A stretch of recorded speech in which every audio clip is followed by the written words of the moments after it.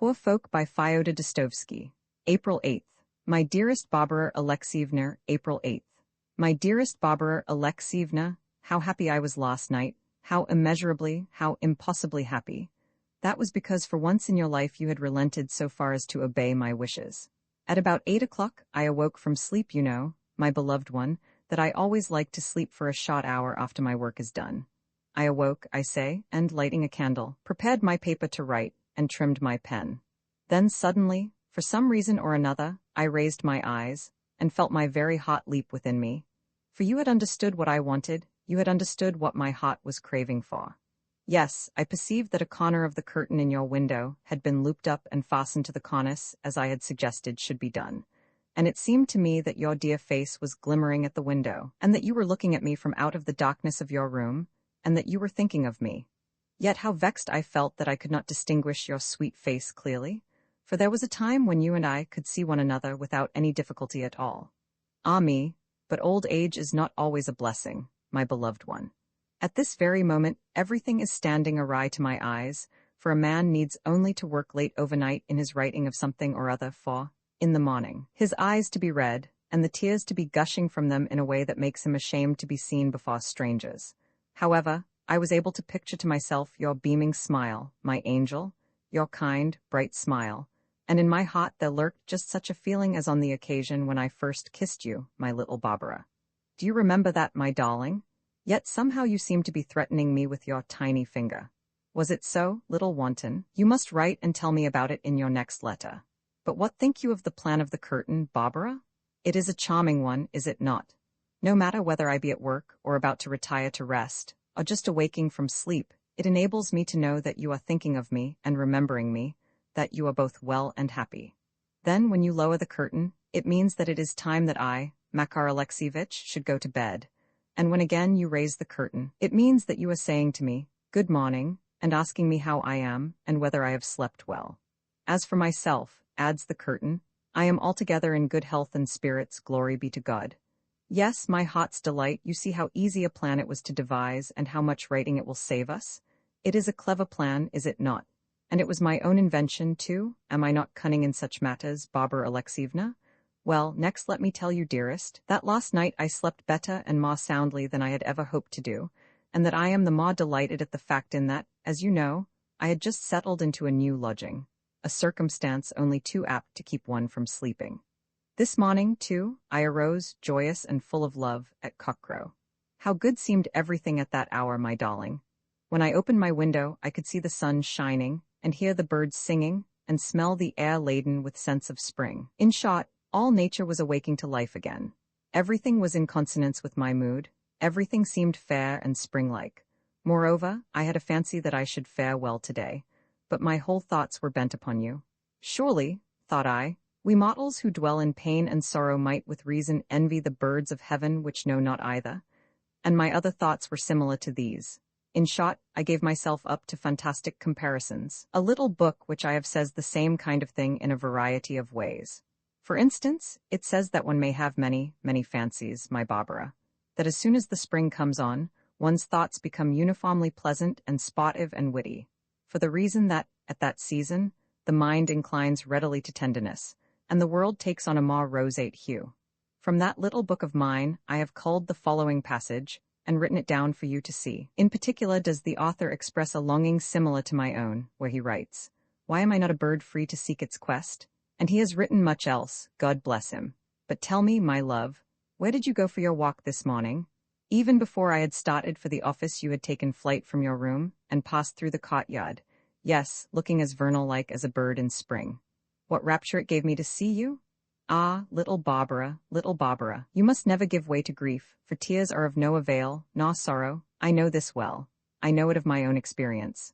So do you rest quietly until you have regained your health a little. But how is our good Theodora? What a kind heart she has. You write that she is now living with you, and that you are satisfied with what she does. True, you say that she is inclined to grumble, but do not mind that, Barbara. God bless her, for she is an excellent soul. But what sort of an abode have I lighted upon, Barbara Alexievna?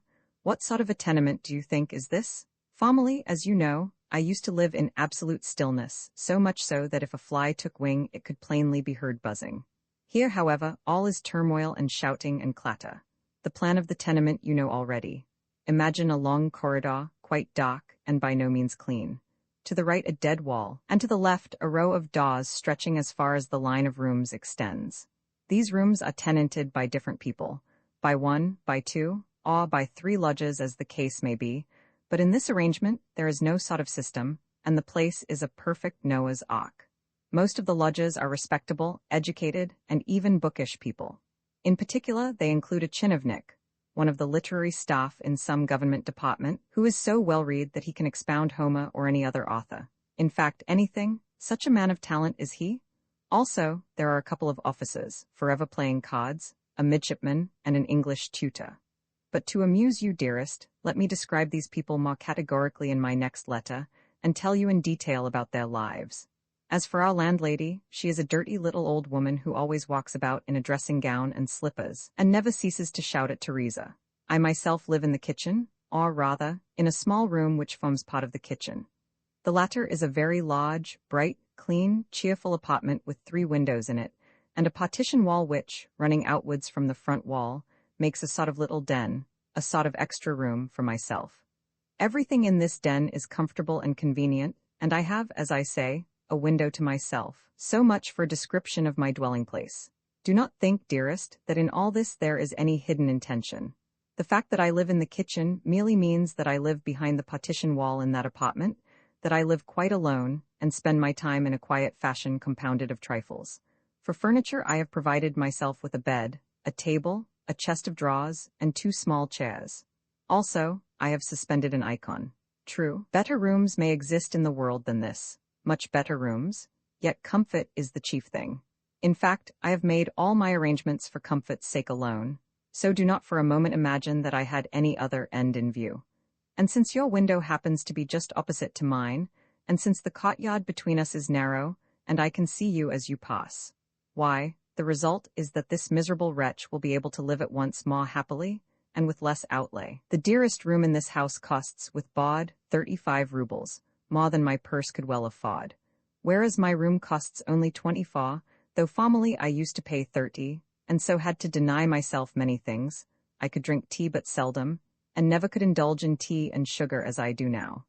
But somehow, I do not like having to go without tea, for everyone else here is respectable, and the fact makes me ashamed. After all, one drinks tea largely to please one's fellow men, Barbara, and to give oneself tone and an air of gentility, though of myself, I care little about such things, for I am not a man of the finicking sort. Yet think you that, when all things needful, boots and the rest, have been paid for, much will remain? Yet I ought not to grumble at my salary. I am quite satisfied with it. It is sufficient. It has sufficed me now for some years, and in addition, I receive certain gratuities. Well, goodbye, my darling. I have bought you 2 little pots of geraniums, quite cheap little pots too, as a present. Perhaps you would also like some mignonette? Mignonette it shall be if only you will write to inform me of everything in detail. Also, do not misunderstand the fact that I have taken this room, my dearest. Convenience and nothing else has made me do so. The snugness of the place has caught my fancy. Also, I shall be able to save money here, and to hoard it against the future. Already, I have saved a little money as a beginning. Nor must you despise me because I am such an insignificant old fellow that a fly could break me with its wing. True, I am not a swashbuckler, but perhaps there may also abide in me the spirit which should pertain to every man who is at once resigned and sure of himself. Goodbye then again, my angel. I have now covered close upon a whole 2 sheets of note paper, though I ought long ago to have been starting for the office. I kiss your hands and remain ever your devoted slave, your faithful friend, Makar Divishkin. P.S. One thing I beg of you above all things, and that is that you will answer this letter as fully as possible. With the letter I send you a packet of bonbons. Eat them for your health's sake, nor, for the love of God, feel any uneasiness about me. Once more, dearest one, goodbye. June 12th. My dearest Barbara Alexievna, June 12th. My dearest Barbara Alexievna, I had supposed that you meant to describe our doings of the other day in verse, yet from you there has arrived only a single sheet of writing. Nevertheless, I must say that, little though you have put into your letter, that little is expressed with rare beauty and grace. Nature, your descriptions of rural scenes, your analysis of your own feelings, the whole is beautifully written. Alas, I have no such talent. Though I may fill a score of pages, nothing comes of it. I might as well never have put pen to paper. Yes, this I know from experience. You say, my darling, that I am kind and good, that I could not harm my fellow men, that I have power to comprehend the goodness of God as expressed in nature's handiwork, and so on. It may all be so, my dearest one. It may all be exactly as you say. Indeed, I think that you are right. But if so, the reason is that when one reads such a letter as you have just sent me, one's heart involuntarily softens, and affords entrance to thoughts of a graver and weightier order. Listen, my darling. I have something to tell you, my beloved one. I will begin from the time when I was 17 years old and first entered the service, though I shall soon have completed my 30th year of official activity. I may say that at first I was much pleased with my new uniform, and as I grew older, I grew in mind and fell to studying my fellow men. Likewise, I may say that I lived an upright life, so much so that at last I incurred persecution. This you may not believe, but it is true. To think that men so cruel should exist. For though, dearest one, I am dull and of no account, I have feelings like everyone else. Consequently, would you believe it, Barbara, when I tell you what these cruel fellows did to me? I feel ashamed to tell it you, and all because I was of a quiet, peaceful, good-natured disposition. Things began with this or that, Makar Alexievich is your fault. Then it went on to, I need hardly say that the fault is wholly Makar Alexievich's. Finally it became, of course Makar Alexievich is to blame. Do you see the sequence of things, my darling?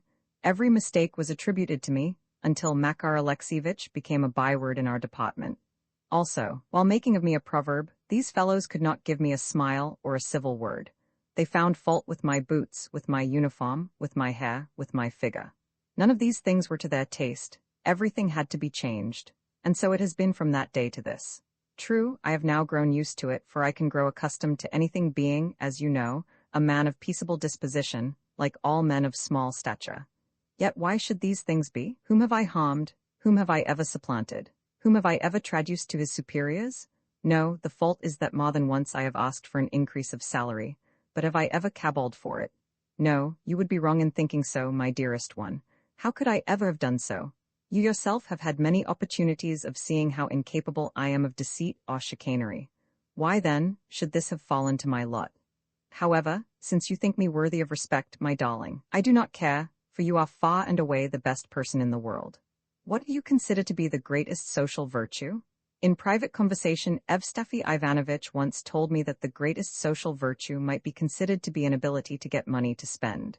Also, my comrades used jestingly, yes, I know only jestingly, to propound the ethical maxim that a man ought never to let himself become a burden upon anyone. Well, I am a burden upon no one. It is my own crust of bread that I eat, and though that crust is but a poor one, and sometimes actually a maggoty one, it has at least been earned and therefore is being put to a right and lawful use. What therefore ought I to do? I know that I can earn but little by my labors as a copyist, yet even of that little I am proud, for it has entailed work and has wrung sweat from my brow. What harm is there in being a copyist? He is only an amanuensis, people say of me, but what is there so disgraceful in that? My writing is at least legible, neat, and pleasant to look upon, and His Excellency is satisfied with it. Indeed, I transcribe many important documents. At the same time, I know that my writing lacks style, which is why I have never risen in the service. Even to you, my dear one, I write simply and without tricks, but just as a thought may happen to enter my head. Yes, I know all this, but if everyone were to become a fine writer, who would there be left to act as copyists? Whatsoever questions I may put to you in my letters, dearest, I pray you to answer them. I am sure that you need me, that I can be of use to you, and since that is so, I must not allow myself to be distracted by any trifle.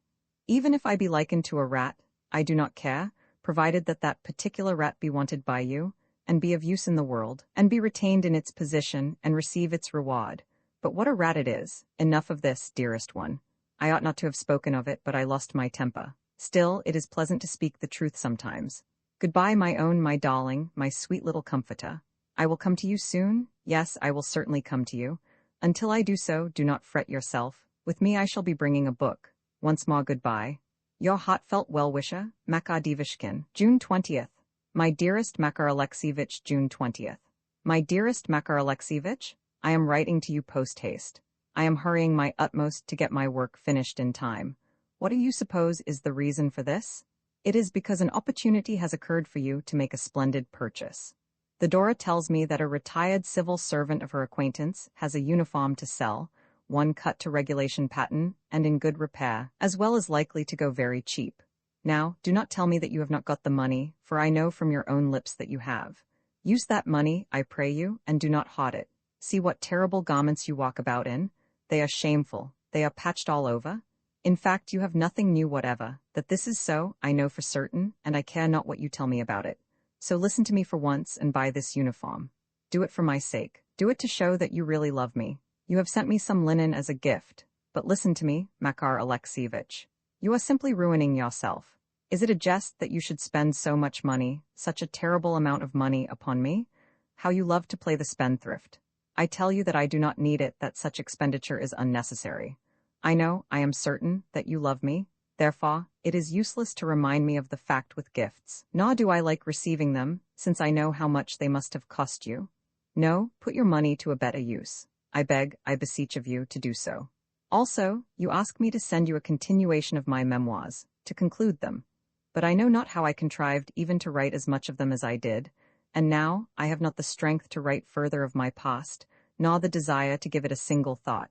Such recollections are terrible to me. Most difficult of all is it for me to speak of my poor mother, who left her destitute daughter a prey to villains. My heart runs blood whenever I think of it. It is so fresh in my memory that I cannot dismiss it from my thoughts, nor rest for its insistence, although a year has now elapsed since the events took place. But all this you know. Also, I have told you what Anna Thedorovna is now intending. She accuses me of ingratitude and denies the accusations made against herself with regard to Monsieur B. Wykov. Also, she keeps sending for me and telling me that I have taken to evil causes, but that if I will return to her, she will smooth over matters with B. Wykov and force him to confess his fault. Also, she says that he desires to give me a dowry. Away with them all. I am quite happy here with you and good Theodora, whose devotion to me reminds me of my old nurse, long since dead. Distant kinsman though you may be, I pray you always to defend my honor. Other people I do not wish to know, and would gladly forget if I could. What are they wanting with me now? Theodora declares it all to be a trick, and says that in time they will leave me alone. God grant it be so. B.D. June 21st. My own, my darling June 21st. My own, my darling. I wish to write to you, yet know not where to begin. Things are as strange as though we were actually living together. Also, I would add that never in my life have I passed such happy days as I am spending at present. 'Tis as though God had blessed me with a home and a family of my own. Yes, you are my little daughter, beloved. But why mention the 4 sorry rubles that I sent you? You needed them. I know that from Theodora herself, and it will always be a particular pleasure to me to gratify you in anything. It will always be my one happiness in life. Pray, therefore, leave me that happiness, and do not seek to cross me in it. Things are not as you suppose. I have now reached the sunshine since, in the first place, I am living so close to you as almost to be with you, which is a great consolation to my mind, while, in the second place, a neighbor of mine named Rataziev, the retired official who gives the literary parties, has today invited me to tea. This evening, therefore, there will be a gathering at which we shall discuss literature. Think of that, my darling. Well, goodbye now. I have written this without any definite aim in my mind, but solely to assure you of my welfare. Through Teresa, I have received your message that you need an embroidered cloak to wear, so I will go and purchase one. Yes, tomorrow I mean to purchase that embroidered cloak, and so give myself the pleasure of having satisfied one of your wants. I know where to go for such a garment. For the time being I remain your sincere friend, Makar Devishkin. June 22nd. My dearest Barbara Alexievna, June 22nd. My dearest Barbara Alexievna, I have to tell you that a sad event has happened in this house, an event to excite one's utmost pity. This morning, about 5 o'clock, one of Goshkov's children died of scarlatina, or something of the kind. I have been to pay the parents a visit of condolence, and found them living in the direst poverty and disorder. Nor is that surprising, seeing that the family lives in a single room, with only a screen to divide it for decency's sake. Already the coffin was standing in their midst, a plain but decent shell which had been bought ready-made. The child, they told me, had been a boy of 9, and full of promise. What a pitiful spectacle! Though not weeping, the mother, poor woman, looked broken with grief.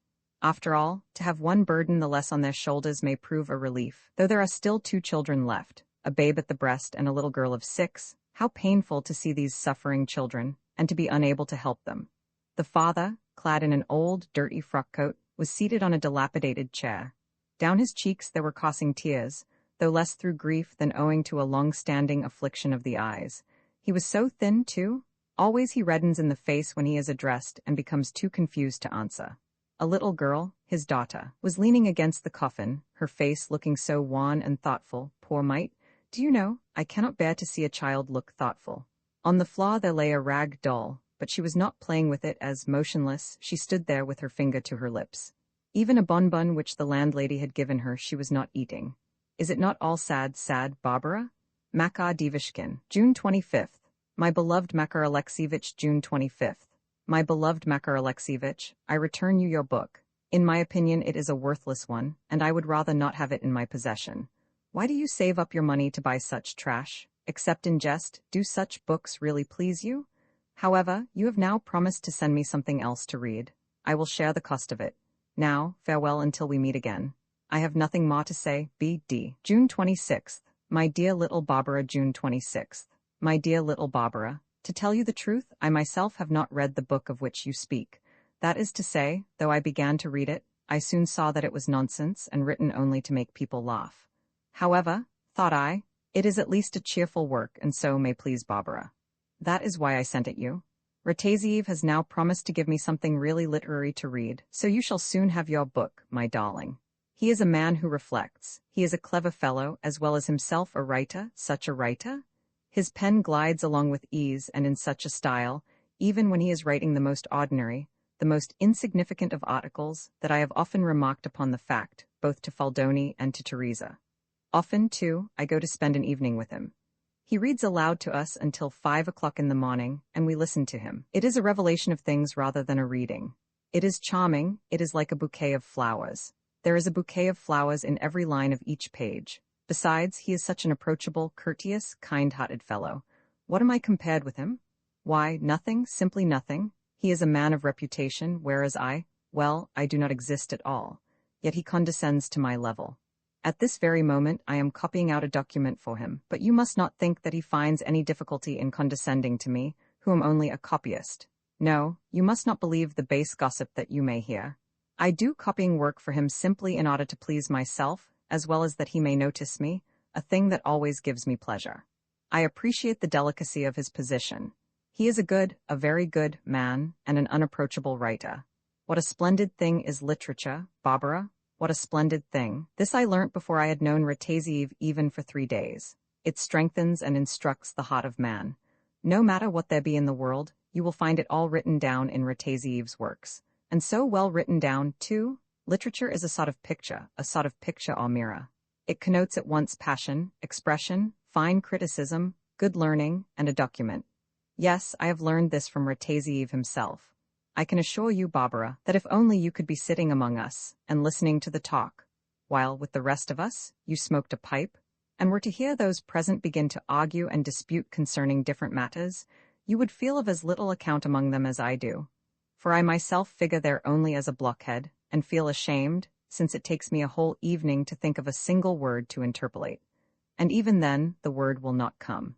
In a case like that a man regrets that, as the proverb has it, he should have reached man's estate but not man's understanding. What do I do in my spare time?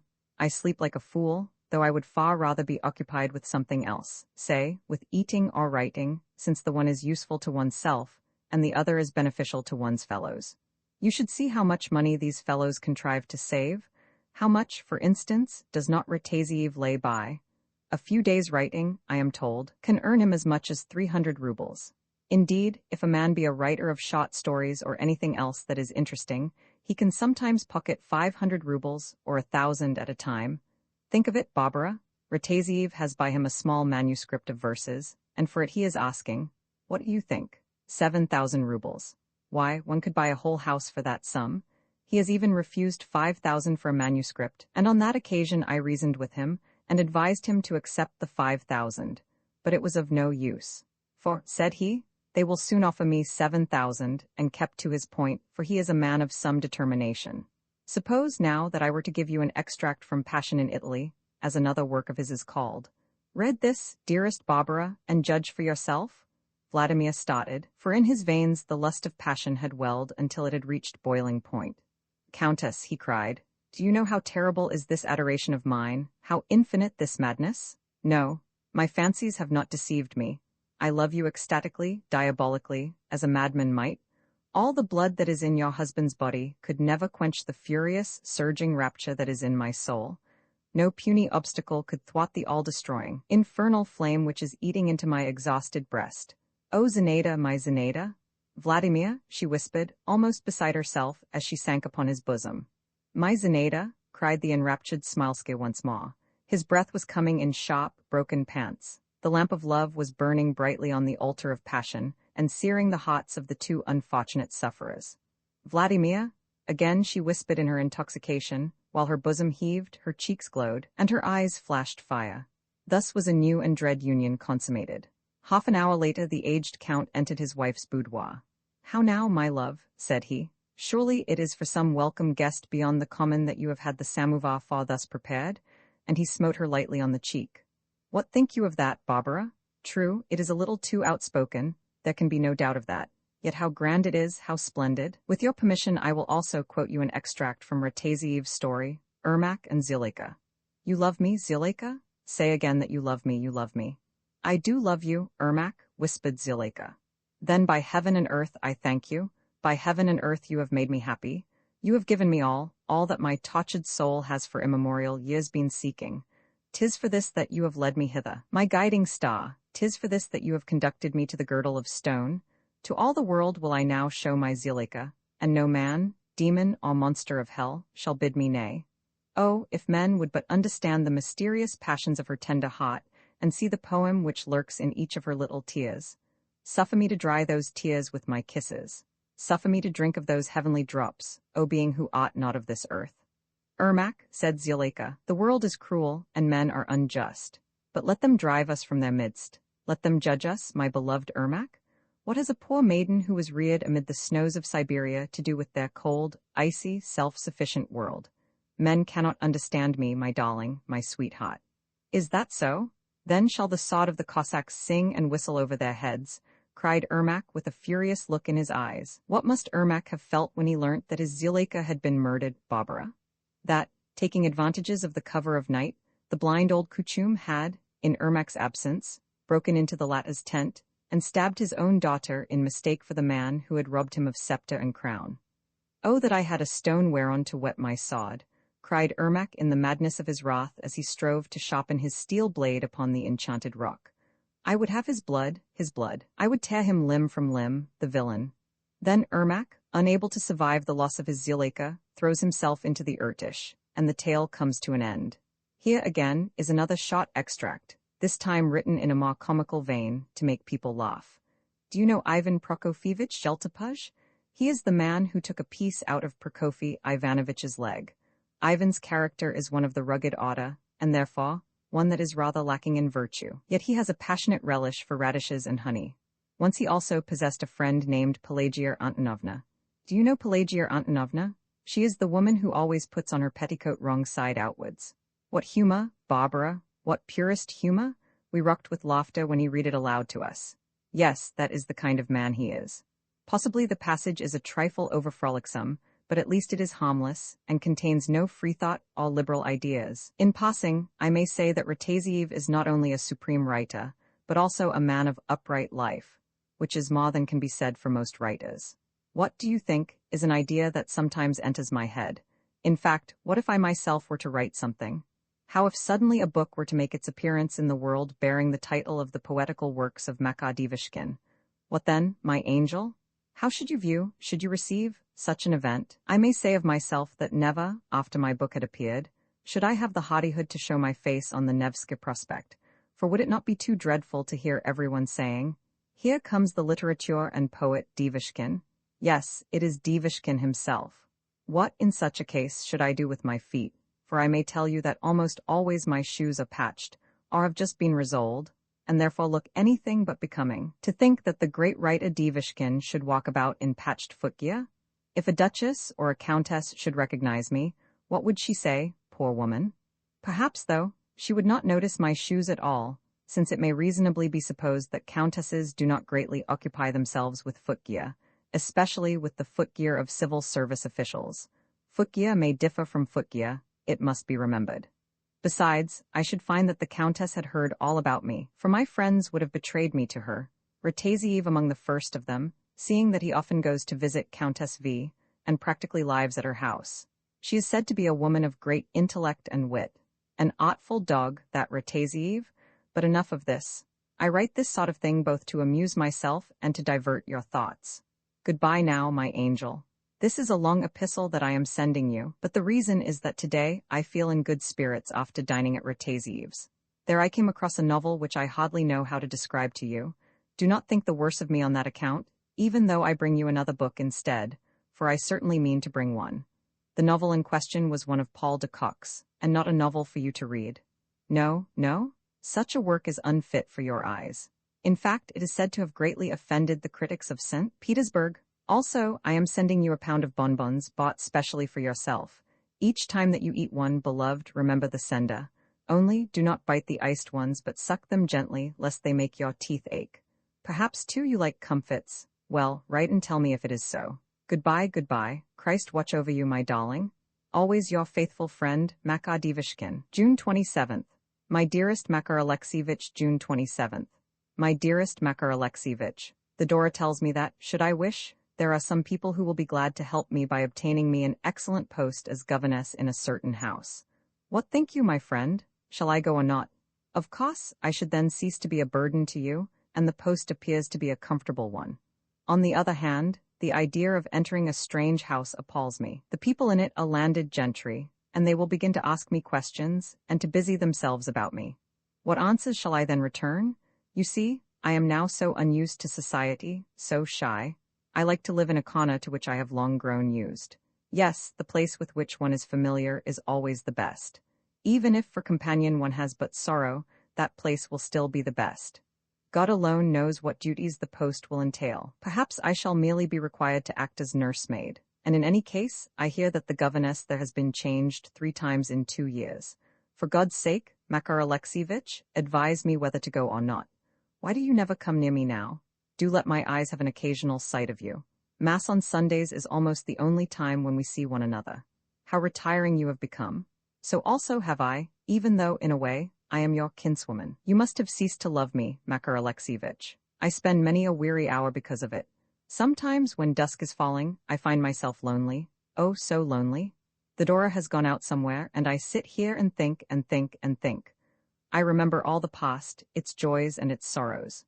It passes before my eyes in detail, it glimmers at me as out of a mist, and as it does so, well-known faces appear, which seem actually to be present with me in this room. Most frequently of all, I see my mother. Ah, the dreams that come to me! I feel that my health is breaking, so weak am I. When this morning I arose, sickness took me until I vomited and vomited. Yes, I feel, I know, that death is approaching. Who will bury me when it has come? Who will visit my tomb? Who will sorrow for me? And now it is in a strange place, in the house of a stranger, that I may have to die. Yes, in a corner which I do not know. My God, how sad a thing is life! Why do you send me comfits to eat? Whence do you get the money to buy them? Ah, for God's sake, keep the money, keep the money. The Dora has sold a carpet which I have made. She got 50 rubles for it, which is very good. I had expected less. Of the 50 rubles I shall give the Dora 3, and with the remainder make myself a plain, warm dress. Also, I am going to make you a waistcoat, to make it myself, and out of good material. Also, the Dora has brought me a book, The Stories of Bielkin, which I will forward you, if you would care to read it. Only, do not soil it, nor yet retain it, for it does not belong to me. It is by Pushkin. 2 years ago I read these stories with my mother, and it would hurt me to read them again. If you yourself have any books, pray let me have them, so long as they have not been obtained from Rataziev. Probably he will be giving you one of his own works when he has had one printed. How is it that his compositions please you so much, Makar Alexievich? I think them such rubbish. Now goodbye, how I have been chattering on. When feeling sad, I always like to talk of something, for it acts upon me like medicine. I begin to feel easier as soon as I have uttered what is preying upon my heart. Goodbye, goodbye, my friend, your own B.D. June 28th. My dearest Barbara Alexievna, June 28th. My dearest Barbara Alexievna, away with melancholy. Really, beloved, you ought to be ashamed of yourself. How can you allow such thoughts to enter your head? Really and truly you are quite well. Really and truly you are, my darling. Why, you are blooming, simply blooming. True, I see a certain touch of pallor in your face, but still you are blooming. A fig for dreams and visions? Yes, for shame, dearest. Drive away those fancies, try to despise them. Why do I sleep so well? Why am I never ailing? Look at me, beloved. I live well, I sleep peacefully, I retain my health, I can ruffle it with my juniors. In fact, it is a pleasure to see me. Come, come then, sweetheart. Let us have no more of this. I know that that little head of yours is capable of any fancy, that all too easily you take to dreaming and repining, but for my sake, cease to do so. Are you to go to these people, you ask me? Never. No, no, again no. How could you think of doing such a thing as taking a journey? I will not allow it. I intend to combat your intention with all my might. I will sell my frock coat and walk the streets in my shirt sleeves, rather than let you be in want. But no, Barbara, I know you, I know you. This is merely a trick, and probably the Dora alone is to blame for it. She appears to be a foolish old woman, and to be able to persuade you to do anything. Do not believe her, my dearest. I am sure that you know what is what as well as she does. Sweetheart? She is a stupid, quarrelsome, rubbish-talking old woman who brought her late husband to the grave. Probably she has been plaguing you as much as she did him. No, no, dearest, you must not take this step. What should I do then? What would there be left for me to do? Pray put the idea out of your head. What is it you lack here? I cannot feel sufficiently overjoyed to be near you, while, for your part, you love me well, and can live your life here as quietly as you wish. Read or sew, whichever you like, or read and do not sew. Only, do not desert me. Try yourself to imagine how things would seem after you had gone. Here am I sending you books, and later we will go for a walk. Come, come then, my Barbara. Summon to your aid your reason, and cease to babble of trifles. As soon as I can I will come and see you, and then you shall tell me the whole story. This will not do, sweetheart, this certainly will not do. Of course, I know that I am not an educated man, and have received but a sorry schooling, and have had no inclination for it, and think too much of Rataziev, if you will. But he is my friend, and therefore, I must put in a word or two for him. Yes, he is a splendid writer. Again and again I assert that he writes magnificently. I do not agree with you about his works, and never shall. He writes too ornately, too laconically, with too great a wealth of imagery and imagination. Perhaps you have read him without insight, Barbara? Or perhaps you were out of spirits at the time, or angry with the Dora about something, or worried about some mischance. Ah, but you should read him sympathetically, and, best of all, at a time when you are feeling happy and contented and pleasantly disposed, for instance, when you have a bonbon or two in your mouth. Yes, that is the way to read Rataziev. I do not dispute, indeed, who would do so? That better writers than he exist, even far better, but they are good, and he is good too, they write well, and he writes well. It is chiefly for his own sake that he writes, and he is to be approved for so doing. Now goodbye, dearest. More I cannot write, for I must hurry away to business. Be of good cheer, and the Lord God watch over you. Your faithful friend, Makar Devishkin. P.S. Thank you so much for the book, darling. I will read it through, this volume of Pushkin, and tonight come to you. My dear Makar Alexievich, my dear Makar Alexievich. No, no, my friend. I must not go on living near you. I have been thinking the matter over, and come to the conclusion that I should be doing very wrong to refuse so good a post. I should at least have an assured crust of bread. I might at least set to work to earn my employer's favor, and even try to change my character if required to do so. Of course, it is a sad and sorry thing to have to live among strangers, and to be forced to seek their patronage, and to conceal and constrain one's own personality. But God will help me. I must not remain forever a recluse, for similar chances have come my way before. I remember how, when a little girl at school, I used to go home on Sundays and spend the time in frisking and dancing about. Sometimes my mother would chide me for so doing, but I did not care, for my heart was too joyous, and my spirits too buoyant for that. Yet as the evening of Sunday came on, a sadness as of death would overtake me, for at 9 o'clock I had to return to school, where everything was cold and strange and severe, where the governesses, on Mondays, lost their tempers, and nipped my ears, and made me cry. On such occasions I would retire to a corner and weep alone, concealing my tears lest I should be called lazy. Yet it was not because I had to study that I used to weep, and in time I grew more used to things, and, after my school days were over, shed tears only when I was parting with friends. It is not right for me to live in dependence upon you. The thought touches me. I tell you this frankly, for the reason that frankness with you has become a habit. Cannot I see that daily, at earliest dawn, the Dora rises to do washing and scrubbing, and remains working at it until late at night, even though her poor old bones must be aching for want of rest. Cannot I also see that you are ruining yourself for me, and hoarding your lost kopeck that you may spend it on my behalf? You ought not so to act, my friend, even though you write that you would rather sell your all than let me want for anything. I believe in you, my friend, I entirely believe in your good heart, but you say that to me now, when, perhaps, you have received some unexpected sum or gratuity, and there is still the future to be thought of. You yourself know that I am always ailing, that I cannot work as you do, glad though I should be of any work if I could get it. So what else is there for me to do? To sit and repine as I watch you and the Dora. But how would that be of any use to you? Am I necessary to you, comrade of mine? Have I ever done you any good? Though I am bound to you with my whole soul, and love you dearly and strongly and wholeheartedly. A bit of fate has ordained that that love should be all that I have to give, that I should be unable, by creating for you subsistence, to repay you for all your kindness. Do not, therefore, detain me longer, but think the matter out, and give me your opinion on it. In expectation of which I remain your sweetheart, B.D. July 1st, rubbish, rubbish, Barbara. July 1st, rubbish, rubbish, Barbara. What you say is sheer rubbish. Stay here rather and put such thoughts out of your head. None of what you suppose is true. I can see for myself that it is not. Whatsoever you lack here, you have but to ask me for it. Here you love and are loved, and we might easily be happy and contented together. What could you want more? What have you to do with strangers? You cannot possibly know what strangers are like. I know it, though, and could have told you if you had asked me. There is a stranger whom I know, and whose bread I have eaten. He is a cruel man, Barbara. A man so bad that he would be unworthy of your little heart, and would soon tear it to pieces with his railings and reproaches and black looks. On the other hand, you are safe and well here. You are as safe as though you were sheltered in a nest. Besides, you would, as it were, leave me with my head gone. For what should I have to do when you were gone? What could I, an old man, find to do? Are you not necessary to me? Are you not useful to me? Surely you do not think that you are not useful. You are of great use to me, Barbara, for you exercise a beneficial influence upon my life. Even at this moment, as I think of you, I feel cheered, for always I can write letters to you, and put into them what I am feeling, and receive from you detailed answers. I have bought you a wardrobe, and also procured you a bonnet, so you see that you have only to give me a commission for it to be executed. No, in what way are you not useful? What should I do if I were deserted in my old age? What would become of me? Perhaps you never thought of that, Barbara. Perhaps you never said to yourself, how could he get on without me?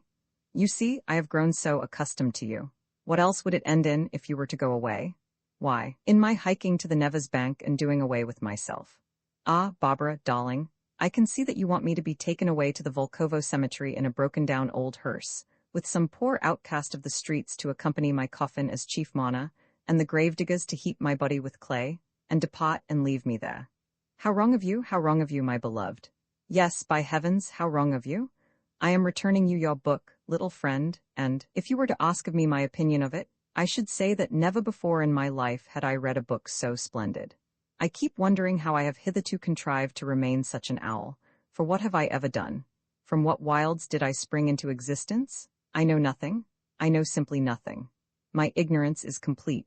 Frankly, I am not an educated man, for until now I have read scarcely a single book, only a portrait of man, a clever enough work in its way, the boy who could play many tunes upon bells, and ivex stocks, that is all. But now, I have also read The Station Overseer in your little volume, and it is wonderful to think that one may live and yet be ignorant of the fact that under one's very nose there may be a book in which one's whole life is described as in a picture. Never should I have guessed that, as soon as ever one begins to read such a book, it sets one on both to remember and to consider and to foretell events. Another reason why I like this book so much is that, though, in the case of other works, however clever they be, one may read them, yet remember not a word of them. For I am a man naturally dull of comprehension, and unable to read works of any great importance.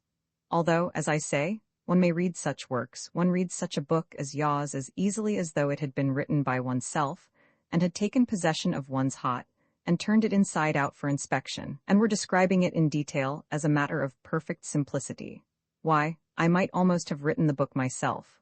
Why not, indeed? I can feel just as the people in the book do, and find myself in positions precisely similar to those of, say, the character Samson Viren. In fact, how many good-hearted wretches like Viren are there not walking about amongst us?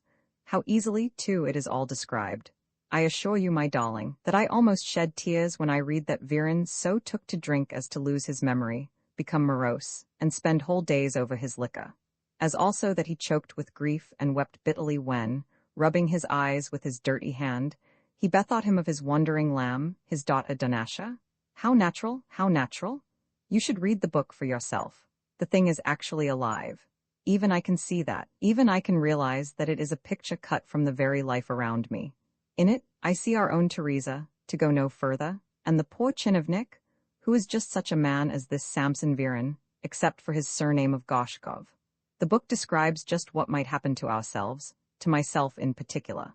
Even a count who lives in the Nevsky Prospect or in Naberezhnaya Street might have a similar experience, though he might appear to be different, owing to the fact that his life is cast on a higher plane. Yes, just the same things might happen to him, just the same things. Here you are wishing to go away and leave us, yet be careful lest it would not be I who had to pay the penalty of your doing so, for you might ruin both yourself and me. For the love of God, put away these thoughts from you, my darling, and do not torture me in vain. How could you, my poor little unfledged nestling, find yourself food, and defend yourself from misfortune, and ward off the wiles of evil men? Think better of it, Barbara, and pay no more heed to foolish advice and calumny, but read your book again, and read it with attention. It may do you much good. I have spoken of Ratazieves, the station overseer. However, the author has told me that the work is old-fashioned, since, nowadays, books are issued with illustrations and embellishments of different sorts, though I could not make out all that he said. Pushkin he adjudges a splendid poet, and one who has done honor to Holy Russia. Read your book again, Barbara, and follow my advice and make an old man happy. The Lord God himself will reward you. Yes, he will surely reward you. Your faithful friend, Makar Divishkin. April 8th. My beloved Makar Alexievich. April 8th. My beloved Makar Alexievich. Do you know, I must quarrel with you? Yes, good Makar Alexievich, I really cannot accept your presents, for I know what they must have cost you. I know to what privations and self-denial they must have led. How many times have I not told you that I stand in need of nothing, of absolutely nothing, as well as that I shall never be in a position to recompense you for all the kindly acts with which you have loaded me? Why, for instance, have you sent me geraniums? A little sprig of balsam would not have mattered so much, but geraniums? Only have I to let fall an unguarded word, for example, about geraniums, and at once you buy me some. How much they must have cost you. Yet what a charm there is in them, with their flaming petals. Wherever did you get these beautiful plants? I have set them in my window as the most conspicuous place possible, while on the floor I have placed a bench for my other flowers to stand on, since you are good enough to enrich me with such presents.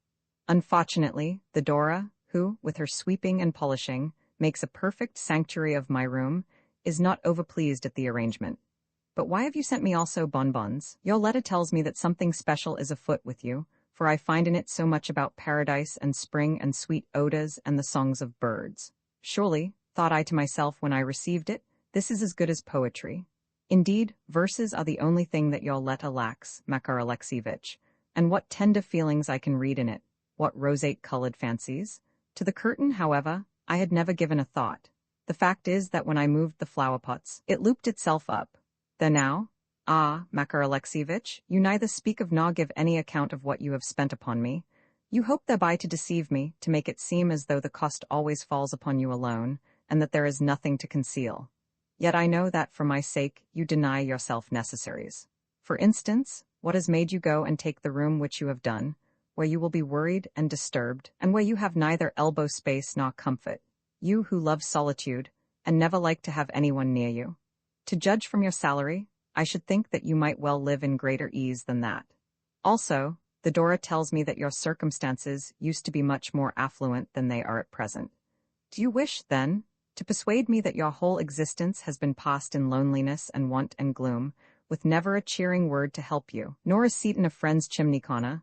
Ah, kind comrade, how my heart aches for you! But do not overtask your health, Makar Alexievich. For instance, you say that your eyes are overweak for you to go on writing in your office by candlelight. Then why do so? I am sure that your official superiors do not need to be convinced of your diligence. Once more, I implore you not to waste so much money upon me. I know how much you love me, but I also know that you are not rich. This morning I too rose in good spirits. The Dora had long been at work, and it was time that I too should bestir myself. Indeed I was yearning to do so, so I went out for some silk, and then sat down to my labours. All the morning I felt light-hearted and cheerful. Yet now my thoughts are once more dark and sad, once more my heart is ready to sink. Ah, what is going to become of me? What will be my fate? To have to be so uncertain as to the future, to have to be unable to foretell what is going to happen, distresses me deeply. Even to look back at the past is horrible, for it contains sorrow that breaks my very heart at the thought of it. Yes, a whole century in tears could I spend because of the wicked people who have wrecked my life, but dusk is coming on, and I must set to work again. Much else should I have liked to write to you, but time is lacking, and I must hasten. Of course, to write this letter is a pleasure enough, and could never be wearisome. But why do you not come to see me in person? Why do you not, Makar Alexievich? You live so close to me, and at least some of your time is your own. I pray you come. I have just seen Teresa. She was looking so ill, and I felt so sorry for her that I gave her 20 kopecks. I am almost falling asleep. Write to me in fullest detail, both concerning your mode of life, and concerning the people who live with you, and concerning how you fare with them. I should so like to know. Yes, you must write again. Tonight I have purposely looped the curtain up. Go to bed early, for last night I saw your candle burning until nearly midnight. Goodbye, I am now feeling sad and weary. Ah, that I should have to spend such days as this one has been. Again goodbye. Your friend, Barbara Dobroslova. My dearest Makar Alexievich, my dearest Makar Alexievich. Today the Dora came to me with 15 rubles in silver. How glad was the poor woman when I gave her 3 of them? I am writing to you in great haste, for I am busy cutting out a waistcoat to send to you, buff, with a pattern of flowers. Also, I am sending you a book of stories, some of which I have read myself, particularly one called The Cloak. You invite me to go to the theatre with you, but will it not cost too much? Of course we might sit in the gallery. It is a long time, indeed I cannot remember when I last did so, since I visited a theatre. Yet I cannot help fearing that such an amusement is beyond our means. The Dora keeps nodding her head, and saying that you have taken to living above your income. I myself divine the same thing by the amount which you have spent upon me. Take care, dear friend, that misfortune does not come of it, for the Dora has also informed me of certain rumors concerning your inability to meet your landlady's bills. In fact, I am very anxious about you. Now, goodbye, for I must hasten away to see about another matter, about the changing of the ribbons on my bonnet. P.S. Do you know, if we go to the theatre, I think that I shall wear my new hat and black mantilla. Will that not look nice? July 7th. My dearest Barbara Alexievna, July 7th. My dearest Barbara Alexievna, so much for yesterday? Yes, dearest, we have both been caught playing the fool, for I have become thoroughly bitten with the actress of whom I spoke. Last night I listened to her with all my ears, although, strangely enough, it was practically my first sight of her, seeing that only once before had I been to the theatre. In those days I lived cheek by jowl with a party of 5 young men, a most noisy crew, and one night I accompanied them, willy-nilly, to the theatre, though I held myself decently aloof from their doings, and only assisted them for company's sake. How those fellows talked to me of this actress! Every night when the theatre was open, the entire band of them, they always seemed to possess the requisite money, would betake themselves to that place of entertainment, where they ascended to the gallery, and clapped their hands, and repeatedly recalled the actress in question. In fact, they went simply mad over her. Even after we had returned home they would give me no rest, but would go on talking about her all night, and calling her their Glasha, and declaring themselves to be in love with the canary bird of their hearts. My defenseless self, too, they would plague about the woman, for I was as young as they. What a figure I must have cut with them on the 4th tier of the gallery! Yet, I never got a sight of more than just a corner of the curtain, but had to content myself with listening. She had a fine, resounding, mellow voice like a nightingale's, and we all of us used to clap our hands loudly, and to shout at the top of our lungs. In short, we came very near to being ejected. On the first occasion I went home walking as in a mist, with a single ruble left in my pocket, and an interval of 10 clear days confronting me before next payday. Yet, what think you, dearest? The very next day, before going to work, I called at a French perfumer's, and spent my whole remaining capital on some eau de cologne and scented soap. Why I did so I do not know. Nor did I dine at home that day, but kept walking and walking past her windows. She lived in a 4th-story flat on the Nevsky Prospect. At length I returned to my own lodging, but only to rest a short hour before again setting off to the Nevsky Prospect and resuming my vigil before her windows.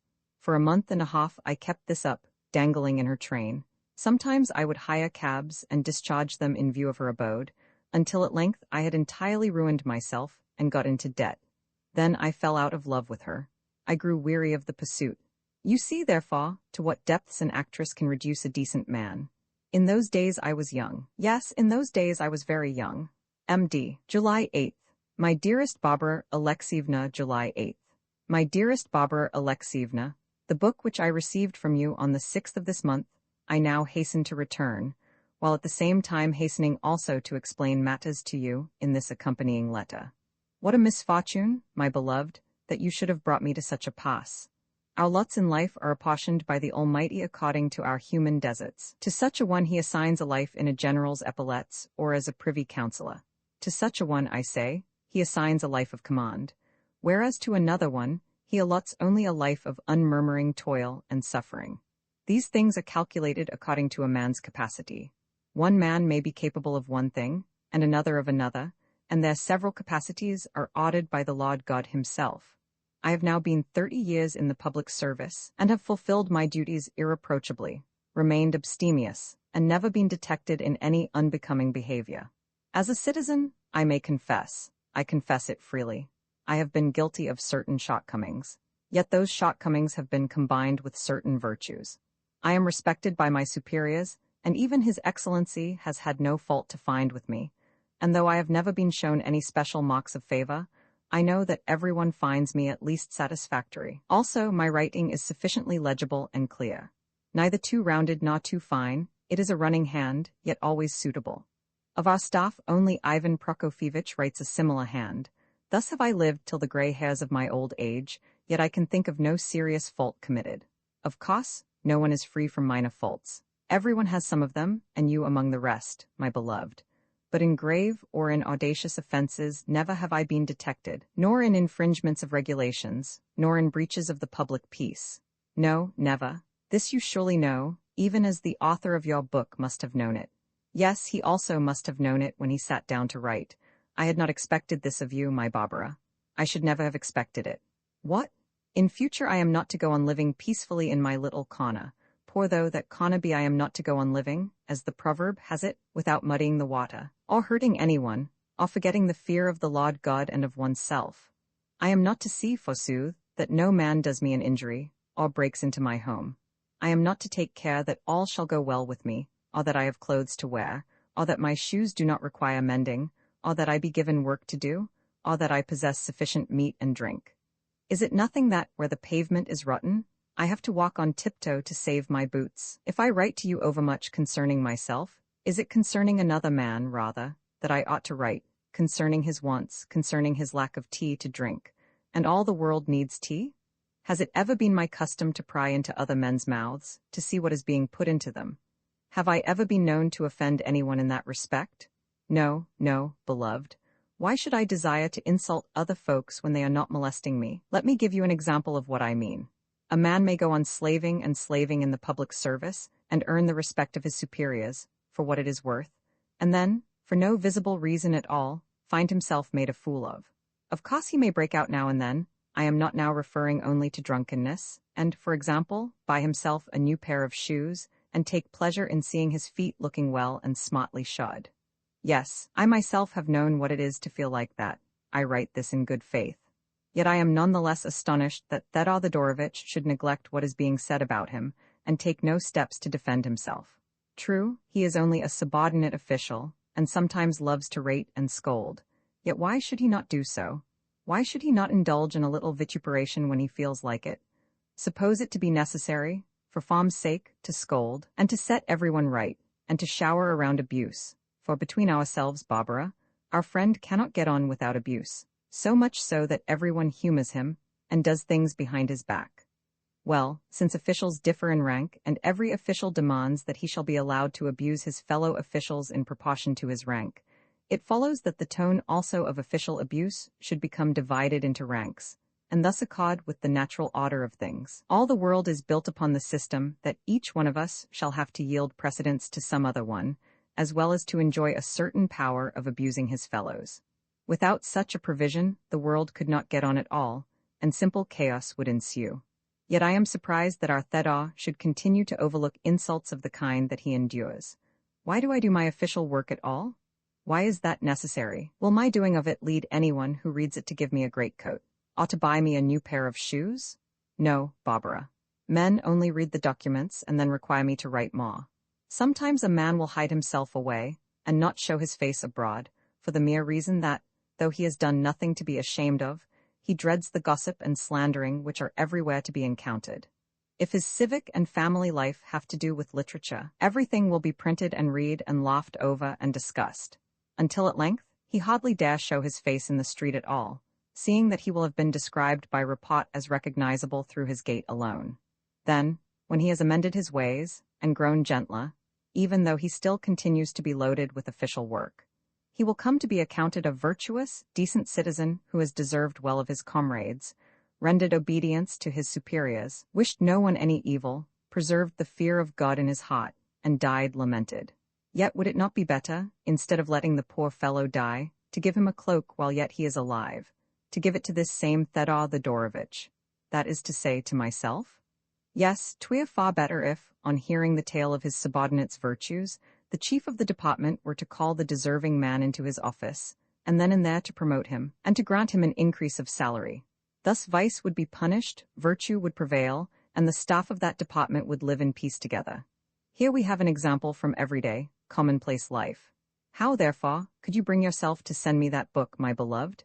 It is a badly conceived work, Barbara, and also unreal, for the reason that in creation such a chinovnik does not exist. No, again I protest against it, little Barbara. Again I protest. Your most humble, devoted servant, M.D. July 27th. My dearest Makar Alexievich, July 27th. My dearest Makar Alexievich, your latest conduct and letters had frightened me, and left me thunderstruck and plunged in doubt, until what you have said about Fyodor explained the situation.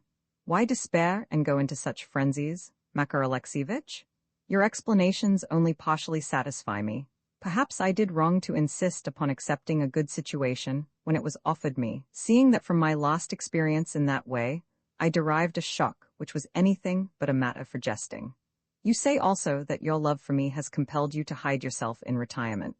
Now, how much I am indebted to you, I realized when you told me that you were spending for my benefit the sum which you are always reported to have laid by at your bankers.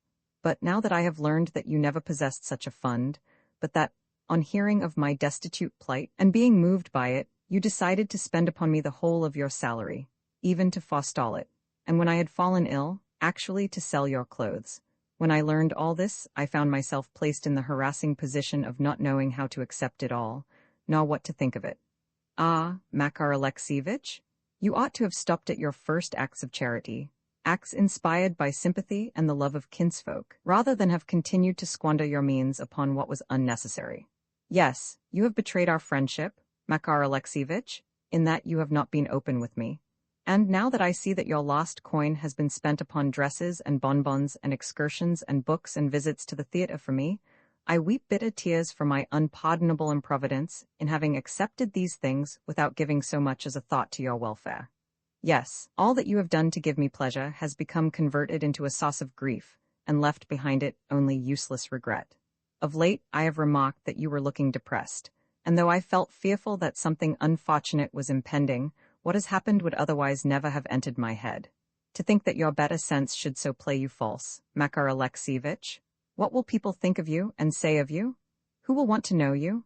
You whom, like everyone else, I have valued for your goodness of heart and modesty and good sense. You, I say, have now given way to an unpleasant vice of which you seem never before to have been guilty. What were my feelings when the door informed me that you had been discovered drunk in the street and taken home by the police? Why, I felt petrified with astonishment, although, in view of the fact that you had failed me for 4 days, I had been expecting some such extraordinary occurrence. Also, have you thought what your superiors will say of you when they come to learn the true reason of your absence? You say that everyone is laughing at you, that everyone has learnt of the bond which exists between us, and that your neighbors habitually refer to me with a sneer. Pay no attention to this, Makar Alexievich. For the love of God, be comforted. Also, the incident between you and the officers has much alarmed me, although I had heard certain rumors concerning it. Pray explain to me what it means. You write, too, that you have been afraid to be open with me, for the reason that your confessions might lose you my friendship. Also, you say that you are in despair at the thought of being unable to help me in my illness, owing to the fact that you have sold everything which might have maintained me and preserved me in sickness, as well as that you have borrowed as much as it is possible for you to borrow, and are daily experiencing unpleasantness with your landlady. Well, in failing to reveal all this to me, you chose the worse course. Now, however, I know all. You have forced me to recognize that I have been the cause of your unhappy plight, as well as that my own conduct has brought upon myself a twofold measure of sorrow. The fact leaves me thunderstruck, Makar Alexievich. Ah, friend, an infectious disease is indeed a misfortune, for now we poor and miserable folk must perforce keep apart from one another, lest the infection be increased. Yes, I have brought upon you calamities which never before in your humble, solitary life you had experienced. This touches and exhausts me more than I can tell to think of. Write to me quite frankly. Tell me how you came to embark upon such a course of conduct. Comfort? Oh, comfort me if you can. It is not self-love that prompts me to speak of my own comforting, but my friendship and love for you, which will never fade from my heart. Goodbye, I await your answer with impatience. You have thought but poorly of me, Makar Alexievich. Your friend and lover, Barbara Dobroslova. July 28th. My priceless Barbara Alexievna. July 28th. My priceless Barbara Alexievna, what am I to say to you, now that all is over, and we are gradually returning to our old position? You say that you are anxious as to what will be thought of me.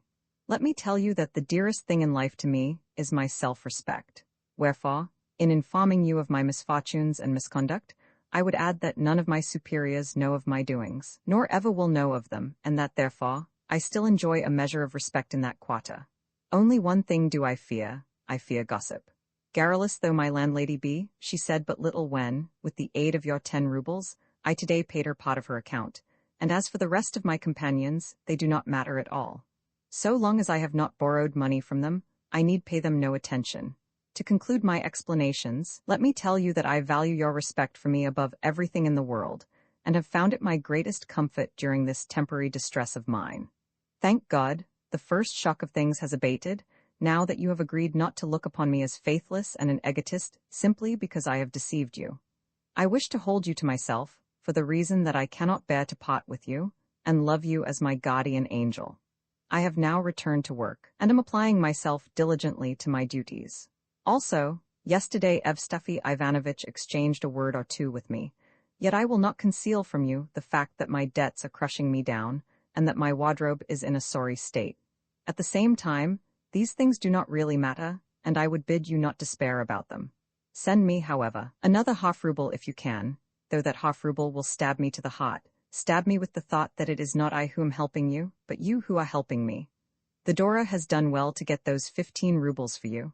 At the moment, fool of an old man that I am, I have no hope of acquiring any more money, but as soon as ever I do so, I will write to you and let you know all about it. What chiefly worries me is the fear of gossip. Goodbye, little angel. I kiss your hands and beseech you to regain your health. If this is not a detailed letter, the reason is that I must soon be starting for the office, in order that, by strict application to duty, I may make amends for the past. Further information concerning my doings, as well as concerning that affair with the officers, must be deferred until tonight. Your affectionate and respectful friend, Makar Divishkin. July 28th. Dearest little Barbara. July 28th. Dearest little Barbara, it is you who have committed a fault, and one which must weigh heavily upon your conscience. Indeed, your last letter has amazed and confounded me, so much so that, on once more looking into the recesses of my heart, I perceived that I was perfectly right in what I did. Of course I am not now referring to my debauch, no, indeed, but to the fact that I love you, and to the fact that it is unwise of me to love you, very unwise. You know not how matters stand, my darling. You know not why I am bound to love you. Otherwise you would not say all that you do. Yet I am persuaded that it is your head rather than your heart that is speaking. I am certain that your heart thinks very differently. What occurred that night between myself and those officers I scarcely know, I scarcely remember. You must bear in mind that for some time past I have been in terrible distress, that for a whole month I have been, so to speak, hanging by a single thread. Indeed, my position has been most pitiable. Though I hid myself from you, my landlady was forever shouting and railing at me. This would not have mattered a jot. The horrible old woman might have shouted as much as she pleased, had it not been that, in the first place, there was the disgrace of it, and, in the second place, she had somehow learned of our connection, and kept proclaiming it to the household until I felt perfectly deafened, and had to stop my ears. The point, however, is that other people did not stop their ears, but on the contrary, pricked them. Indeed, I am at a loss what to do. Really, this wretched rabble has driven me to extremities.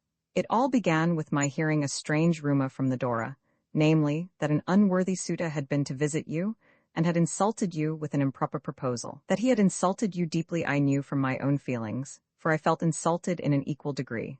Upon that, my angel, I went to pieces, and, losing all self-control, plunged headlong. Bursting into an unspeakable frenzy, I was at once going to call upon this villain of a seducer, though what to do next I knew not, seeing that I was fearful of giving you offense. Ah, what a night of sorrow it was, and what a time of gloom, rain, and sleet. Next, I was returning home, but found myself unable to stand upon my feet. Then Emiliar Ilyich happened to come by. He also is a chinovnik, or rather, was a chinovnik since he was turned out of the service some time ago. What he was doing there at that moment I do not know. I only know that I went with him. Surely it cannot give you pleasure to read of the misfortunes of your friend, of his sorrows, and of the temptations which he experienced. On the evening of the third day, Emiliar urged me to go and see the officer of whom I have spoken, and whose address I had learned from our divanik. More strictly speaking, I had noticed him when, on a previous occasion, he had come to play cards here, and I had followed him home.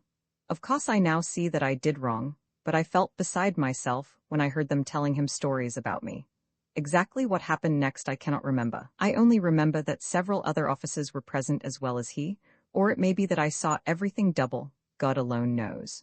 Also, I cannot exactly remember what I said. I only remember that in my fury I said a great deal. Then they turned me out of the room and threw me down the staircase, pushed me down it, that is to say, how I got home you know. That is all. Of course, later I blamed myself, and my pride underwent a fall, but no extraneous person except yourself knows of the affair, and in any case it does not matter. Perhaps the affair is as you imagine it to have been, Barbara? One thing I know for certain, and that is that last year one of our lodgers, Aksenti Osipovich, took a similar liberty with Peter Petrovich, yet kept the fact secret, an absolute secret. He called him into his room, I happened to be looking through a crack in the partition wall, and had an explanation with him in the way that a gentleman should, no one except myself being a witness of the scene, whereas, in my own case, I had no explanation at all. After the scene was over, nothing further transpired between Aksenti Osipovich and Peter Petrovich, for the reason that the latter was so desirous of getting on in life that he held his tongue. As a result, they bow and shake hands whenever they meet. I will not dispute the fact that I have erred most grievously, that I should never dare to dispute, or that I have fallen greatly in my own estimation. But I think I was fated from birth so to do, and one cannot escape fate, my beloved. Here, therefore, is a detailed explanation of my misfortunes and sorrows, written for you to read whenever you may find it convenient. I am far from well, beloved, and have lost all my gaiety of disposition, but I send you this letter as a token of my love, devotion, and respect, O dear lady of my affections. Your humble servant, Makar Divishkin, July 29th. My dearest Makar Alexievich, July 29th. My dearest Makar Alexievich, I have read your 2 letters, and they make my heart ache. See here, dear friend of mine, you pass over certain things in silence and write about a portion only of your misfortunes. Can it be that the letters are the outcome of a mental disorder? Come and see me, for God's sake. Come today, direct from the office, and dine with us as you have done before. As to how you are living now, or as to what settlement you have made with your landlady, I know not, for you write nothing concerning those 2 points and seem purposely to have left them unmentioned. Au revoir, my friend. Come to me today without fail. You would do better always to dine here. The Dora is an excellent cook. Goodbye, your own, Barbara Dobroslava. August 1st, my darling Barbara Alexievna, August 1st. My darling Barbara Alexievna, thank God that he has sent you a chance of repaying my good with good. I believe in so doing, as well as in the sweetness of your angelic heart. Therefore, I will not reproach you. Only I pray you, do not again blame me because in the decline of my life I have played the spendthrift. It was such a sin, was it not? Such a thing to do? And even if you would still have it that the sin was there, remember, little friend, what it costs me to hear such words fall from your lips. Do not be vexed with me for saying this, for my heart is fainting. Poor people are subject to fancies. This is a provision of nature. I myself have had reason to know this. The poor man is exacting.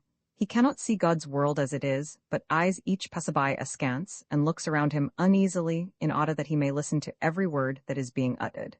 May not people be talking of him? How is it that he is so unsightly? What is he feeling at all? What sort of figure is he cutting on the one side or on the other?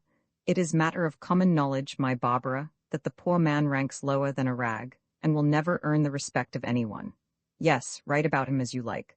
Let scribblers say what they choose about him. He will ever remain as he was. And why is this? It is because, from his very nature, the poor man has to wear his feelings on his sleeve, so that nothing about him is sacred. And as for his self-respect, well, Emilia told me the other day that once, when he had to collect subscriptions, official sanction was demanded for every single coin, since people thought that it would be no use paying their money to a poor man. Nowadays charity is strangely administered. Perhaps it has always been so. Either folk do not know how to administer it, or they are adept in the art, one of the two. Perhaps you did not know this, so I beg to tell it you. And how comes it that the poor man knows, is so conscious of it all? The answer is by experience. He knows because any day he may see a gentleman enter a restaurant and ask himself, "What shall I have to eat today? I will have such and such a dish," while all the time the poor man will have nothing to eat that day but gruel. There are men, too, wretched busybodies, who walk about merely to see if they can find some wretched chinovnik or broken-down official who has got toes projecting from his boots or his hair uncut. And when they have found such a one they make a report of the circumstance, and their rubbish gets entered on the file. But what does it matter to you if my hair lacks the shears? If you will forgive me what may seem to you a piece of rudeness, I declare that the poor man is ashamed of such things with the sensitiveness of a young girl. You, for instance, would not care, pray pardon my bluntness, to unrobe yourself before the public eye, and in the same way, the poor man does not like to be pried at, or questioned concerning his family relations, and so forth. A man of honor and self-respect such as I am finds it painful and grievous to have to consort with men who would deprive him of both. Today I sat before my colleagues like a bear's cub or a plucked sparrow, so that I fairly burned with shame. Yes, it hurt me terribly, Barbara. Naturally, one blushes when one can see one's naked toes projecting through one's boots, and one's buttons hanging by a single thread, as though on purpose I seemed, on this occasion, to be peculiarly disheveled. No wonder that my spirits fell. When I was talking on business matters to Stepan Karlovitch, he suddenly exclaimed, for no apparent reason, "Ah, poor old Makar Alexievitch," and then left the rest unfinished. But I knew what he had in his mind and blushed so hotly that even the bald patch on my head grew red. Of course the whole thing is nothing, but it worries me and leads to anxious thoughts. What can these fellows know about me? God send that they know nothing. But I confess that I strongly suspect, one of my colleagues. Let them only betray me. They would betray one's private life for a groat, for they hold nothing sacred. I have an idea who is at the bottom of it all. It is Rataziev. Probably he knows someone in our department to whom he has recounted the story with additions. Or perhaps he has spread it abroad in his own department, and thence it has crept and crawled into ours. Everyone here knows it, down to the last detail, for I have seen them point at you with their fingers through the window. Oh yes, I have seen them do it. Yesterday, when I stepped across to dine with you, the whole crew were hanging out of the window to watch me, and the landlady exclaimed that the devil was in young people, and called you certain unbecoming names. But this is as nothing compared with Rataziev's foul intention to place us in his books, and to describe us in a satire. He himself has declared that he is going to do so, and other people say the same. In fact, I know not what to think, nor what to decide. It is no use concealing the fact that you and I have sinned against the Lord God. You were going to send me a book of some sort to divert my mind, were you not, dearest? What book, though, could now divert me? Only such books as have never existed on earth. Novels are rubbish, and written for fools and for the idle. Believe me, dearest, I know it through long experience. Even should they vaunt Shakespeare to you, I tell you that Shakespeare is rubbish, and proper only for lampoons. Your own, Makar Divishkin. August 2nd. My dearest Makar Alexievitch, August 2nd. My dearest Makar Alexievitch, do not disquiet yourself. God will grant that all shall turn out well. The Dora has obtained a quantity of work, both for me and herself, and we are setting about it with a will. Perhaps it will put us straight again. The Dora suspects my late misfortunes to be connected with Anna Thedorovna, but I do not care. I feel extraordinarily cheerful today. So you are thinking of borrowing more money? If so, may God preserve you, for you will assuredly be ruined when the time comes for repayment.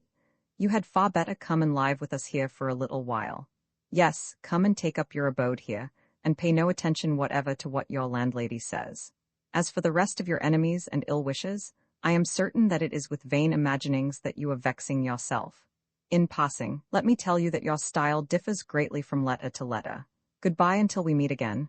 I await your coming with impatience. Your own, B.D. August 3rd, my angel, Barbara Alexievna. August 3rd. My angel, Barbara Alexievna, I hasten to inform you, O light of my life, that my hopes are rising again. But, little daughter of mine, do you really mean it when you say that I am to indulge in no more borrowings? Why, I could not do without them. Things would go badly with us both if I did so. You are ailing. Consequently, I tell you roundly that I must borrow, and that I must continue to do so.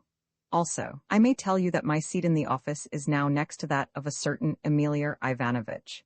He is not the Emilia whom you know, but a man who, like myself, is a privy councillor, as well as represents with myself the senior and oldest official in our department.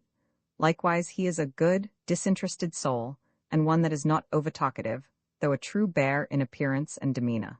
Industrious and possessed of a handwriting purely English, his calligraphy is, it must be confessed, even worse than my own. Yes, he is a good soul. At the same time, we have never been intimate with one another. We have done no more than exchange greetings on meeting or parting, borrow one another's penknife if we needed one, and in short, observe such bare civilities as convention demands. Well, today he said to me, Makar Alexievich, what makes you look so thoughtful? And inasmuch as I could see that he wished me well, I told him all, or rather, I did not tell him everything, for that I do to no man, I have not the heart to do it. I told him just a few scattered details concerning my financial straits. Then you ought to borrow, said he. You ought to obtain a loan of Peter Petrovitch, who does a little in that way. I myself once borrowed some money of him, and he charged me fair and light interest. Well, Barbara, my heart leapt within me at these words. I kept thinking and thinking. If only God would put it into the mind of Peter Petrovitch to be my benefactor by advancing me a loan.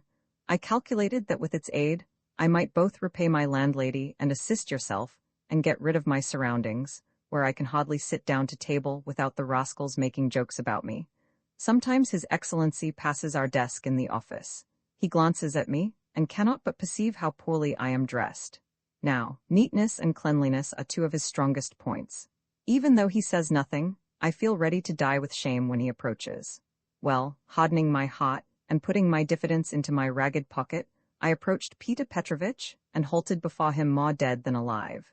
Yet I was hopeful, and though, as it turned out, he was busily engaged in talking to the Dosai Ivanovich, I walked up to him from behind, and plucked at his sleeve. He looked away from me, but I recited my speech about 30 rubles, etc., of which, at first, he failed to catch the meaning. Even when I had explained matters to him more fully, he only burst out laughing and said nothing. Again I addressed to him my request, whereupon, asking me what security I could give, he again buried himself in his papers, and went on writing without deigning me even a second glance. Dismay seized me. Peter Petrovitch, I said, I can offer you no security. But to this I added an explanation that some salary would, in time, be due to me, which I would make over to him, and account the loan my first debt. At that moment someone called him away, and I had to wait a little.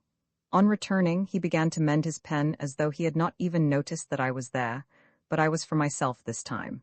Peter Petrovitch, I continued, cannot you do anything? Still he maintained silence, and seemed not to have heard me. I waited and waited. At length I determined to make a final attempt and plucked him by the sleeve. He muttered something, and, his pen mended, set about his writing. There was nothing for me to do but to depart. He and the rest of them are worthy fellows, dearest, that I do not doubt, but they are also proud, very proud. What have I to do with them? Yet I thought I would write and tell you all about it. Meanwhile, Emilia Ivanovich had been encouraging me with nods and smiles. He is a good soul, and has promised to recommend me to a friend of his who lives in Vyborskaya Street and lends money. Emilia declares that this friend will certainly lend me a little, so tomorrow, beloved, I am going to call upon the gentleman in question. What do you think about it? It would be a pity not to obtain a loan. My landlady is on the point of turning me out of doors, and has refused to allow me any more bod. Also, my boots are wearing through, and have lost every button, and I do not possess another pair. Could anyone in a government office display greater shabbiness? It is dreadful, my Barbara. It is simply dreadful. Makar Divishkin. April 8th. My dearest Barbara Alexievna, April 8th. My dearest Barbara Alexievna, to think that a day like this should have fallen to my miserable lot. Surely you are making fun of an old man? However, it was my own fault entirely. One ought not to grow old holding a lock of Cupid's hair in one's hand. Naturally, one is misunderstood. Yet man is sometimes a very strange being. By all the saints, he will talk of doing things, yet leave them undone, and remain looking the kind of fool from whom may the Lord preserve us? Nay, I am not angry, my beloved. I am only vexed to think that I should have written to you in such stupid, flowery phraseology. Today I went hopping and skipping to the office, for my heart was under your influence, and my soul was keeping holiday, as it were. Yes, everything seemed to be going well with me. Then I betook myself to my work. But with what result? I gazed around at the old familiar objects, at the old familiar grey and gloomy objects. They looked just the same as before. Yet were those the same ink stains, the same tables and chairs that I had hitherto known? Yes, they were the same, exactly the same, so why should I have gone off riding on Pegasus' back? Whence had that mood arisen? It had arisen from the fact that a certain sun had beamed upon me and turned the sky to blue. But why so?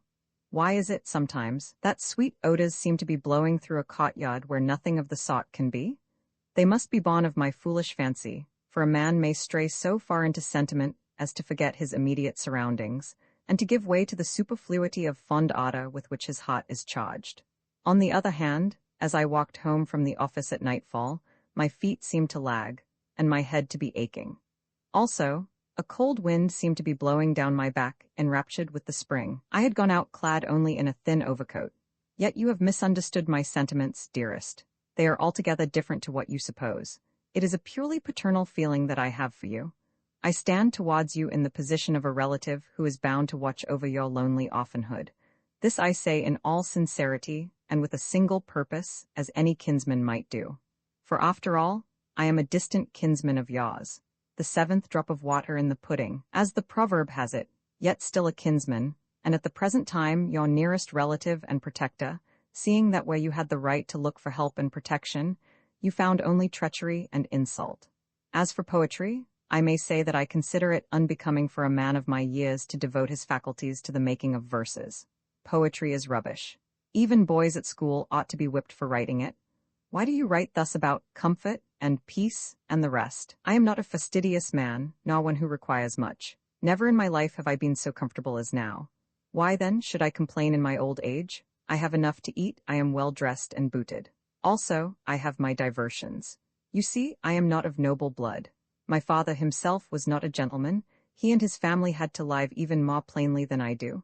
Nor am I a milksop. Nevertheless, to speak frankly, I do not like my present abode so much as I used to like my old one. Somehow the latter seemed more cozy, dearest. Of course, this room is a good one enough. In fact, in some respects it is the more cheerful and interesting of the two. I have nothing to say against it, no. Yet I miss the room that used to be so familiar to me. Old lodgers like myself soon grow as attached to our chattels as to a kinsman. My old room was such a snug little place. True, its walls resembled those of any other room. I am not speaking of that. The point is that the recollection of them seems to haunt my mind with sadness. Curious that recollections should be so mournful. Even what in that room used to vex me and inconvenience me now looms in a purified light and figures in my imagination as a thing to be desired. We used to live there so quietly, I and an old landlady who is now dead. How my heart aches to remember her, for she was a good woman and never overcharged for her rooms. Her whole time was spent in making patchwork quilts with knitting needles that were an ashen long. Oftentimes we shared the same candle and bod. Also she had a granddaughter, Masha, a girl who was then a mere baby, but must now be a girl of 13. This little piece of mischief, how she used to make us laugh the day long. We lived together, a happy family of 3. Often of a long winter's evening we would first have tea at the big round table, and then betake ourselves to our work. The while that, to amuse the child and to keep her out of mischief, the old lady would set herself to tell stories. What stories they were! Those stories less suitable for a child than for a grown-up, educated person. My word? Why, I myself have sat listening to them, as I smoked my pipe, until I have forgotten about work altogether. And then, as the story grew grimmer, The little child, our little bag of mischief, would grow thoughtful in proportion, and clasp her rosy cheeks in her tiny hands, and hiding her face, press closer to the old landlady. Ah, how I loved to see her at those moments! As one gazed at her, one would fail to notice how the candle was flickering, or how the storm was swishing the snow about the courtyard. Yes, that was a goodly life, my Barbara, and we lived it for nearly 20 years. How my tongue does carry me away. Maybe the subject does not interest you, and I myself find it a not over-easy subject to recall, especially at the present time. Darkness is falling, and Teresa is busying herself with something or another. My head and my back are aching, and even my thoughts seem to be in pain, so strangely do they occur. Yes, my heart is sad today, Barbara. What is it you have written to me? Why do you not come in person to see me? Dear one, what would people say? I should have but to cross the courtyard for people to begin noticing us, and asking themselves questions. Gossip and scandal would arise, and there would be read into the affair quite another meaning than the real one. No, little angel, it were better that I should see you tomorrow at Vespers. That will be the better plan, and less hurtful to us both. Nor must you chide me, beloved, because I have written you a letter like this, reading it through. I see it to be all odds and ends, for I am an old man now, dear Barbara, and an uneducated one. Little learning had I in my youth, and things refused to fix themselves in my brain when I try to learn them anew. No, I am not skilled in letter-writing, Barbara, and without being told so, or anyone laughing at me for it, I know that, whenever I try to describe anything with more than ordinary distinctness, I fall into the mistake of talking sheer rubbish. I saw you at your window today. Yes, I saw you as you were drawing down the blind. Goodbye, little Barbara, and may God keep you. Goodbye, my own Barbara Alexievna. Your sincere friend, Makar Devishkin. P.S. Do not think that I could write to you in a satirical vein, for I am too old to show my teeth to no purpose, and people would laugh at me, and quote our Russian proverb. Who diggeth a pit for another one, the same shall fall into it himself. August 4th. My beloved Makar Alexievich, August 4th. My beloved Makar Alexievich, for God's sake borrow some money as soon as you can. I would not ask this help of you were it not for the situation in which I am placed. The Dora and myself cannot remain any longer in our present lodgings, for we have been subjected to great unpleasantness, and you cannot imagine my state of agitation and dismay. The reason is that this morning we received a visit from an elderly, almost an old, man whose breast was studded with orders. Greatly surprised, I asked him what he wanted, for at the moment the Dora had gone out shopping. Whereupon he began to question me as to my mode of life and occupation, and then, without waiting for an answer, informed me that he was uncle to the officer of whom you have spoken, that he was very angry with his nephew for the way in which the latter had behaved, especially with regard to his slandering of me right and left, and that he, the uncle, was ready to protect me from the young spendthrift's insolence. Also, he advised me to have nothing to say to young fellows of that stamp, and added that he sympathized with me as though he were my own father, and would gladly help me in any way he could. At this, I blushed in some confusion, but did not greatly hasten to thank him. Next, he took me forcibly by the hand, and tapping my cheek, said that I was very good-looking, and that he greatly liked the dimples in my face. God only knows what he meant. Finally, he tried to kiss me, on the plea that he was an old man, the brute. At this moment the Dora returned, whereupon, in some confusion, he repeated that he felt a great respect for my modesty and virtue, and that he much wished to become acquainted with me, after which he took the Dora aside, and tried, on some pretext or another, to give her money, though of course she declined it. At last he took himself off, again reiterating his assurances, and saying that he intended to return with some earrings as a present, that he advised me to change my lodgings, and that he could recommend me a splendid flat which he had in his mind's eye as likely to cost me nothing. Yes, he also declared that he greatly liked me for my purity and good sense, that I must beware of dissolute young men, and that he knew Anna Thedorovna, who had charged him to inform me that she would shortly be visiting me in person. Upon that, I understood all. What I did next I scarcely know, for I had never before found myself in such a position, but I believe that I broke all restraints and made the old man feel thoroughly ashamed of himself, the Dora helping me in the task, and well-nigh turning him neck and crop out of the tenement. Neither of us doubt that this is Anna Thedorovna's work, for how otherwise could the old man have got to know about us? Now, therefore, Makar Alexievich, I turn to you for help. Do not, for God's sake, leave me in this plight. Borrow all the money that you can get, for I have not the wherewithal to leave these lodgings, yet cannot possibly remain in them any longer. At all events, this is the Dora's advice. She and I need at least 25 rubles, which I will repay you out of what I earn by my work, while the Dora shall get me additional work from day to day, so that, if there be heavy interest to pay on the loan, you shall not be troubled with the extra burden. Nay, I will make over to you all that I possess if only you will continue to help me. Truly, I grieve to have to trouble you when you yourself are so hardly situated, but my hopes rest upon you, and upon you alone. Goodbye, Makar Alexievich. Think of me and may God speed you on your errand. B.D. August 4th, my beloved Barbara Alexievna, August 4th. My beloved Barbara Alexievna, these unlooked-for blows have shaken me terribly, and these strange calamities have quite broken my spirit. Not content with trying to bring you to a bed of sickness, these lickspittles and pestilent old men are trying to bring me to the same, and I assure you that they are succeeding. I assure you that they are. Yet I would rather die than not help you. If I cannot help you, I shall die. But, to enable me to help you, you must flee like a bird out of the nest where these owls, these birds of prey, are seeking to peck you to death. How distressed I feel, my dearest. Yet how cruel you yourself are. Although you are enduring pain and insult, although you, little nestling, are in agony of spirit, you actually tell me that it grieves you to disturb me, and that you will work off your debt to me with the labor of your own hands. In other words, you, with your weak health, are proposing to kill yourself in order to relieve me to term of my financial embarrassments. Stop a moment and think what you are saying. Why should you sow and work, and torture your poor head with anxiety, and spoil your beautiful eyes, and ruin your health? Why, indeed? Ah, little Barbara, do you not see that I shall never be any good to you, never any good to you? At all events, I myself see it. Yet I will help you in your distress. I will overcome every difficulty. I will get extra work to do. I will copy out manuscripts for authors. I will go to the latter and force them to employ me. I will so apply myself to the work that they shall see that I am a good copyist, and good copyists, I know, are always in demand. Thus there will be no need for you to exhaust your strength, nor will I allow you to do so. I will not have you carry out your disastrous intention. Yes, little angel, I will certainly borrow some money. I would rather die than not do so. Merely tell me, my own darling, that I am not to shrink from heavy interest, and I will not shrink from it. I will not shrink from it. Nay, I will shrink from nothing. I will ask for 40 rubles to begin with. That will not be much, will it, little Barbara?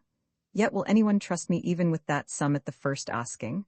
Do you think that I am capable of inspiring confidence at the first glance? Would the mere sight of my face lead anyone to form of me a favorable opinion? Have I ever been able, remember you, to appear to anyone in a favorable light? What think you? Personally, I see difficulties in the way, and feel sick at heart at the mere prospect. However, of those 40 rubles, I mean to set aside 25 for yourself, 2 for my landlady, and the remainder for my own spending. Of course, I ought to give more than 2 to my landlady, but you must remember my necessities, and see for yourself that that is the most that can be assigned to her. We need say no more about it. For 1 ruble I shall buy me a new pair of shoes, for I scarcely know whether my old ones will take me to the office tomorrow morning. Also, a new neck-scarf is indispensable, seeing that the old one has now passed its first year. But since you have promised to make of your old apron not only a scarf, but also a shirt front, I need think no more of the article in question. So much for shoes and scarves. Next, for buttons. You yourself will agree that I cannot do without buttons, nor is there on my garments a single hem unfrayed. I tremble when I think that some day His Excellency may perceive my untidiness and say, well, what will he not say? Yet I shall never hear what he says, for I shall have expired where I sit, expired of mere shame at the thought of having been thus exposed. Ah, dearest, well, my various necessities will have left me 3 rubles to go on with. Part of this sum I shall expend upon a half-pound of tobacco, for I cannot live without tobacco, and it is 9 days since I last put a pipe into my mouth. To tell the truth, I shall buy the tobacco without acquainting you with the fact, although I ought not so to do. The pity of it all is that, while you are depriving yourself of everything, I keep solacing myself with various amenities, which is why I am telling you this, that the pangs of conscience may not torment me. Frankly, I confess that I am in desperate straits, in such straits as I have never yet known. My landlady flouts me, and I enjoy the respect of no one.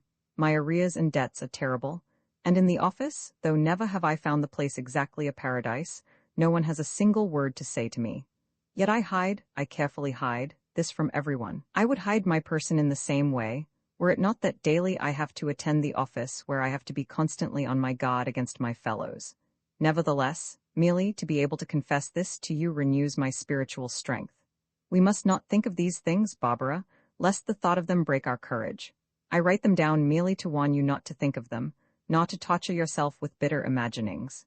Yet, my God, what is to become of us? Stay where you are until I can come to you, after which I shall not return hither, but simply disappear. Now I have finished my letter, and must go and shave myself, inasmuch as, when that is done, one always feels more decent, as well as consorts more easily with decency. God speed me, one prayer to him, and I must be off. M. D. Vishkin. August 5th. Dearest Makar Alexievich, August 5th. Dearest Makar Alexievich, you must not despair, away with melancholy. I am sending you 30 kopecks in silver, and regret that I cannot send you more. Buy yourself what you most need until tomorrow. I myself have almost nothing left, and what I am going to do I know not. Is it not dreadful, Makar Alexievich? Yet do not be downcast, it is no good being that. The Dora declares that it would not be a bad thing if we were to remain in this tenement, since if we left it suspicions would arise, and our enemies might take it into their heads to look for us. On the other hand, I do not think it would be well for us to remain here. If I were feeling less sad, I would tell you my reason. What a strange man you are, Makar Alexievich! You take things so much to heart that you never know what it is to be happy. I read your letters attentively, and can see from them that, though you worry and disturb yourself about me, you never give a thought to yourself. Yes, every letter tells me that you have a kind heart, but I tell you that that heart is overly kind. So I will give you a little friendly advice, Makar Alexievich. I am full of gratitude towards you. I am indeed full for all that you have done for me. I am most sensible of your goodness. But to think that I should be forced to see that, in spite of your own troubles, of which I have been the involuntary cause, you live for me alone, you live but for my joys and my sorrows and my affection. If you take the affairs of another person so to heart, and suffer with her to such an extent, I do not wonder that you yourself are unhappy. Today, when you came to see me after office work was done, I felt afraid even to raise my eyes to yours, for you looked so pale and desperate, and your face had so fallen in. Yes, you were dreading to have to tell me of your failure to borrow money, you were dreading to have to grieve and alarm me, but when you saw that I came very near to smiling, the load was, I know, lifted from your heart. So do not be despondent, do not give way, but allow more rein to your better sense. I beg and implore this of you, for it will not be long before you see things take a turn for the better. You will but spoil your life if you constantly lament another person's sorrow. Goodbye, dear friend, I beseech you not to be over-anxious about me. B.D. August 5th. My darling little Barbara, August 5th. My darling little Barbara, this is well, my angel. So you are of opinion that the fact that I have failed to obtain any money does not matter. Then I too am reassured, I too am happy on your account. Also, I am delighted to think that you are not going to desert your old friend, but intend to remain in your present lodgings. Indeed, my heart was overcharged with joy when I read in your letter those kindly words about myself, as well as a not wholly unmerited recognition of my sentiments. I say this not out of pride, but because now I know how much you love me to be thus solicitous for my feelings. How good to think that I may speak to you of them. You bid me, darling, not be faint-hearted. Indeed, there is no need for me to be so. Think, for instance, of the pair of shoes which I shall be wearing to the office tomorrow. The fact is that overbrooding proves the undoing of a man, his complete undoing. What has saved me is the fact that it is not for myself that I am grieving, that I am suffering, but for you. Nor would it matter to me in the least that I should have to walk through the bitter cold without an overcoat or boots. I could bear it, I could well endure it, for I am a simple man in my requirements. But the point is, what would people say? What would every envious and hostile tongue exclaim when I was seen without an overcoat? It is for other folk that one wears an overcoat and boots. In any case, therefore, I should have needed boots to maintain my name and reputation, to both of which my ragged footgear would otherwise have spelled ruin. Yes, it is so, my beloved, and you may believe an old man who has had many years of experience, and knows both the world and mankind, rather than a set of scribblers and daubers. But I have not yet told you in detail how things have gone with me today. During the morning I suffered as much agony of spirit as might have been experienced in a year. 'Twas like this: first of all, I went out to call upon the gentleman of whom I have spoken. I started very early, before going to the office. Rain and sleet were falling, and I hugged myself in my greatcoat as I walked along.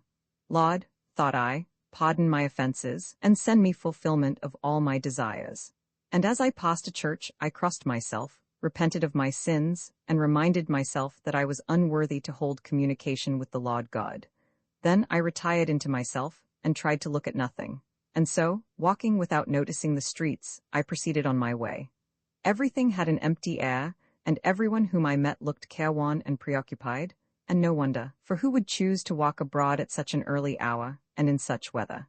Next a band of ragged workmen met me, and jostled me boorishly as they passed, upon which nervousness overtook me, and I felt uneasy, and tried hard not to think of the money that was my errand.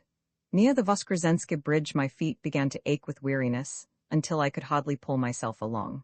Until presently I met with Ermoliv, a writer in our office, who, stepping aside, halted, and followed me with his eyes, as though to beg of me a glass of vodka. Ah, friend, thought I, go you to your vodka, but what have I to do with such stuff? Then, sadly weary, I halted for a moment's rest and thereafter dragged myself further on my way. Purposely, I kept looking about me for something upon which to fasten my thoughts, with which to distract, to encourage myself, but there was nothing. Not a single idea could I connect with any given object, while, in addition, my appearance was so draggled that I felt utterly ashamed of it. At length, I perceived from afar a gabled house that was built of yellow wood. This, I thought, must be the residence of the Monsieur Markov, whom Emilia Ivanovitch had mentioned to me as ready to lend money on interest. Half unconscious of what I was doing, I asked a watchman if he could tell me to whom the house belonged, whereupon grudgingly, and as though he were vexed at something, the fellow muttered that it belonged to one Markov. Are all watchmen so unfeeling? Why did this one reply as he did? In any case I felt disagreeably impressed, for like always answers to like, and no matter what position one is in, things invariably appear to correspond to it. 3 times did I pass the house and walk the length of the street, until the further I walked, the worse became my state of mind. No, never, never will he lend me anything? I thought to myself, he does not know me, and my affairs will seem to him ridiculous, and I shall cut a sorry figure. However, let fate decide for me. Only, let heaven send that I do not afterwards repent me, and eat out my heart with remorse. Softly I opened the wicket gate. Horrors! A great ragged brute of a watchdog came flying out at me, and foaming at the mouth, and nearly jumping out his skin. Curious is it to note what little, trivial incidents will nearly make a man crazy, and strike terror to his heart, and annihilate the firm purpose with which he has armed himself. At all events, I approached the house more dead than alive, and walked straight into another catastrophe. That is to say, not noticing the slipperiness of the threshold, I stumbled against an old woman who was filling milk jugs from a pail, and sent the milk flying in every direction. The foolish old dame gave a start and a cry, and then demanded of me whither I had been coming, and what it was I wanted, after which she rated me soundly for my awkwardness. Always have I found something of the kind befall me when engaged on errands of this nature. It seems to be my destiny invariably to run into something. Upon that, the noise and the commotion brought out the mistress of the house, an old beldame of mean appearance. I addressed myself directly to her. "Does Monsieur Markov live here?" was my inquiry. "No," she replied, and then stood looking at me civilly enough. "But what want you with him?" She continued, upon which I told her about Emilia Ivanovitch and the rest of the business. As soon as I had finished, she called her daughter, a barefooted girl in her teens, and told her to summon her father from upstairs. Meanwhile, I was shown into a room which contained several portraits of generals on the walls and was furnished with a sofa, a large table, and a few pots of mignonette and balsam. Shall I, or shall I not come woe take myself off? Was my thought as I waited there. Ah, how I longed to run away. Yes, I continued, I had better come again tomorrow, for the weather may then be better, and I shall not have upset the milk, and these generals will not be looking at me so fiercely. In fact, I had actually begun to move towards the door when Monsieur Markov entered, a grey-headed man with thievish eyes, and clad in a dirty dressing gown fastened with a belt. Greetings over. I stumbled out something about Emilia Ivanovitch and 40 rubles, and then came to a dead halt, for his eyes told me that my errand had been futile. "No," said he, "I have no money. Moreover, what security could you offer?" I admitted that I could offer none, but again added something about Emilia, as well as about my pressing needs. Markov heard me out and then repeated that he had no money. Ah, thought I might have known this, I might have foreseen it. And, to tell the truth, Barbara, I could have wished that the earth had opened under my feet, so chilled did I feel as he said what he did. So numb did my legs grow as shivers began to run down my back.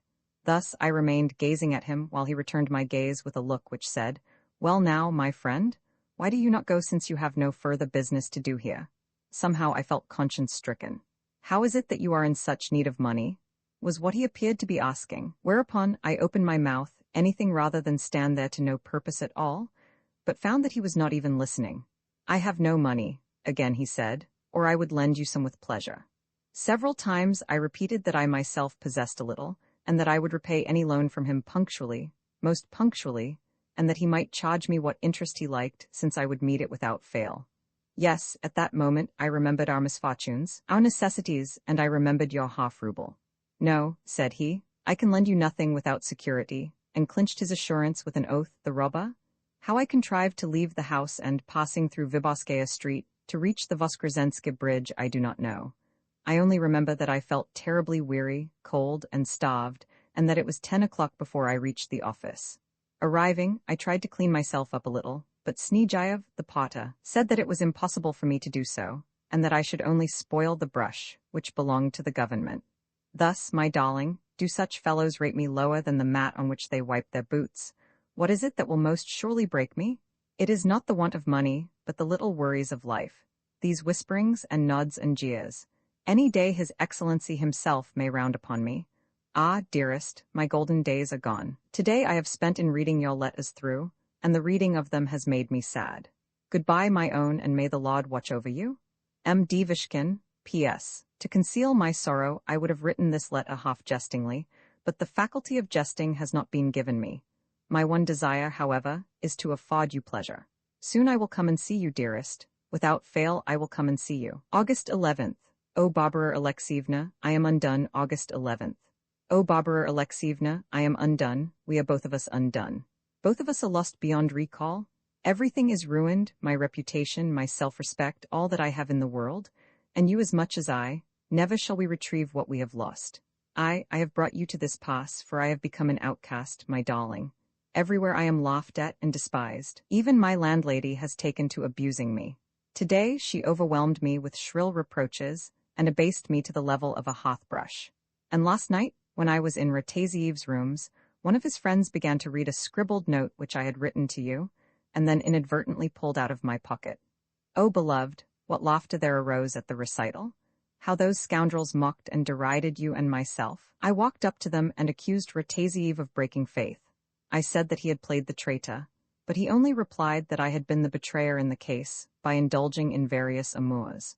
"You have kept them very dark, though, Mr. Lovelace," said he, "and now I am known everywhere by this name of Lovelace. They know everything about us, my darling, everything, both about you and your affairs and about myself. And when today I was for sending Faldoni to the bake-shop for something or other, he refused to go, saying that it was not his business. 'But you must go,' said I. 'I will not,' he replied. 'You have not paid my mistress what you owe her, so I am not bound to run your errands.' At such an insult from a raw peasant, I lost my temper, and called him a fool, to which he retorted in a similar vein. Upon this, I thought that he must be drunk, and told him so. Whereupon he replied, 'What say you that I am? Suppose you yourself go and sober up, for I know that the other day you went to visit a woman, and that you got drunk with her on 2 grivenniks. To such a pass have things come. I feel ashamed to be seen alive. I am, as it were, a man proclaimed. I am in a worse plight even than a tramp who has lost his passport. How misfortunes are heaping themselves upon me. I am lost forever. M.D. August 13th. My beloved Makar Alexievich, August 13th. My beloved Makar Alexievich, it is true that misfortune is following upon misfortune. I myself scarcely know what to do. Yet, no matter how you may be faring, you must not look for help from me, for only today I burned my left hand with the iron. At one and the same moment I dropped the iron, made a mistake in my work, and burned myself. So now I can no longer work. Also, these 3 days past, the Dora has been ailing. My anxiety is becoming positively torturous. Nevertheless, I send you 30 kopecks, almost the last coins that I have left to me, much as I should have liked to have helped you more when you are so much in need. I feel vexed to the point of weeping. Goodbye, dear friend of mine. You will bring me much comfort if only you will come and see me today. B.D. August 14th. What is the matter with you, Makar Alexievich? August 14th. What is the matter with you, Makar Alexievich? Surely you cannot fear the Lord God as you ought to do? You are not only driving me to distraction, but also ruining yourself with this eternal solicitude for your reputation. You are a man of honor, nobility of character, and self-respect, as everyone knows. Yet, at any moment, you are ready to die with shame. Surely you should have more consideration for your gray hairs. No, the fear of God has departed from you. The Dora has told you that it is out of my power to render you any more help. See, therefore, to what a pass you have brought me. Probably you think it is nothing to me that you should behave so badly. Probably you do not realize what you have made me suffer. I dare not set foot on the staircase here, for if I do so I am stared at, and pointed at, and spoken about in the most horrible manner. Yes, it is even said of me that I am united to a drunkard. What a thing to hear! And whenever you are brought home, drunk folks say, they are carrying in that chinovnik. That is not the proper way to make me help you. I swear that I must leave this place and go and get work as a cook or a laundress. It is impossible for me to stay here. Long ago I wrote and asked you to come and see me, yet you have not come. Truly my tears and prayers must mean nothing to you, Makar Alexievich. Whence, too, did you get the money for your debauchery? For the love of God, be more careful of yourself, or you will be ruined. How shameful, how abominable of you! So the landlady would not admit you last night, and you spent the night on the doorstep. Oh, I know all about it. Yet if only you could have seen my agony when I heard the news. Come and see me, Makar Alexievich, and we will once more be happy together. Yes, we will read together, and talk of old times, and the Dora shall tell you of her pilgrimages in former days. For God's sake, beloved, do not ruin both yourself and me. I live for you alone. It is for your sake alone that I am still here. Be your better self once more, the self which still can remain firm in the face of misfortune. Poverty is no crime, always remember that. After all, why should we despair? Our present difficulties will pass away, and God will right us. Only be brave. I send you 2 grivenniks for the purchase of some tobacco or anything else that you need, but for the love of heaven, do not spend the money foolishly. Come you and see me soon, come without fail. Perhaps you may be ashamed to meet me as you were before, but you need not feel like that. Such shame would be misplaced. Only do bring with you sincere repentance and trust in God, who orders all things for the best. B.D. August 19th. My dearest Barbara Alexievna, August 19th.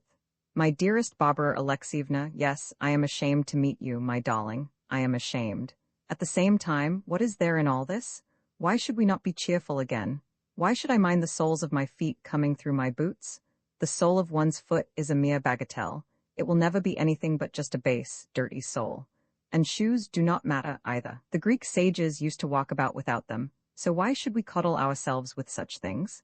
Yet why also should I be insulted and despised because of them? Tell the Dora that she is a rubbishy, tiresome, gabbling old woman, as well as an inexpressibly foolish one. As for my gray hairs, you are quite wrong about them, inasmuch as I am not such an old man as you think. Emilia sends you his greeting. You write that you are in great distress and have been weeping. Well, I too am in great distress and have been weeping. Nay, nay, I wish you the best of health and happiness, even as I am well and happy myself, so long as I may remain, my darling, your friend, Makar Devishkin. August 21st. My dear and kind Barbara Alexievna, August 21st. My dear and kind Barbara Alexievna, I feel that I am guilty, I feel that I have sinned against you. Yet also I feel, from what you say, that it is no use for me so to feel. Even before I had sinned I felt as I do now, but I gave way to despair, and the more so as I recognized my fault. Darling, I am not cruel or hard-hearted. To rend your little soul would be the act of a bloodthirsty tiger, whereas I have the heart of a sheep. You yourself know that I am not addicted to bloodthirstiness, and therefore that I cannot really be guilty of the fault in question, seeing that neither my mind nor my heart have participated in it. Nor can I understand wherein the guilt lies. To me it is all a mystery. When you sent me those 30 kopecks, and thereafter those 2 grivenniks, my heart sank within me as I looked at the poor little money. To think that though you had burned your hand, and would soon be hungry, you could write to me that I was to buy tobacco. What was I to do? Remorselessly to rob you, and often, as any brigand might do? I felt greatly depressed, dearest. That is to say, persuaded that I should never do any good with my life, and that I was inferior even to the sole of my own boot. I took it into my head that it was absurd for me to aspire at all, rather, that I ought to account myself a disgrace and an abomination. Once a man has lost his self-respect, and has decided to abjure his better qualities and human dignity, he falls headlong, and cannot choose but do so. It is decreed of fate, and therefore I am not guilty in this respect. That evening I went out merely to get a breath of fresh air, but one thing followed another. The weather was cold, all nature was looking mournful, and I had fallen in with Amelia. This man had spent everything that he possessed, and at the time I met him, had not for 2 days tasted a crust of bread. He had tried to raise money by pawning, but what articles he had for the purpose had been refused by the pawnbrokers. It was more from sympathy for a fellow man than from any liking for the individual that I yielded. That is how the fault arose, dearest. He spoke of you, and I mingled my tears with his. Yes, he is a man of kind heart, a man of deep feeling. I often feel as he did, dearest, and in addition, I know how beholden to you I am. As soon as ever I got to know you, I began both to realize myself and to love you. For until you came into my life, I had been a lonely man. I had been, as it were, asleep rather than alive. In former days, my rascally colleagues used to tell me that I was unfit even to be seen. In fact, they so disliked me that at length I began to dislike myself. For, being frequently told that I was stupid, I began to believe that I really was so. But the instant that you came into my life, you lightened the dark places in it, you lightened both my heart and my soul. Gradually, I gained rest of spirit, until I had come to see that I was no worse than other men, and that, though I had neither style nor brilliancy nor polish, I was still a man as regards my thoughts and feelings. But now, alas, pursued and scorned of fate, I have again allowed myself to abjure my own dignity. Oppressed of misfortune, I have lost my courage. Here is my confession to you, dearest. With tears I beseech you not to inquire further into the matter, for my heart is breaking, and life has grown indeed hard and bitter for me. Beloved, I offer you my respect, and remain ever your faithful friend, Makar Divishkin. September 3rd. The reason why I did not finish my last letter, Makar Alexievich, was that I found it so difficult to write September 3rd. The reason why I did not finish my last letter, Makar Alexievich, was that I found it so difficult to write. There are moments when I am glad to be alone, to grieve and repine without anyone to share my sorrow, and those moments are beginning to come upon me with ever-increasing frequency. Always in my reminiscences, I find something which is inexplicable, yet strongly attractive, so much so that for hours together, I remain insensible to my surroundings, oblivious of reality. Indeed, in my present life, there is not a single impression that I encounter, pleasant or the reverse, which does not recall to my mind something of a similar nature in the past. More particularly is this the case with regard to my childhood, my golden childhood. Yet such moments always leave me depressed. They render me weak and exhaust my powers of fancy, with the result that my health, already not good, grows steadily worse.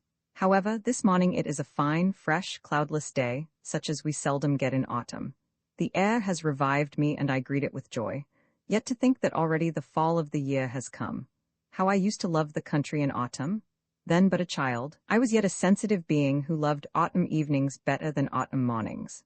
I remember how beside our house, at the foot of a hill, there lay a large pond, and how the pond, I can see it even now, shone with a broad, level surface that was as clear as crystal. On still evenings this pond would be at rest, and not a rustle would disturb the trees which grew on its banks and overhung the motionless expanse of water. How fresh it used to seem, yet how cold. The dew would be falling upon the turf, lights would be beginning to shine forth from the huts on the pond's margin, and the cattle would be wending their way home. Then quietly I would slip out of the house to look at my beloved pond, and forget myself in contemplation. Here and there, a fisherman's bundle of brushwood would be burning at the water's edge, and sending its light far and wide over the surface. Above, the sky would be of a cold blue color, save for a fringe of flame-colored streaks on the horizon that kept turning ever paler and paler. And when the moon had come out, there would be wafted through the limpid air the sounds of a frightened bird fluttering, of a bulrush rubbing against its fellows in the gentle breeze, and of a fish rising with a splash. Over the dark water, there would gather a thin, transparent mist. And though, in the distance, night would be looming, and seemingly enveloping the entire horizon, everything closer at hand would be standing out as though shaped with a chisel, banks, boats, little islands, and all. Beside the margin, a derelict barrel would be turning over and over in the water. A switch of laburnum, with yellowing leaves, would go meandering through the reeds, and a belated gull would flutter up, dive again into the cold depths, rise once more, and disappear into the mist. How I would watch and listen to these things. How strangely good they all would seem. But I was a mere infant in those days, a mere child. Yes, truly I loved autumntide, the late autumn when the crops are garnered, and field work is ended, and the evening gatherings in the huts have begun, and everyone is awaiting winter. Then does everything become more mysterious, the sky frowns with clouds, yellow leaves strew the paths at the edge of the naked forest, and the forest itself turns black and blue, more especially at eventide when damp fog is spreading, and the trees glimmer in the depths like giants, like formless, weird phantoms. Perhaps one may be out late, and had got separated from one's companions. Oh horrors! Suddenly one starts and trembles as one seems to see a strange-looking being peering from out of the darkness of a hollow tree, while all the while the wind is moaning and rattling and howling through the forest, moaning with a hungry sound as it strips the leaves from the bare boughs and whirls them into the air. High over the treetops, in a widespread, trailing, noisy crew, there fly, with resounding cries, flocks of birds which seem to darken and overlay the very heavens. Then a strange feeling comes over one, until one seems to hear the voice of someone whispering, "Run, run, little child. Do not be out late, for this place will soon have become dreadful. Run, little child, run." And at the words terror will possess one's soul, and one will rush and rush until one's breath is spent, until, panting, one has reached home. At home, however, all will look bright and bustling as we children are set to shell peas or poppies, and the damp twigs crackle in the stove, and our mother comes to look fondly at our work, and our old nurse, Ileana, tells us stories of bygone days, or terrible legends concerning wizards and dead men. At the recital, we little ones will press closer to one another, yet smile as we do so, when suddenly everyone becomes silent. Surely somebody has knocked at the door? But nay, nay, it is only the sound of Frolovna's spinning wheel. What shouts of laughter arise? Later one will be unable to sleep for fear of the strange dreams which come to visit one, or if one falls asleep, one will soon wake again, and, afraid to stir, lie quaking under the coverlet until dawn.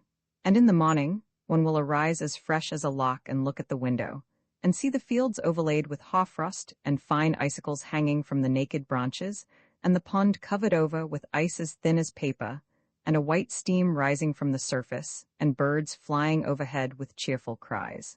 Next, as the sun rises, he throws his glittering beams everywhere, and melts the thin, glassy ice until the whole scene has come to look bright and clear and exhilarating. And as the fire begins to crackle again in the stove, we sit down to the tea-urn, while, chilled with the night cold, our black dog, Polkin, will look in at us through the window, and wag his tail with a cheerful air. Presently, a peasant will pass the window in his cart bound for the forest to cut firewood, and the whole party will feel merry and contented together. Abundant grain lies stowed in the byres, and great stacks of wheat are glowing comfortably in the morning sunlight. Everyone is quiet and happy, for God has blessed us with a bounteous harvest, and we know that there will be abundance of food for the wintertide. Yes, the peasant may rest assured that his family will not want for aught. Song and dance will arise at night from the village girls, and on festival days everyone will repair to God's house to thank him with grateful tears for what he has done. Ah, a golden time was my time of childhood. Carried away by these memories, I could weep like a child. Everything comes back so clearly to my recollection. The past stands out so vividly before me, yet in the present everything looks dim and dark. How will it all end? How do you know? I have a feeling, a sort of sure premonition, that I am going to die this coming autumn, for I feel terribly, oh so terribly ill. Often do I think of death, yet feel that I should not like to die here and be laid to rest in the soil of St. Petersburg.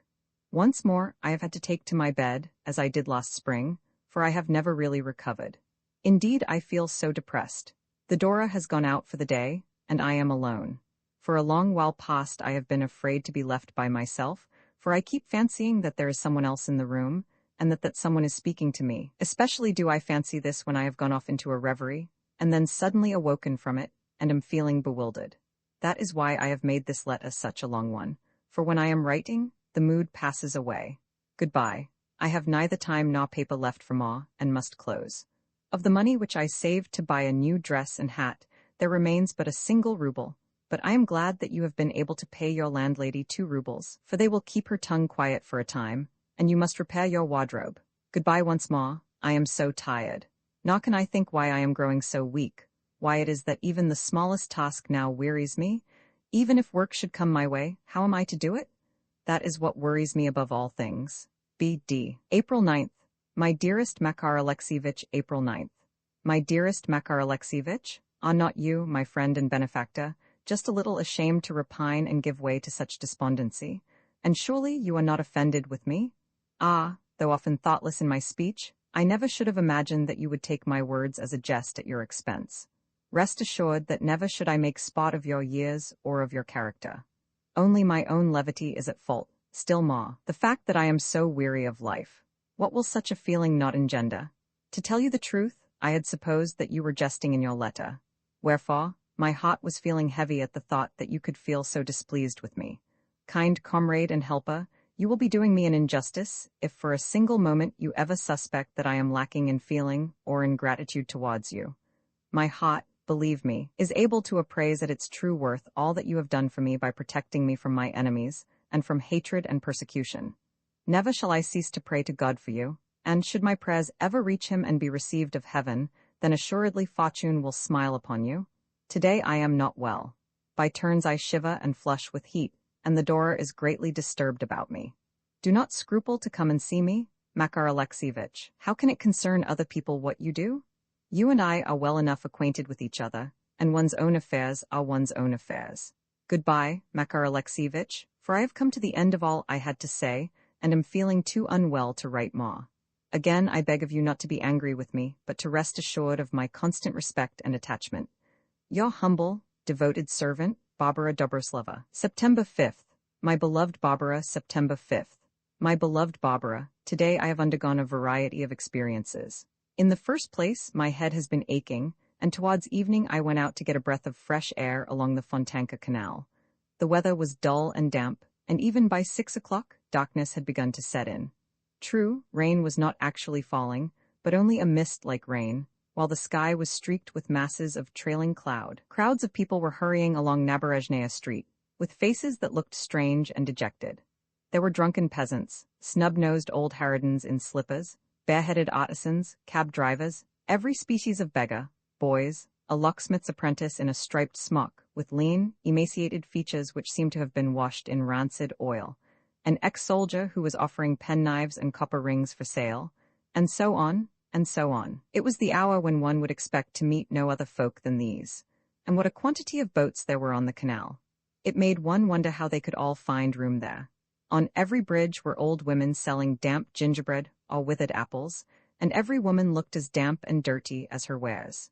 In short, the Fontanka is a saddening spot for a walk, for there is wet granite under one's feet, and tall, dingy buildings on either side of one, and wet mist below and wet mist above. Yes, all was dark and gloomy there this evening. By the time I had returned to Gorokhovaya Street, darkness had fallen and the lamps had been lit. However, I did not linger long in that particular spot, for Gorokhovaya Street is too noisy a place. But what sumptuous shops and stalls it contains! Everything sparkles and glitters, and the windows are full of nothing but bright colors and materials and hats of different shapes. One might think that they were decked merely for display. But no, people buy these things and give them to their wives. Yes, it is a sumptuous place. Hordes of German hucksters are there, as well as quite respectable traders. And the quantities of carriages which pass along the street, one marvels that the pavement can support so many splendid vehicles, with windows like crystal, linings made of silk and velvet, and lackeys dressed in epaulettes and wearing swords. Into some of them I glanced, and saw that they contained ladies of various ages. Perhaps they were princesses and countesses. Probably at that hour such folk would be hastening to balls and other gatherings. In fact, it was interesting to be able to look so closely at a princess or a great lady. They were all very fine. At all events, I had never before seen such persons as I beheld in those carriages. Then I thought of you. Ah, my own, my darling, it is often that I think of you and feel my heart sink. How is it that you are so unfortunate, Barbara? How is it that you are so much worse off than other people? In my eyes you are kind-hearted, beautiful, and clever. Why, then, has such an evil fate fallen to your lot? How comes it that you are left desolate, you, so good a human being, while to others happiness comes without an invitation at all? Yes, I know it well, that I ought not to say it, for to do so savours of free thought. But why should that raven, fate, croak out upon the fortunes of one person while she is yet in her mother's womb, while another person it permits to go forth in happiness from the home which has reared her? To even an idiot of an Ivanushka such happiness is sometimes granted. You fool Ivanushka, says fate, shall succeed to your grandfather's money-bags, and eat, drink, and be merry. Whereas you, such and such another one, shall do no more than lick the dish, since that is all that you are good for. Yes, I know that it is wrong to hold such opinions, but involuntarily the sin of so doing grows upon one's soul. Nevertheless, it is you, my darling, who ought to be riding in one of those carriages. Generals would have come seeking your favor, and instead of being clad in a humble cotton dress, you would have been walking in silken and golden attire. Then you would not have been thin and wan as now, but fresh and plump and rosy-cheeked as a figure on a sugar cake. Then should I too have been happy, happy if only I could look at your lighted windows from the street, and watch your shadow, happy if only I could think that you were well and happy, my sweet little bird. Yet how are things in reality? Not only have evil folk brought you to ruin, but there comes also an old rascal of a libertine to insult you, just because he struts about in a frock coat, and can ogle you through a gold-mounted lognet. The brute thinks that everything will fall into his hands, that you are bound to listen to his insulting condescension. Out upon him?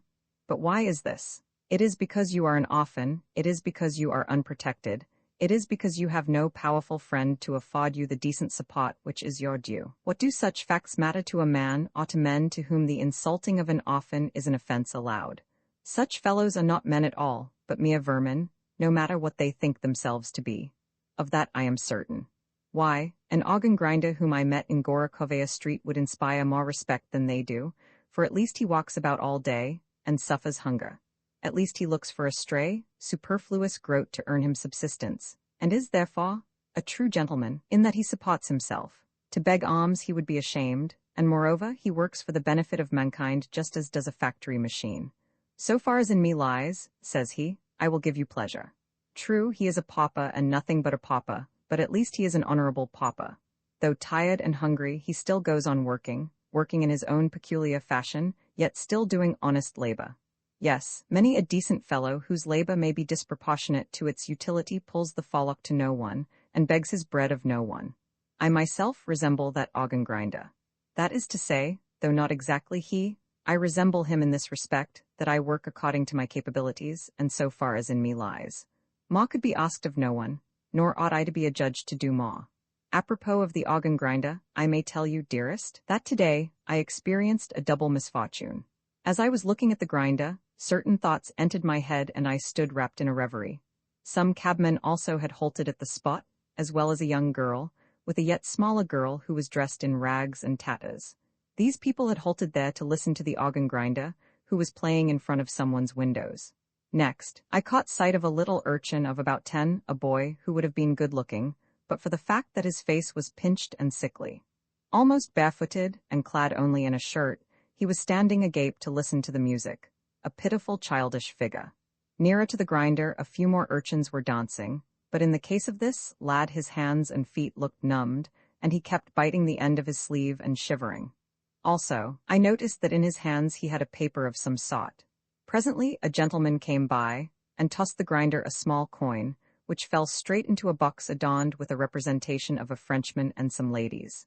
The instant he heard the rattle of the coin, the boy started, looked timidly round, and evidently made up his mind that I had thrown the money.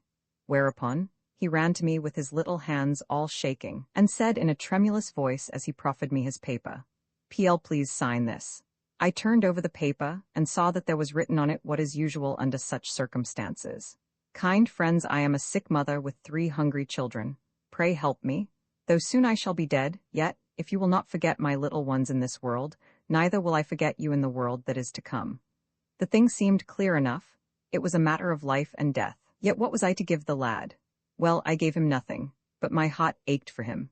I am certain that, shivering with cold though he was, and perhaps hungry, the poor lad was not lying.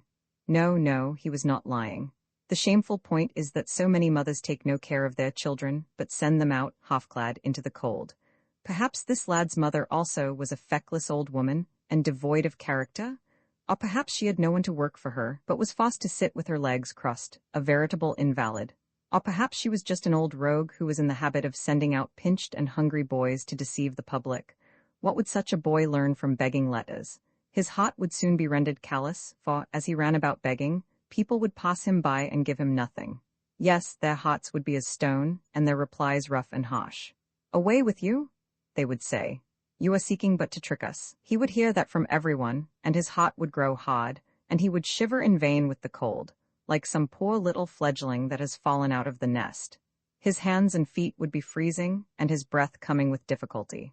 Until, look you, he would begin to cough, and disease, like an unclean parasite, would worm its way into his breast until death itself had overtaken him in some fetid corner whence there was no chance of escape. Yes, that is what his life would become. There are many such cases. Ah, Barbara, it is hard to hear for Christ's sake, and yet pass the suppliant by and give nothing, or say merely, "May the Lord give unto you?" Of course, some supplications mean nothing, for supplications differ greatly in character. Occasionally supplications are long, drawn-out and drawling, stereotyped and mechanical. They are purely begging supplications. Requests of this kind it is less hard to refuse, for they are purely professional and of long standing. The beggar is overdoing it, one thinks to oneself. He knows the trick too well.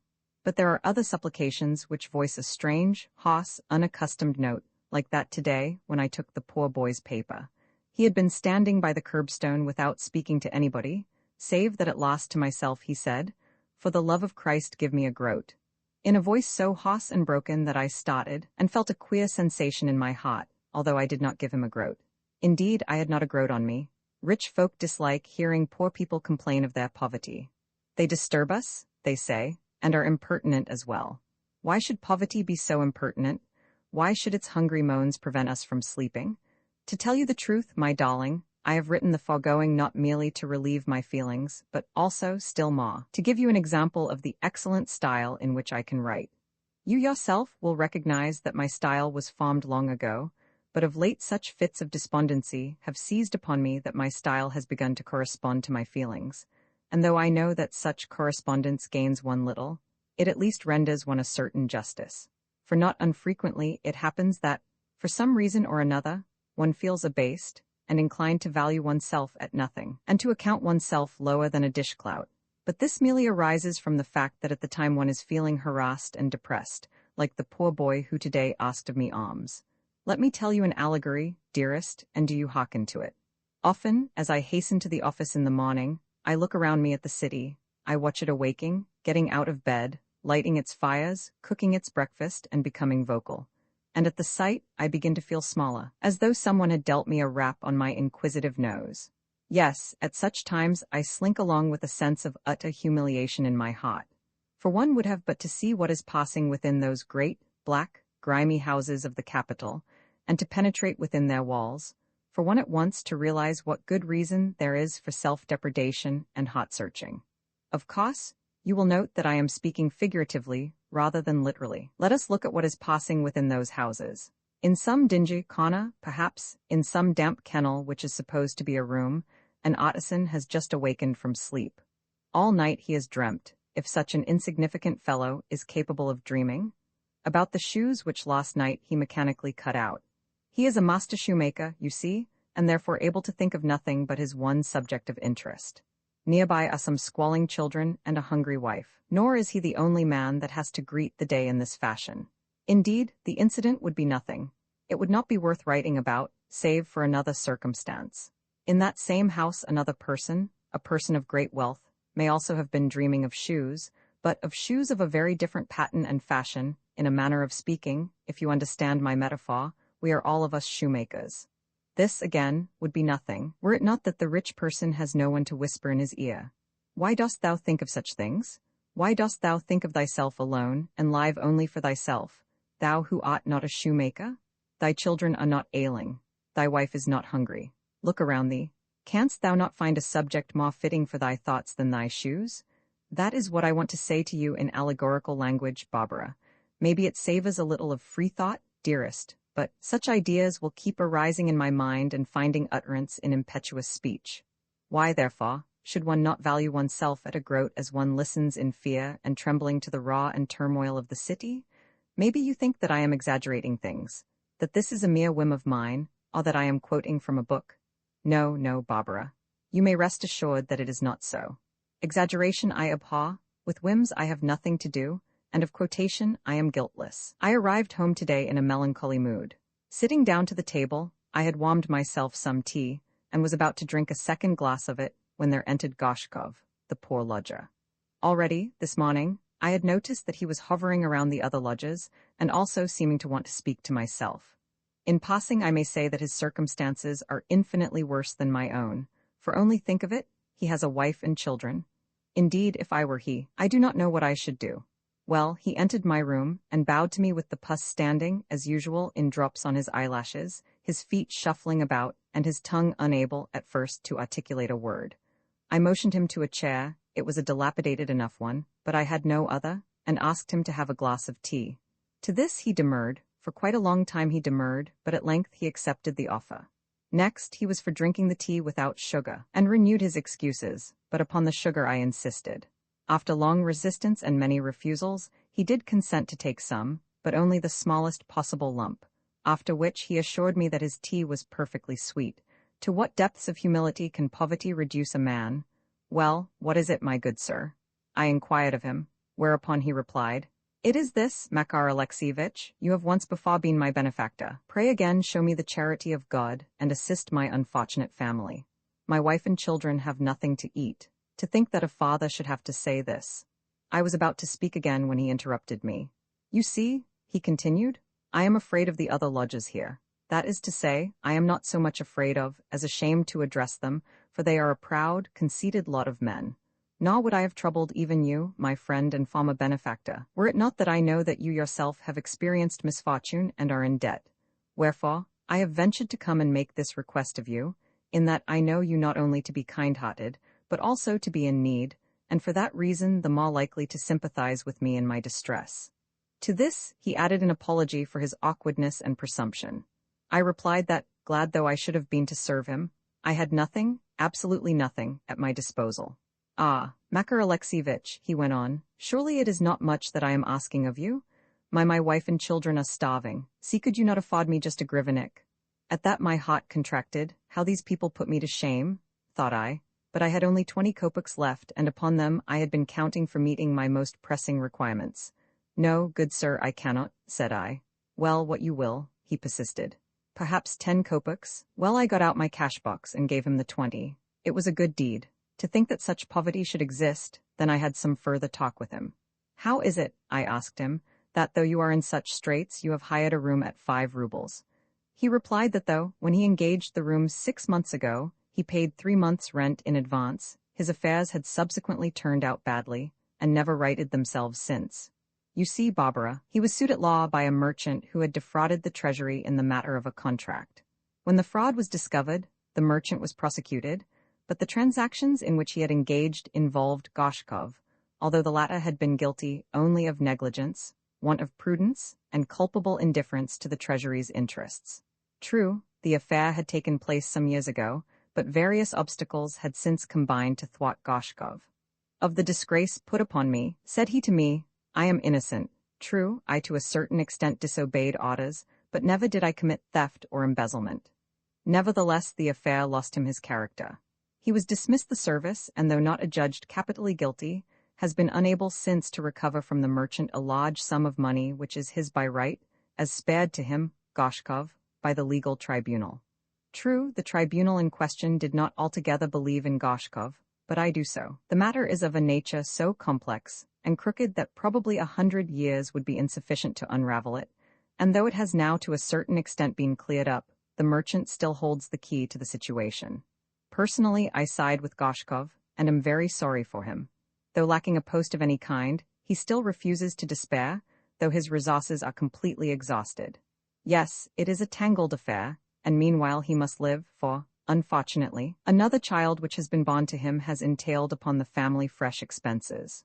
Also, another of his children recently fell ill and died, which meant yet further expense. Lastly, not only is his wife in bad health, but he himself is suffering from a complaint of long standing. In short, he has had a very great deal to undergo. Yet he declares that daily he expects a favorable issue to his affair, that he has no doubt of it whatever. I am terribly sorry for him, and said what I could to give him comfort, for he is a man who has been much bullied and misled. He had come to me for protection from his troubles, so I did my best to soothe him. Now, goodbye, my darling. May Christ watch over you and preserve your health. Dearest one, even to think of you is like medicine to my ailing soul. Though I suffer for you, I at least suffer gladly. Your true friend, Makar Devishkin. September 9th. My dearest Barbara Alexievna, September 9th. My dearest Barbara Alexievna, I am beside myself as I take up my pen, for a most terrible thing has happened.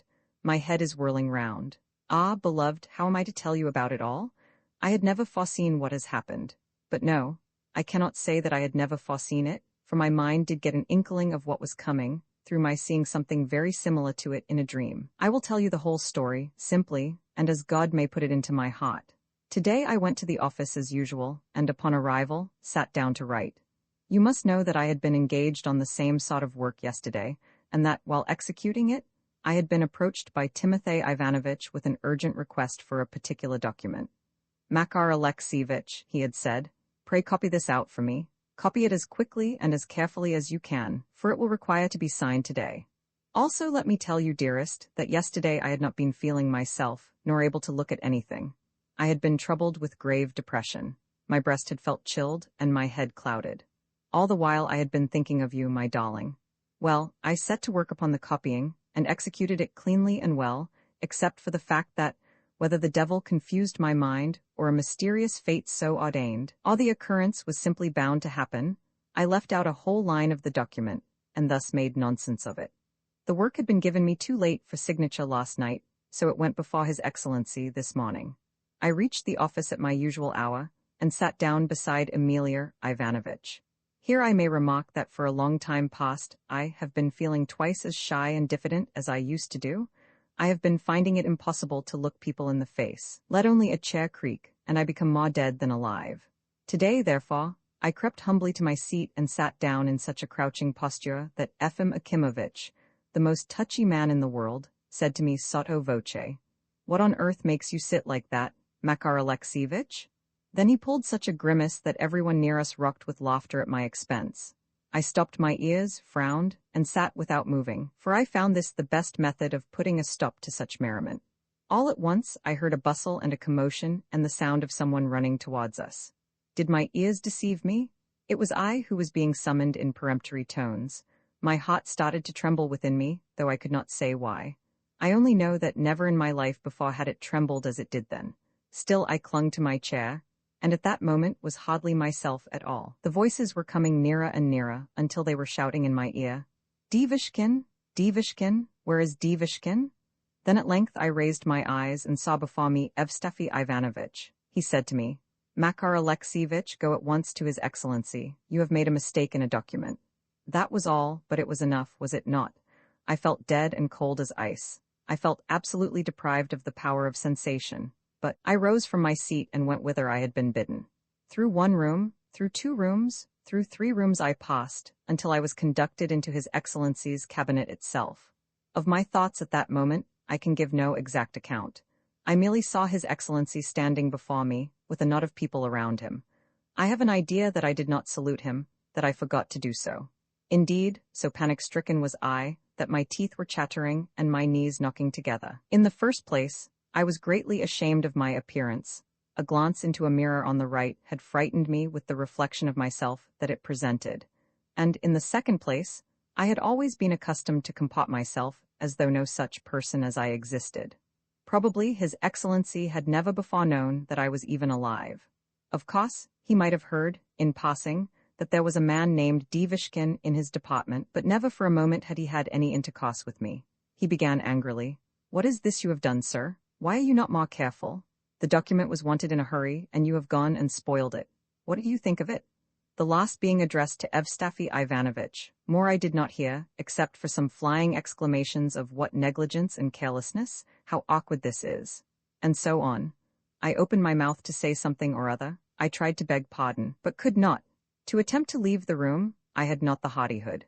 Then there happened something the recollection of which causes the pen to tremble in my hand with shame. A button of mine, the devil take it, a button of mine that was hanging by a single thread suddenly broke off, and hopped and skipped and rattled and rolled until it had reached the feet of His Excellency himself, this amid a profound general silence. That was what came of my intended self-justification and plea for mercy. That was the only answer that I had to return to my chief. The sequel I shudder to relate. At once His Excellency's attention became drawn to my figure and costume. I remembered what I had seen in the mirror, and hastened to pursue the button. Obstinacy of a sort seized upon me, and I did my best to arrest the thing, but it slipped away, and kept turning over and over, so that I could not grasp it, and made a sad spectacle of myself with my awkwardness. Then there came over me a feeling that my last remaining strength was about to leave me, and that all was lost. Reputation, manhood, everything. In both ears I seemed to hear the voices of Teresa and Faldoni. At length, however, I grasped the button, and raising and straightening myself, stood humbly with clasped hands, looking a veritable fool. But no. First of all I tried to attach the button to the ragged threads, and smiled each time that it broke away from them, and smiled again. In the beginning His Excellency had turned away, but now he threw me another glance, and I heard him say to Evstafi Ivanovitch, "What on earth is the matter with the fellow? Look at the figure he cuts. Who to God is he?" Ah, beloved, only to hear that. Who to God is he?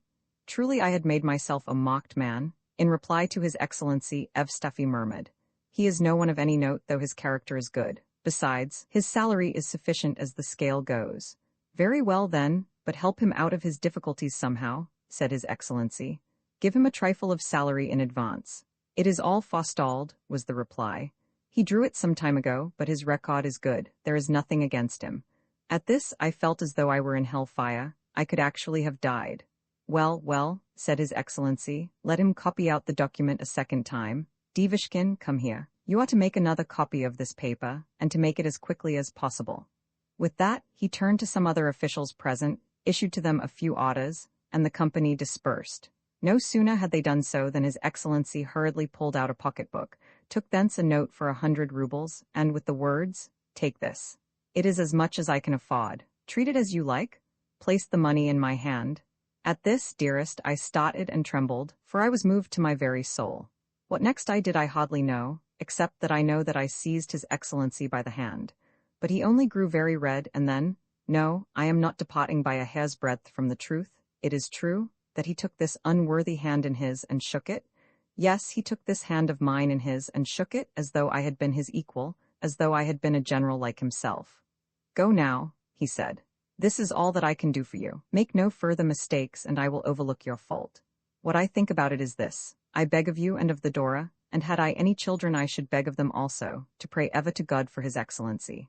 I should say to my children, for your father you need not pray, but for His Excellency I bid you pray until your lives shall end.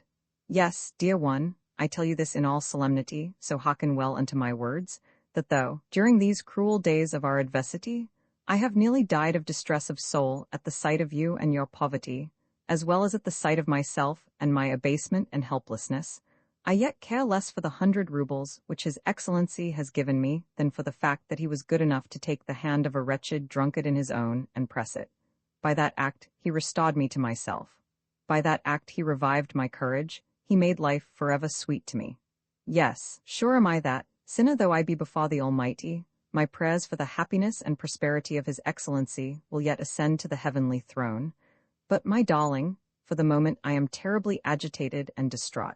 My heart is beating as though it would burst my breast, and all my body seems weak. I send you 45 rubles in notes. Another 20 I shall give to my landlady, and the remaining 35 I shall keep, 20 for new clothes and 15 for actual living expenses. But these experiences of the morning have shaken me to the core, and I must rest a while. It is quiet, very quiet here. My breath is coming in jerks. Deep down in my breast I can hear it sobbing and trembling. I will come and see you soon, but at the moment my head is aching with these various sensations.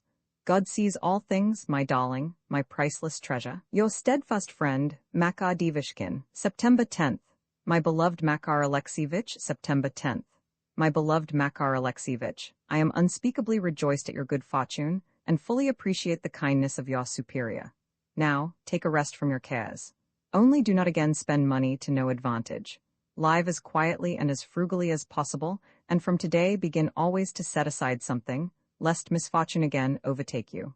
Do not, for God's sake, worry yourself. The Dora and I will get on somehow. Why have you sent me so much money? I really do not need it. What I had already would have been quite sufficient. True, I shall soon be needing further funds if I am to leave these lodgings, but the Dora is hoping before long to receive repayment of an old debt. Of course, at least 20 rubles will have to be set aside for indispensable requirements, but the remainder shall be returned to you. pray take care of it, Makar Alexievich. Now, goodbye. May your life continue peacefully, and may you preserve your health and spirits. I would have written to you at greater length had I not felt so terribly weary. Yesterday I never left my bed. I am glad that you have promised to come and see me. Yes, you must pay me a visit. B.D. September 11th. My darling Barbara Alexievna, September 11th. My darling Barbara Alexievna, I implore you not to leave me now that I am once more happy and contented. Disregard what the Dora says, and I will do anything in the world for you. I will behave myself better, even if only out of respect for His Excellency, and guard my every action. Once more we will exchange cheerful letters with one another, and make mutual confidence of our thoughts and joys and sorrows, if so be that we shall know any more sorrows. Yes, we will live twice as happily and comfortably as of old. Also, we will exchange books. An angel of my heart, a great change has taken place in my fortunes, a change very much for the better. My landlady has become more accommodating. Teresa has recovered her senses, even Fyodor springs to do my bidding. Likewise, I have made my peace with Rataziev. He came to see me of his own accord, the moment that he heard the glad tidings. There can be no doubt that he is a good fellow, that there is no truth in the slanders that one hears of him. For one thing, I have discovered that he never had any intention of putting me and yourself into a book. This he told me himself, and then read to me his latest work. As for his calling me Lovelace, he had intended no rudeness or indecency thereby. The term is merely one of foreign derivation, meaning a clever fellow, or, in more literary and elegant language, a gentleman with whom one must reckon. That is all. It was a mere harmless jest, my beloved. Only ignorance made me lose my temper, and I have expressed to him my regret. How beautiful is the weather today, my little Barbara. True, there was a slight frost in the early morning, as though scattered through a sieve, but it was nothing, and the breeze soon freshened the air. I went out to buy some shoes, and obtained a splendid pair. Then, after a stroll along the Nevsky Prospect, I read the Daily Bee. This reminds me that I have forgotten to tell you the most important thing of all. It happened like this. This morning I had a talk with Emilio Ivanovitch and Aksenti Mikhailovitch concerning His Excellency. Apparently, I am not the only person to whom he has acted kindly and been charitable, for he is known to the whole world for his goodness of heart. In many quarters his praises are to be heard, in many quarters he is called forth tears of gratitude. Among other things, he undertook the care of an orphaned girl, and married her to an official, the son of a poor widow, and found this man place in a certain chancellery, and in other ways benefited him.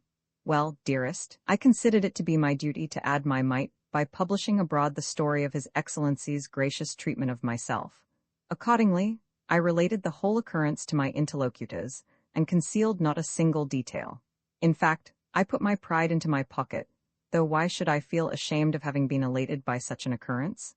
Let it only be noised afield, said I to myself, and it will resound greatly to His Excellency's credit. So I expressed myself enthusiastically on the subject and never faltered. On the contrary, I felt proud to have such a story to tell. I referred to everyone concerned, except to yourself, of course, dearest, to my landlady, to Fyodor, to Rataziev, to Makov. I even mentioned the matter of my shoes, some of those standing by loft. In fact, everyone present did so, but probably it was my own figure or the incident of my shoes, more particularly the latter, that excited merriment, for I am sure it was not meant ill-naturedly. My hearers may have been young men, all well off. Certainly they cannot have been laughing with evil intent at what I had said. Anything against His Excellency cannot have been in their thoughts. Eh, Barbara?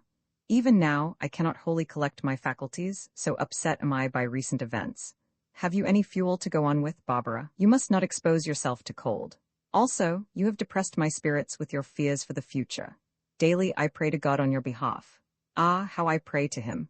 Likewise, have you any woolen stockings to wear, and warm clothes generally? Mind you, if there is anything you need, you must not hurt an old man's feelings by failing to apply to him for what you require. The bad times are gone now, and the future is looking bright and fair. But what bad times they were, Barbara, even though they be gone and can no longer matter?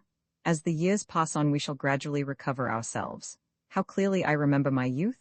In those days I never had a kopeck to spare.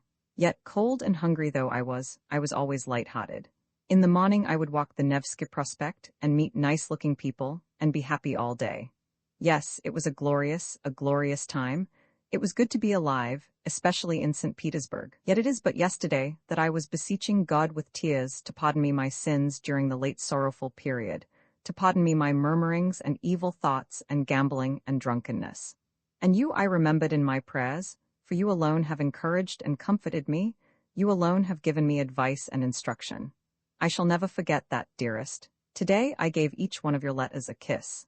Goodbye, beloved. I have been told that there is going to be a sale of clothing somewhere in this neighborhood. Once more goodbye, goodbye, my angel, yours in heart and soul, Makar Divishkin. September 15th. My dearest Makar Alexievich, September 15th. My dearest Makar Alexievich, I am in terrible distress. I feel sure that something is about to happen. The matter, my beloved friend, is that Monsieur Bewikov is again in St. Petersburg, for the Dora has met him. He was driving along in a droshky, but on meeting the Dora, he ordered the coachman to stop, sprang out, and inquired of her where she was living, but this she would not tell him. Next, he said with a smile that he knew quite well who was living with her. Evidently Anna Thedorovna had told him. Whereupon the Dora could hold out no longer, but then and there, in the street, railed at and abused him, telling him that he was an immoral man, and the cause of all my misfortunes. To this he replied that a person who did not possess a groat must surely be rather badly off. To which the Dora retorted that I could always either live by the labor of my hands or marry, that it was not so much a question of my losing posts as of my losing my happiness, the ruin of which had led almost to my death. In reply he observed that, though I was still quite young, I seemed to have lost my wits, and that my virtue appeared to be under a cloud. I quote his exact words. Both I and the Dora had thought that he does not know where I live. But last night, just as I had left the house to make a few purchases in the Gostiny Dvor, he appeared at our rooms. Evidently he had not wanted to find me at home, and put many questions to the Dora concerning our way of living. Then, after inspecting my work, he wound up with, "Who is this chinovnik friend of yours?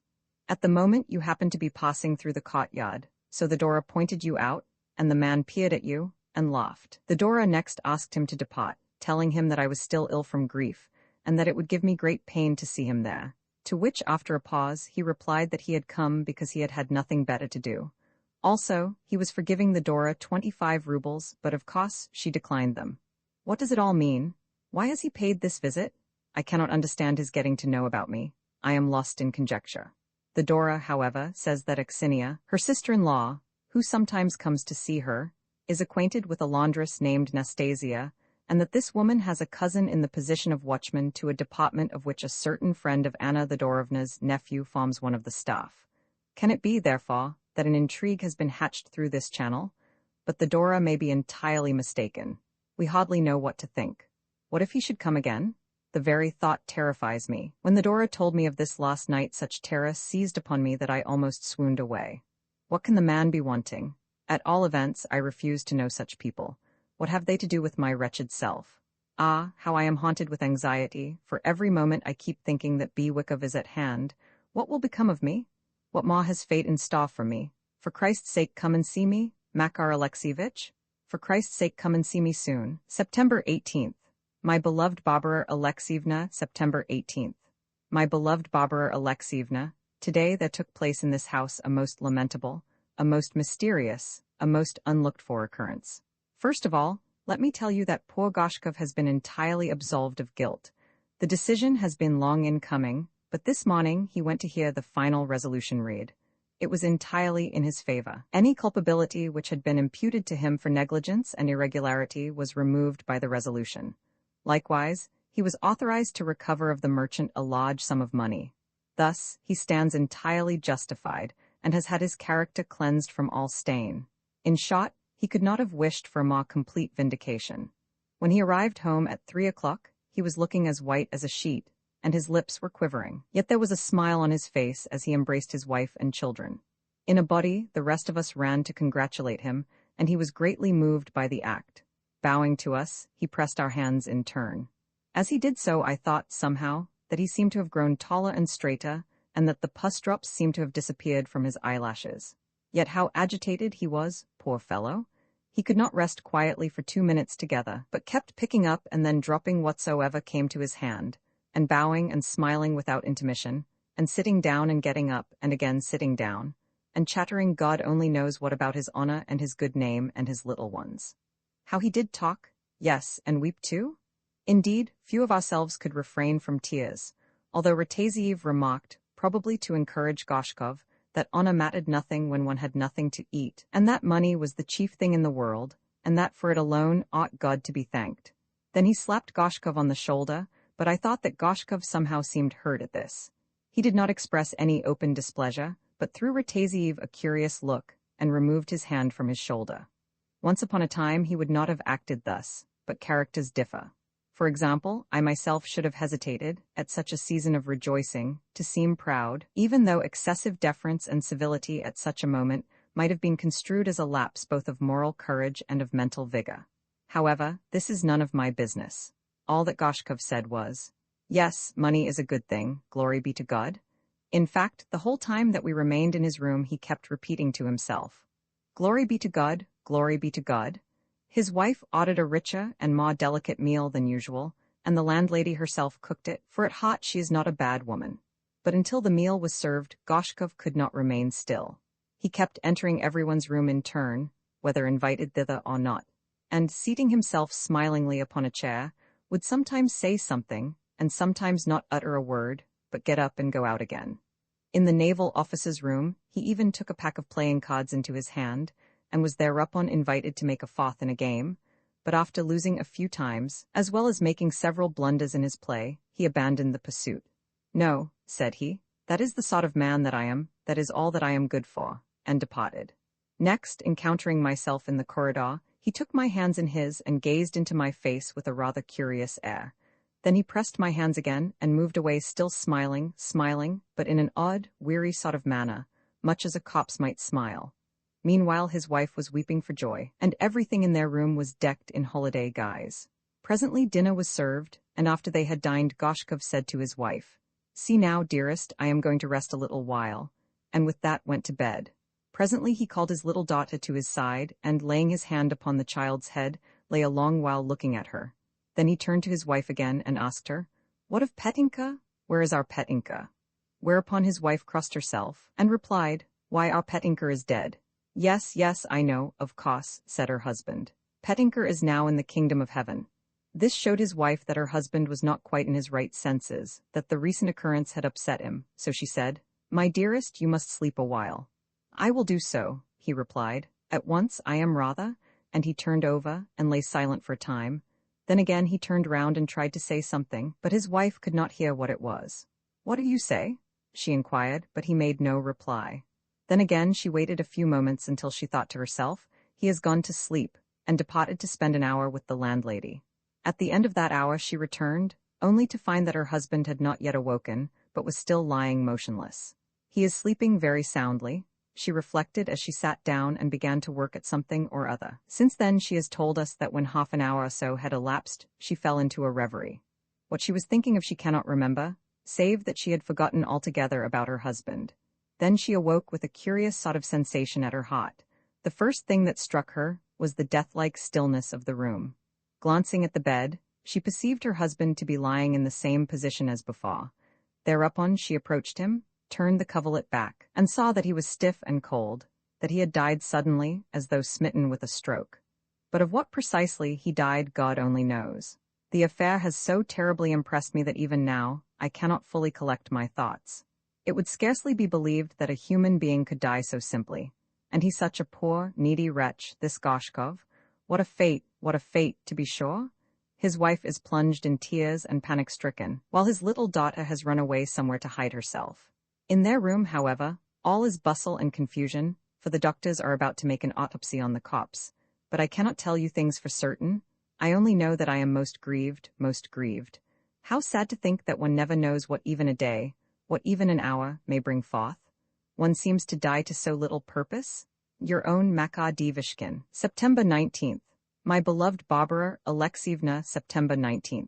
My beloved Barbara Alexievna, I hasten to let you know that Rataziev has found me some work to do for a certain writer, the latter having submitted to him a large manuscript. Glory be to God, for this means a large amount of work to do. Yet, though the copy is wanted in haste, the original is so carelessly written that I hardly know how to set about my task. Indeed, certain parts of the manuscript are almost undecipherable. I have agreed to do the work for 40 kopecks a sheet. You see therefore, and this is my true reason for writing to you, that we shall soon be receiving money from an extraneous source. Goodbye now, as I must begin upon my labors.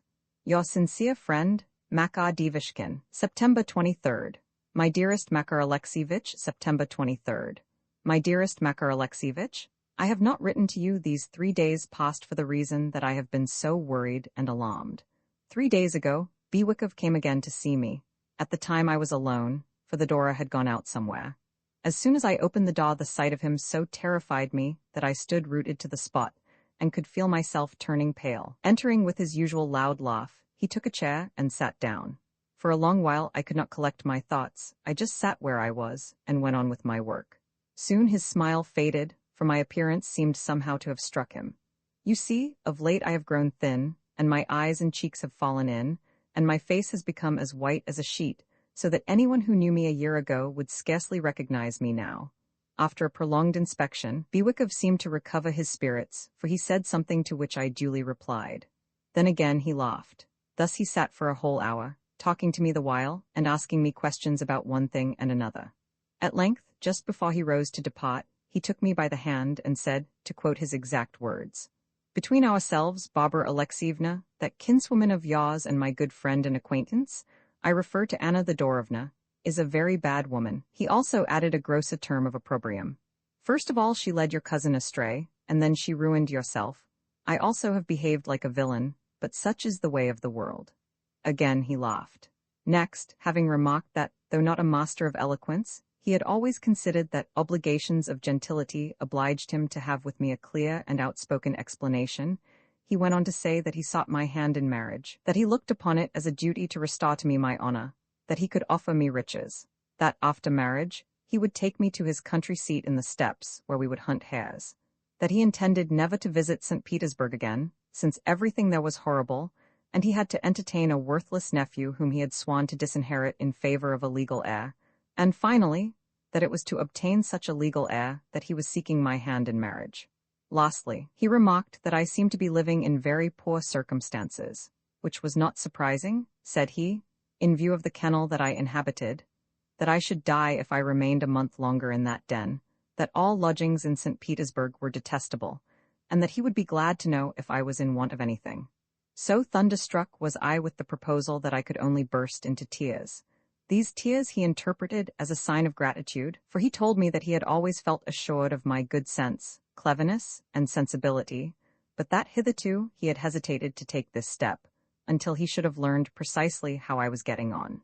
Next he asked me some questions about you, saying that he had heard of you as a man of good principle, and that since he was unwilling to remain your debtor, would a sum of 500 rubles repay you for all you had done for me. To this I replied that your services to myself had been such as could never be requited with money. Whereupon he exclaimed that I was talking rubbish and nonsense, that evidently I was still young enough to read poetry, that romances of this kind were the undoing of young girls, that books only corrupted morality, and that, for his part, he could not abide them. "You ought to live as long as I have done," he added, "and then you will see what men can be." With that, he requested me to give his proposal my favorable consideration, saying that he would not like me to take such an important step unguardedly, since want of thought and impetuosity often spelt ruin to youthful inexperience, but that he hoped to receive an answer in the affirmative.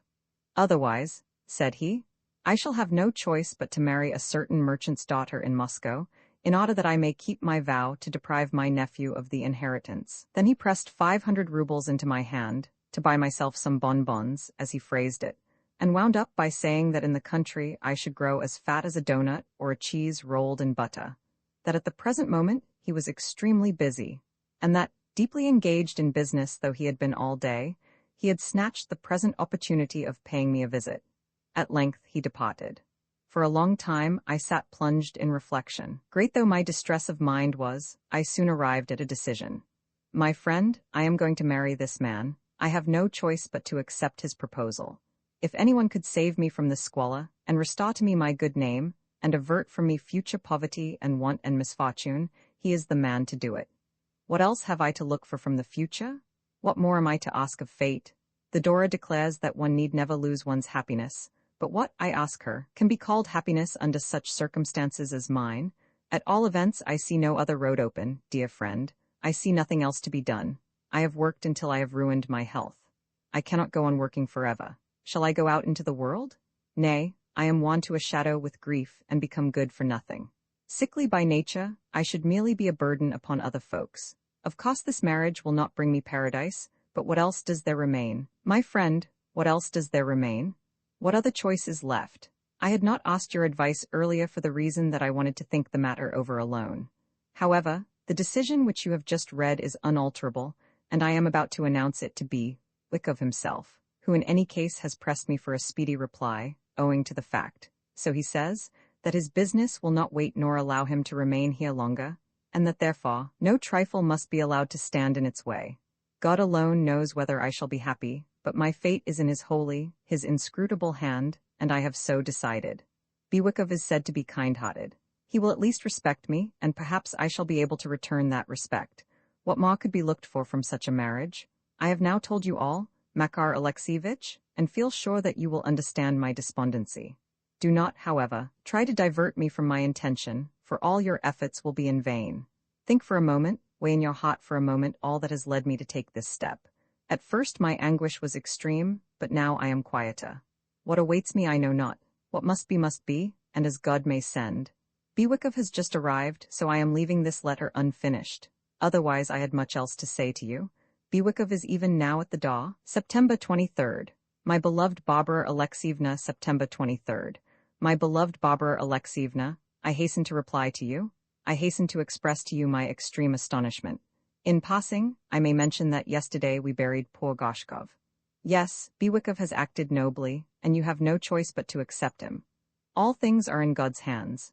This is so, and must always be so, and the purposes of the divine Creator are at once good and inscrutable, as also is fate which is one with him.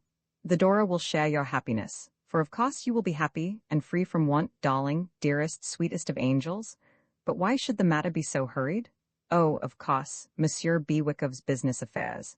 Only a man who has no affairs to see to can afford to disregard such things. I got a glimpse of Monsieur Wyckoff as he was leaving your door. He is a fine-looking man, a very fine-looking man, though that is not the point that I should most have noticed had I been quite myself at the time. In the future, shall we be able to write letters to one another? I keep wondering and wondering what has led you to say all that you have said. To think that just when 20 pages of my copying are completed this has happened. I suppose you will be able to make many purchases now, to buy shoes and dresses and all sorts of things. Do you remember the shops in Gorokovaya Street of which I used to speak? But no, you ought not to go out at present, you simply ought not to and shall not. Presently, you will be able to buy many, many things, and to keep a carriage. Also, at present the weather is bad. Rain is descending in pailfuls, and it is such a soaking kind of rain that you might catch cold from it, my darling, and the chill might go to your heart. Why should your fear of this man lead you to take such risks when all the time I am here to do your bidding? So the Dora declares great happiness to be awaiting you, does she? She is a gossiping old woman, and evidently desires to ruin you. Shall you be at the all-night mass this evening, dearest? I should like to come and see you there. Yes, Wyckoff spoke but the truth when he said that you are a woman of virtue, wit, and good feeling. Yet I think you would do far better to marry the merchant's daughter. What think you about it? Yes, 'twould be far better for him. As soon as it grows dark tonight, I mean to come and sit with you for an hour. Tonight twilight will close in early, so I shall soon be with you. Yes, come what may, I mean to see you for an hour. At present, I suppose, you are expecting Wyckoff, but I will come as soon as he is gone. So stay at home until I have arrived, dearest. Makar Divishkin, September 27th. Dear Makar Alexievich, September 27th. Dear Makar Alexievich, Wyckoff has just informed me that I must have at least 3 dozen linen blouses, so I must go at once and look for sempstresses to make 2 out of the 3 dozen, since time presses.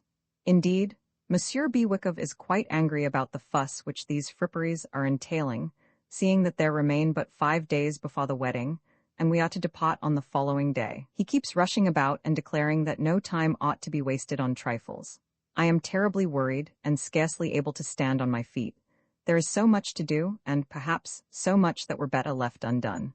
Moreover, I have no blonde or other lace, so there is another item to be purchased, since Wyckoff declares that he cannot have his bride look like a cook, but on the contrary, She must put the noses of the great ladies out of joint. That is his expression. I wish, therefore, that you would go to Madame Chiffin's in Gorokovaya Street and ask her in the first place to send me some sempstresses, and in the second place to give herself the trouble of coming in person, as I am too ill to go out. Our new flat is very cold and still in great disorder. Also, Bewickow has an aunt who is at her last gasp through old age and may die before our departure. He himself, however, declares this to be nothing, and says that she will soon recover. He is not yet living with me, and I have to go running hither and thither to find him. Only the door is acting as my servant, together with Bewickow's valet, who oversees everything, but has been absent for the past 3 days. Each morning Bewickow goes to business and loses his temper. Yesterday he even had some trouble with the police, because of his thrashing the steward of these buildings. I have no one to send with this letter, so I am going to post it. Ah, I had almost forgotten the most important point, which is that I should like you to go and tell Madame Chiffin that I wish the blonde lace to be changed in conformity with yesterday's patterns, if she will be good enough to bring with her a new assortment. Also say that I have altered my mind about the satin, which I wish to be tamboured with crochet work. Also, that timbre is to be used with monograms on the various garments. Do you hear? Timbre, not smooth work. Do not forget that it is to be timbre. Another thing I had almost forgotten, which is that the lappets of the fur cloak must be raised, and the collar bound with lace. Please tell her these things, Makar Alexievich. Your friend B.D.P.S. I am so ashamed to trouble you with my commissions. This is the 3rd morning that you will have spent in running about for my sake. But what else am I to do? The whole place is in disorder, and I myself am ill. Do not be vexed with me, Makar Alexievich. I am feeling so depressed. What is going to become of me, dear friend, dear, kind, old Makar Alexievich? I dread to look forward into the future. Somehow I feel apprehensive. I am living, as it were, in a mist. Yet, for God's sake, forget none of my commissions. I am so afraid lest you should make a mistake. Remember that everything is to be tambour work, not smooth. April 12th. Dearest Mistress Barbara Alexievna, April 12th. Dearest Mistress Barbara Alexievna, I pray you, my beloved, to tell me what ails you. Every one of your letters fills me with alarm. On the other hand, in every letter I urge you to be more careful of yourself, and to wrap up yourself warmly, and to avoid going out in bad weather, and to be in all things prudent. Yet you go and disobey me? Ah, little angel, you are a perfect child. I know well that you are as weak as a blade of grass, and that, no matter what wind blows upon you, you are ready to fade. But you must be careful of yourself, dearest. You must look after yourself better. You must avoid all risks, lest you plunge your friends into desolation and despair. Dearest, you also express a wish to learn the details of my daily life and surroundings. That wish I hasten to satisfy. Let me begin at the beginning, since, by doing so, I shall explain things more systematically.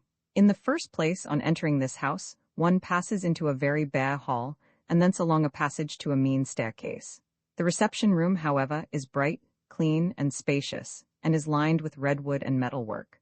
But the scullery you would not care to see. It is greasy, dirty, and odoriferous, while the stairs are in rags, and the walls so covered with filth that the hand sticks fast wherever it touches them.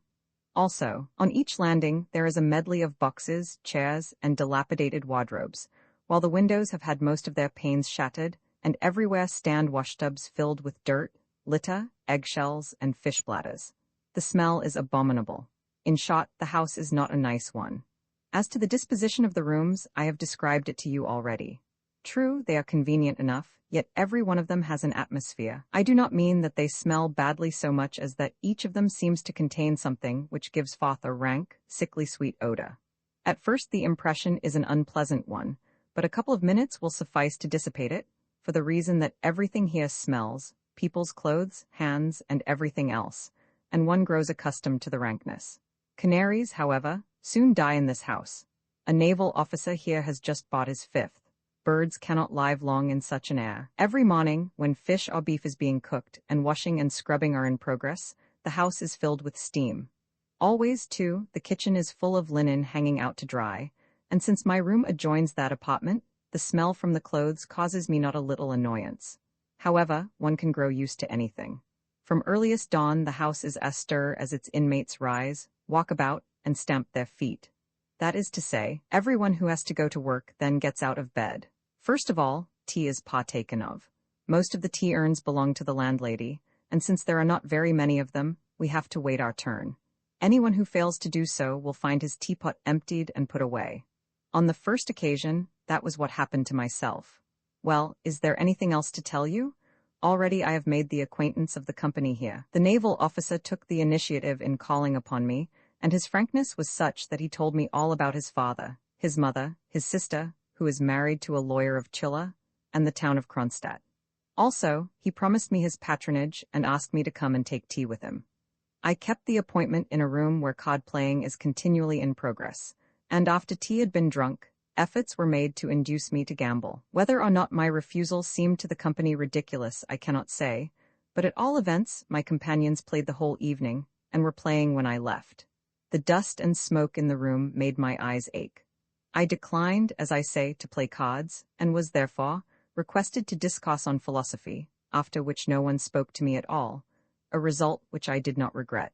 In fact, I have no intention of going there again, since everyone is for gambling, and for nothing but gambling. Even the literary chinovnik gives such parties in his room, though, in his case, everything is done delicately and with a certain refinement, so that the thing has something of a retiring and innocent air. In passing, I may tell you that our landlady is not a nice woman. In fact, she is a regular beldame. You have seen her once, so what do you think of her? She is as lanky as a plucked chicken in consumption, and with Faldoni, her servant, constitutes the entire staff of the establishment. Whether or not Faldoni has any other name I do not know, but at least he answers to this one, and everyone calls him by it. A red-haired, swine-jowled, snub-nosed, crooked lout, he is forever wrangling with Teresa, until the pair nearly come to blows. In short, life is not overly pleasant in this place. Never at any time is the household wholly at rest, for always there are people sitting up to play cards. Sometimes, too, certain things are done of which it would be shameful for me to speak. In particular, hardened though I am, it astonishes me that men with families should care to live in this Sodom. For example, there is a family of poor folk who have rented from the landlady a room which does not adjoin the other rooms, but is set apart in a corner by itself. Yet what quiet people they are! Not a sound is to be heard from them. The father, he is called Goshkov, is a little gray-headed chinovnik who, 7 years ago, was dismissed from public service, and now walks about in a coat so dirty and ragged that it hurts one to see it. Indeed, it is a worse coat even than mine. Also, he is so thin and frail, at times I meet him in the corridor, that his knees quake under him, his hands and head are tremulous with some disease, God only knows what. And he so fears and distrusts everybody that he always walks alone. Reserved though I myself am, he is even worse. As for his family, it consists of a wife and 3 children. The eldest of the latter, a boy, is as frail as his father, while the mother, a woman who formerly must have been good-looking and still has a striking aspect in spite of her pallor, goes about in the sorriest of rags. Also, I have heard that they are in debt to our landlady, as well as that she is not overly kind to them. Moreover, I have heard that Goshkov lost his post through some unpleasantness or other, through a legal suit or process of which I could not exactly tell you the nature. Yes, they certainly are poor. Oh my God, how poor! At the same time, never a sound comes from their room. It is as though not a soul were living in it. Never does one hear even the children, which is an unusual thing, seeing that children are ever ready to spot and play, and if they fail to do so, it is a bad sign. One evening when I chanced to be passing the door of their room, and all was quiet in the house, I heard through the door a sob, and then a whisper, and then another sob, as though somebody within were weeping, and with such subdued bitterness that it tore my heart to hear the sound. In fact, the thought of these poor people never left me all night, and quite prevented me from sleeping. Well, goodbye, my little Barbara, my little friend beyond price. I have described to you everything to the best of my ability. All today you have been in my thoughts, all today my heart has been yearning for you. I happen to know, dearest one, that you lack a warm cloak. To me, too, these St. Petersburg springs, with their winds and their snow showers, spell death. Good heavens, how the breezes bite one. Do not be angry, beloved, that I should write like this. Style I have not, would that I had. I write just what wanders into my brain, in the hope that I may cheer you up a little. Of course, had I had a good education, things might have been different, but as things were, I could not have one. Never did I learn even to do simple sums. Your faithful and unchangeable friend, Makar Divishkin. September 27th. My beloved Barbara Alexievna, September 27th. My beloved Barbara Alexievna, I have carefully fulfilled your commissions. Madame Chiffin informs me that she herself had thought of using Tamba work as being more suitable, though I did not quite take in all she said. Also, she has informed me that, since you have given certain directions in writing, she has followed them, though again, I do not clearly remember all that she said. I only remember that she said a very great deal, for she is a most tiresome old woman. These observations she will soon be repeating to you in person. For myself, I feel absolutely exhausted, and have not been to the office today. Do not despair about the future, dearest. To save you trouble, I would visit every shop in St. Petersburg. You write that you dare not look forward into the future, but by tonight, at 7 o'clock, you will have learned all, for Madame Chiffin will have arrived in person to see you. Hope on, and everything will order itself for the best. Of course, I am referring only to these accursed gewgaws, to these frills and fripperies. Ah me, how glad I shall be to see you, my angel. Yes, how glad I shall be. Twice already today I have passed the gates of your abode. Unfortunately, this Bewickov is a man of such choler that, well, things are as they are. Makar Divishkin, September 28th. My dearest Makar Alexievich, September 28th. My dearest Makar Alexievich, for God's sake go to the jeweler's, and tell him that, after all, he need not make the pearl and emerald earrings. Monsieur Bewickov says that they will cost him too much, that they will burn a veritable hole in his pocket. In fact, he has lost his temper again, and declares that he is being robbed. Yesterday he added that, had he but known, but foreseen, these expenses, he would never have married. Also, he says that, as things are, he intends only to have a plain wedding, and then to depart. You must not look for any dancing or festivity or entertainment of guests, for our gala times are still in the air. Such were his words. God knows I do not want such things, but none the less Bewickov has forbidden them. I made him no answer on the subject, for he is a man all too easily irritated. What is going to become of me? B.D. September 28th. My beloved Barbara Alexievna, September 28th. My beloved Barbara Alexievna, all is well as regards the jeweler. Unfortunately, I have also to say that I myself have fallen ill, and cannot rise from bed. Just when so many things need to be done, I have gone and caught a chill, the devil take it. Also, I have to tell you that, to complete my misfortunes, His Excellency has been pleased to become stricter. Today he railed at and scolded Emilio Ivanovitch until the poor fellow was quite put about. That is the sum of my news. No, there is something else concerning which I should like to write to you, but am afraid to obtrude upon your notice. I am a simple, dull fellow who writes down whatsoever first comes into his head. Your friend, Makar Divishkin, September 29th. My own Barbara Alexievna, September 29th. My own Barbara Alexievna, today, dearest, I saw the Dora, who informed me that you are to be married tomorrow, and on the following day to go away, for which purpose Bewickov has ordered a postchaise. Well, of the incident of His Excellency, I have already told you. Also, I have verified the bill from the shop in Gorokhovaya Street. It is correct, but very long. Why is Monsieur Bewickov so out of humor with you? Nay, but you must be of good cheer, my darling. I am so, and shall always be so long as you are happy. I should have come to the church tomorrow, but alas, shall be prevented from doing so by the pain in my loins. Also, I would have written an account of the ceremony, but that there will be no one to report to me the details. Yes, you have been a very good friend to the Dora, dearest. You have acted kindly, very kindly, towards her. For every such deed God will bless you. Good deeds never go unrewarded, nor does virtue ever fail to win the crown of divine justice, be it early or be it late. Much else should I have liked to write to you. Every hour, every minute I could occupy in writing. Indeed, I could write to you forever. Only your book, The Stories of Bielkin, is left to me. Do not deprive me of it, I pray you, but suffer me to keep it. It is not so much because I wish to read the book for its own sake, as because winter is coming on, when the evenings will be long and dreary, and one will want to read at least something. Do you know, I am going to move from my present quarters into your old ones, which I intend to rent from the Dora, for I could never part with that good old woman. Moreover, she is such a splendid worker. Yesterday I inspected your empty room in detail, and inspected your embroidery frame, with the work still hanging on it. It had been left untouched in its corner. Next, I inspected the work itself, of which there still remained a few remnants, and saw that you had used one of my letters for a spool upon which to wind your thread. Also, on the table I found a scrap of paper which had written on it, "My dearest Makar Alexievich," I hastened to, that was all. Evidently, someone had interrupted you at an interesting point. Lastly, behind a screen there was your little bed. Oh, darling of darlings!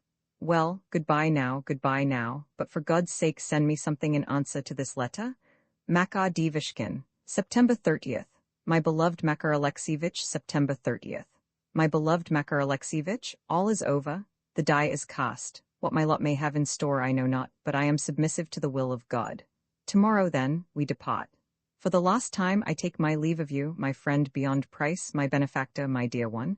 Do not grieve for me, but try to live happily. Think of me sometimes, and may the blessing of Almighty God light upon you.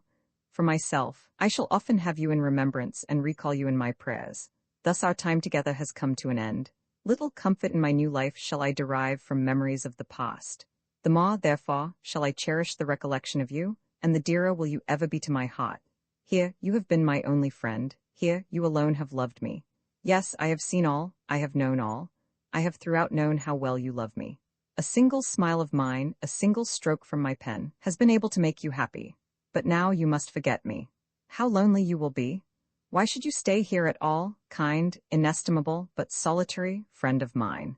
To your care I entrust the book, the embroidery frame, and the letter upon which I had begun.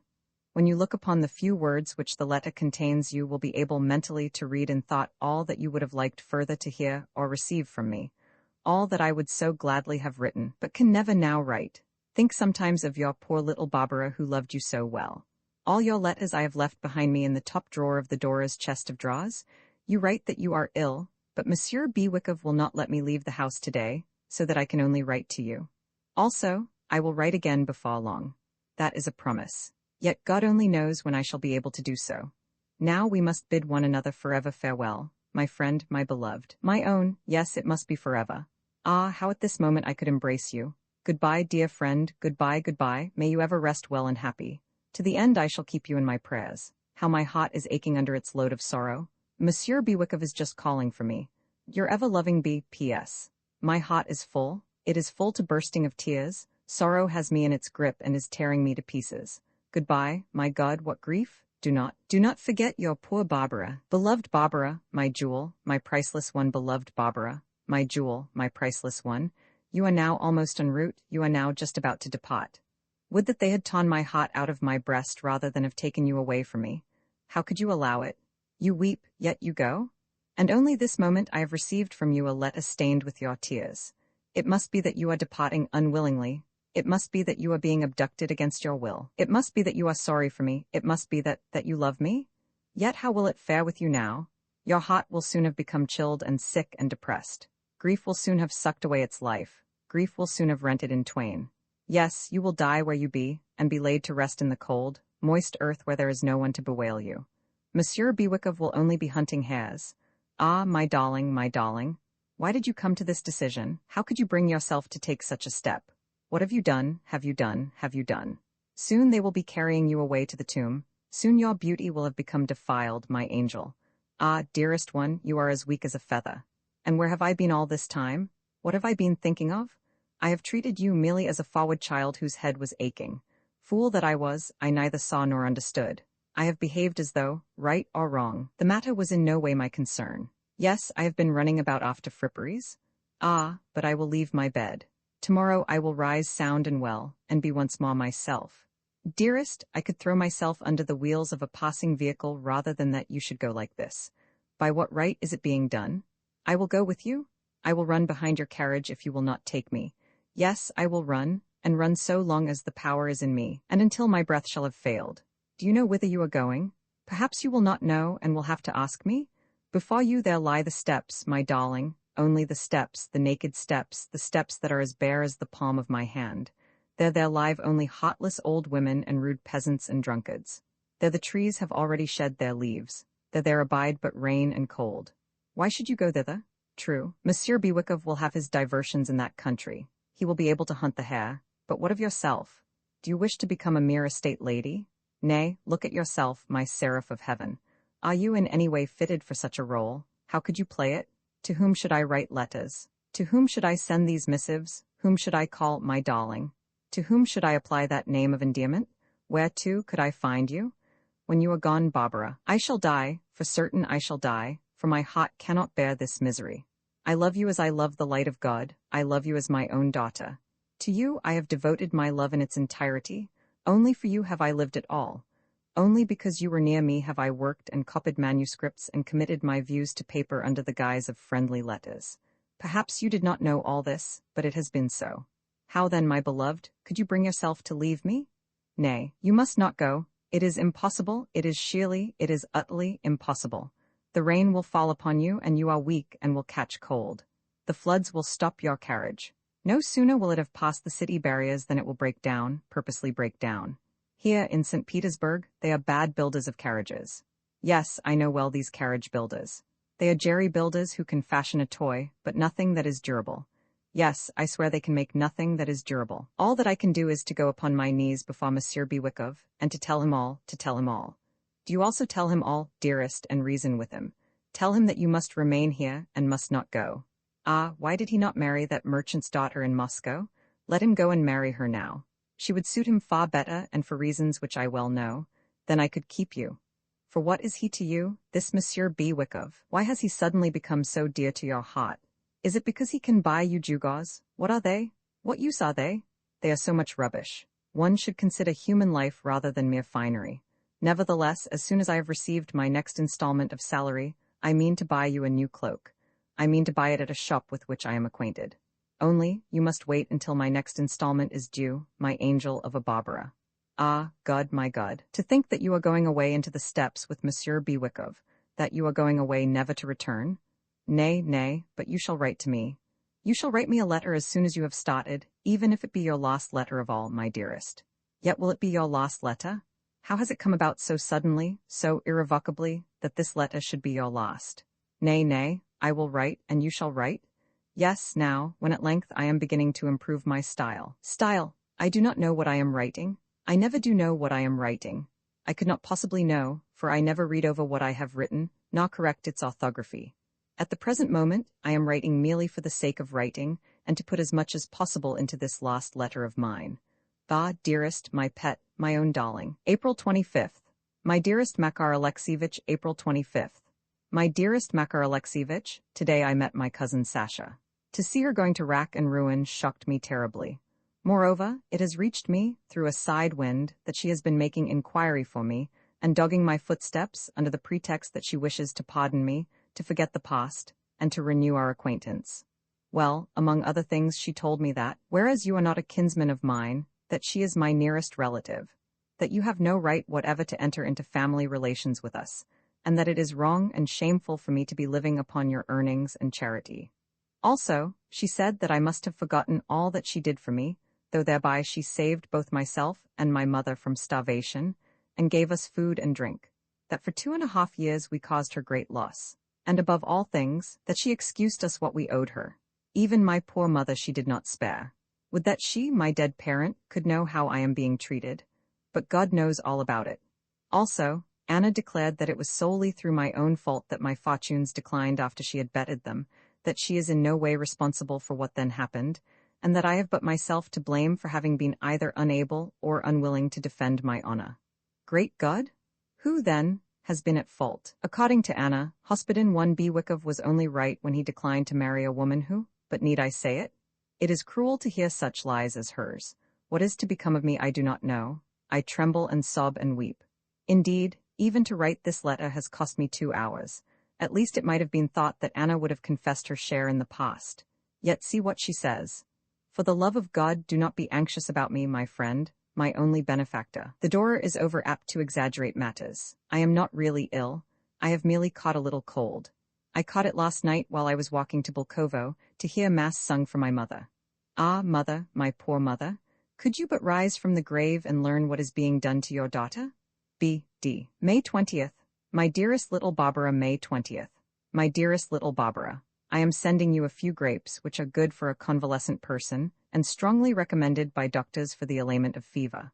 Also, you were saying the other day that you would like some roses, wherefore, I now send you a bunch.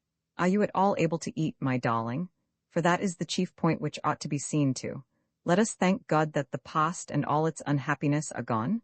Yes, let us give thanks to heaven for that much.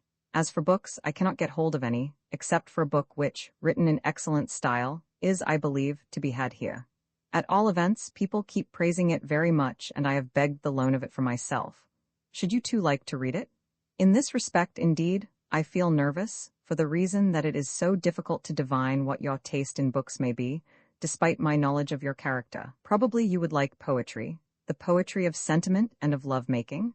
Well, I will send you a book of my own poems. Already I have copied out part of the manuscript. Everything with me is going well, so pray do not be anxious on my account, beloved. What the Dora told you about me was sheer rubbish. Tell her for me that she has not been speaking the truth. Yes, do not fail to give this mischief-maker my message. It is not the case that I have gone and sold a new uniform. Why should I do so, seeing that I have 40 rubles of salary still to come to me? Do not be uneasy, my darling. The Dora is a vindictive woman, merely a vindictive woman. We shall yet see better days.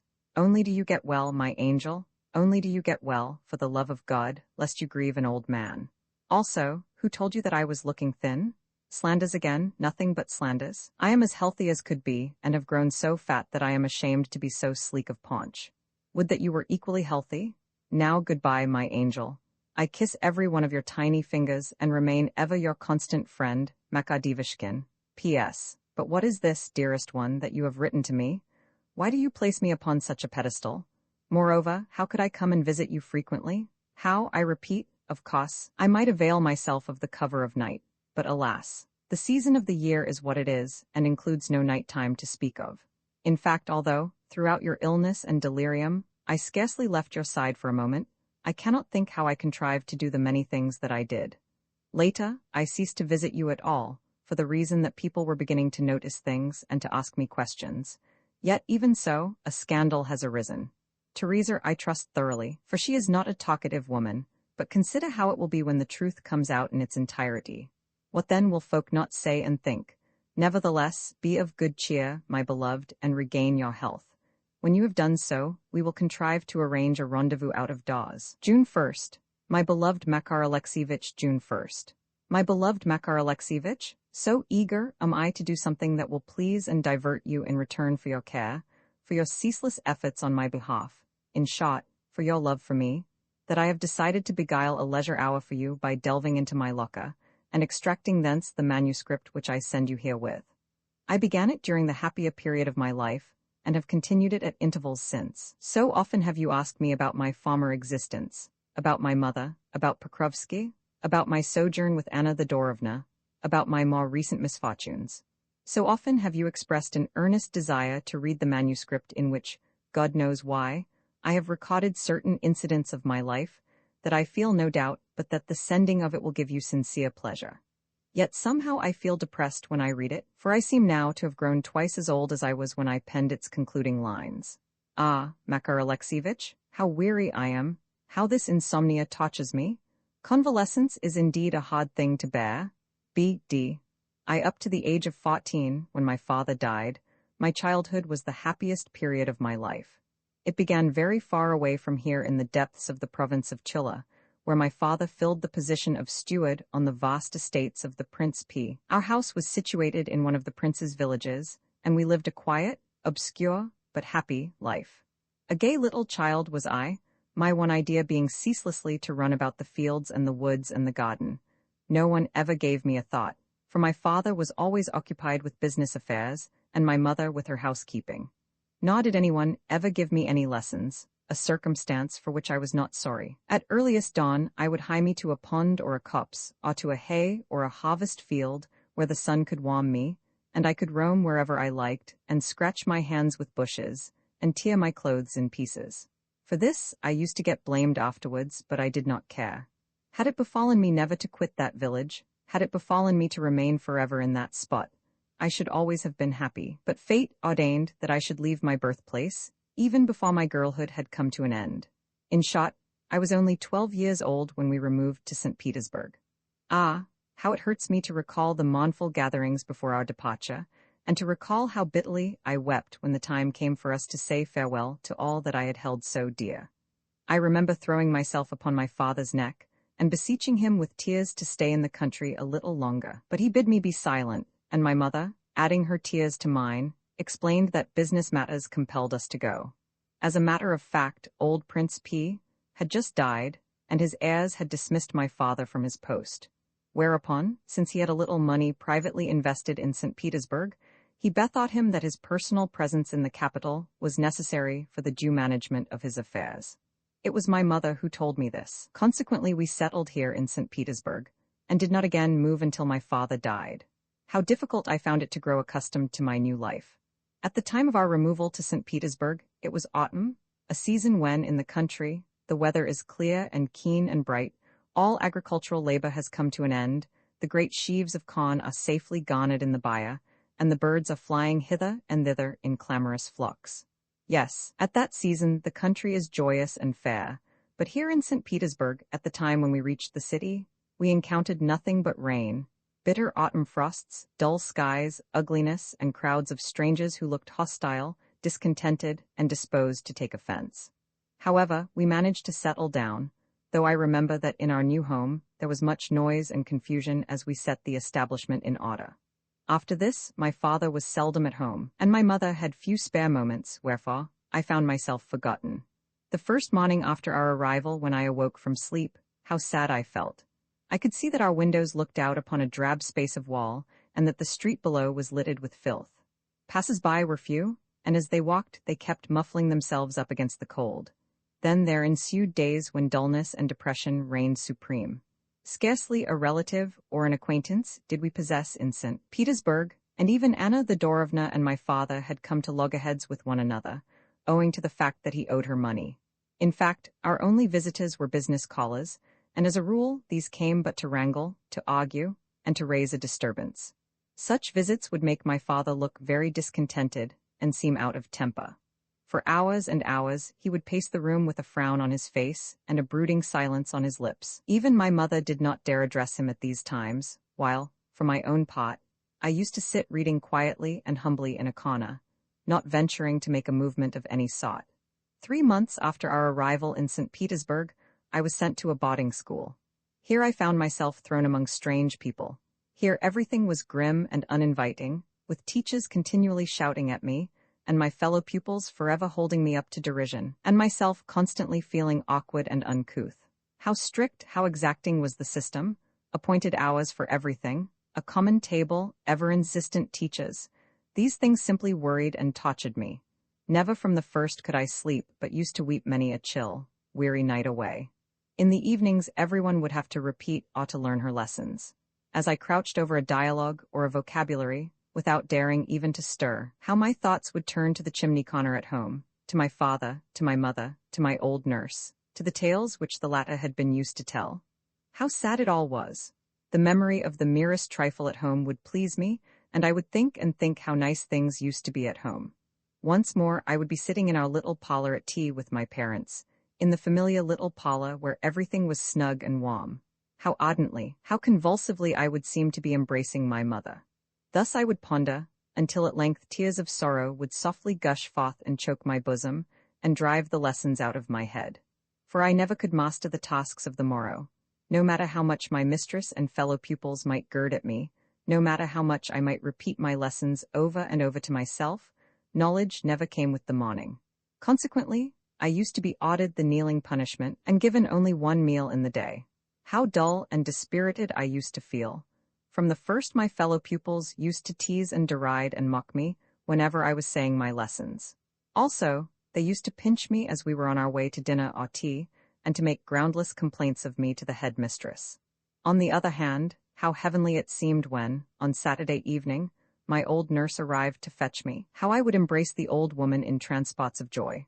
After dressing me and wrapping me up, she would find that she could scarcely keep pace with me on the way home, so full was I of chatter and tales about one thing and another. Then, when I had arrived home merry and light-hearted, how fervently I would embrace my parents, as though I had not seen them for 10 years. Such a fussing would there be, such a talking and a telling of tales. To everyone I would run with a greeting, and laugh, and giggle, and scamper about, and skip for very joy. True, my father and I used to have grave conversations about lessons and teachers and the French language and grammar, yet we were all very happy and contented together. Even now it thrills me to think of those moments. For my father's sake, I tried hard to learn my lessons, for I could see that he was spending his last kopeck upon me, and himself subsisting God knows how. Every day he grew more morose and discontented and irritable. Every day his character kept changing for the worse. He had suffered an influx of debts, nor were his business affairs prospering. As for my mother, she was afraid even to say a word, or to weep aloud, for fear of still further angering him. Gradually she sickened, grew thinner and thinner, and became taken with a painful cough. Whenever I reached home from school, I would find everyone low-spirited, and my mother shedding silent tears, and my father raging. Bickering and high words would arise, during which my father was wont to declare that, though he no longer derived the smallest pleasure or relaxation from life, and had spent his last coin upon my education, I had not yet mastered the French language. In short, everything began to go wrong, to turn to unhappiness, and for that circumstance, my father took vengeance upon myself and my mother. How he could treat my poor mother so I cannot understand. It used to rend my heart to see her, so hollow were her cheeks becoming, so sunken her eyes, so hectic her face. But it was chiefly around myself that the disputes raged, though beginning only with some trifle, they would soon go on to God knows what. Frequently, even I myself did not know to what they related. Anything and everything would enter into them, for my father would say that I was an utter dunce at the French language, that the head mistress of my school was a stupid, common sort of woman who cared nothing for morals, that he, my father, had not yet succeeded in obtaining another post, that Lamon's grammar was a wretched book, even a worse one than Zapolsky's, that a great deal of money had been squandered upon me, that it was clear that I was wasting my time in repeating dialogues and vocabularies, that I alone was at fault, and that I must answer for everything. Yet this did not arise from any want of love for me on the part of my father, but rather from the fact that he was incapable of putting himself in my own and my mother's place. It came of a defect of character. All these cares and worries and disappointments tortured my poor father until he became moody and distrustful. Next he began to neglect his health, with the result that, catching a chill, he died, after a short illness, so suddenly and unexpectedly, that for a few days we were almost beside ourselves with the shock. My mother, in particular, lying for a while in such a state of torpor that I had fears for her reason. The instant my father was dead, creditors seemed to spring up out of the ground, and to assail us en masse.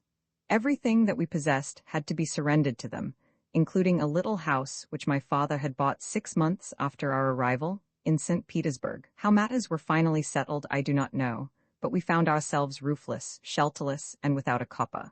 My mother was grievously ill, and of means of subsistence we had none. Before us there loomed only ruin, sheer ruin. At the time I was 14 years old.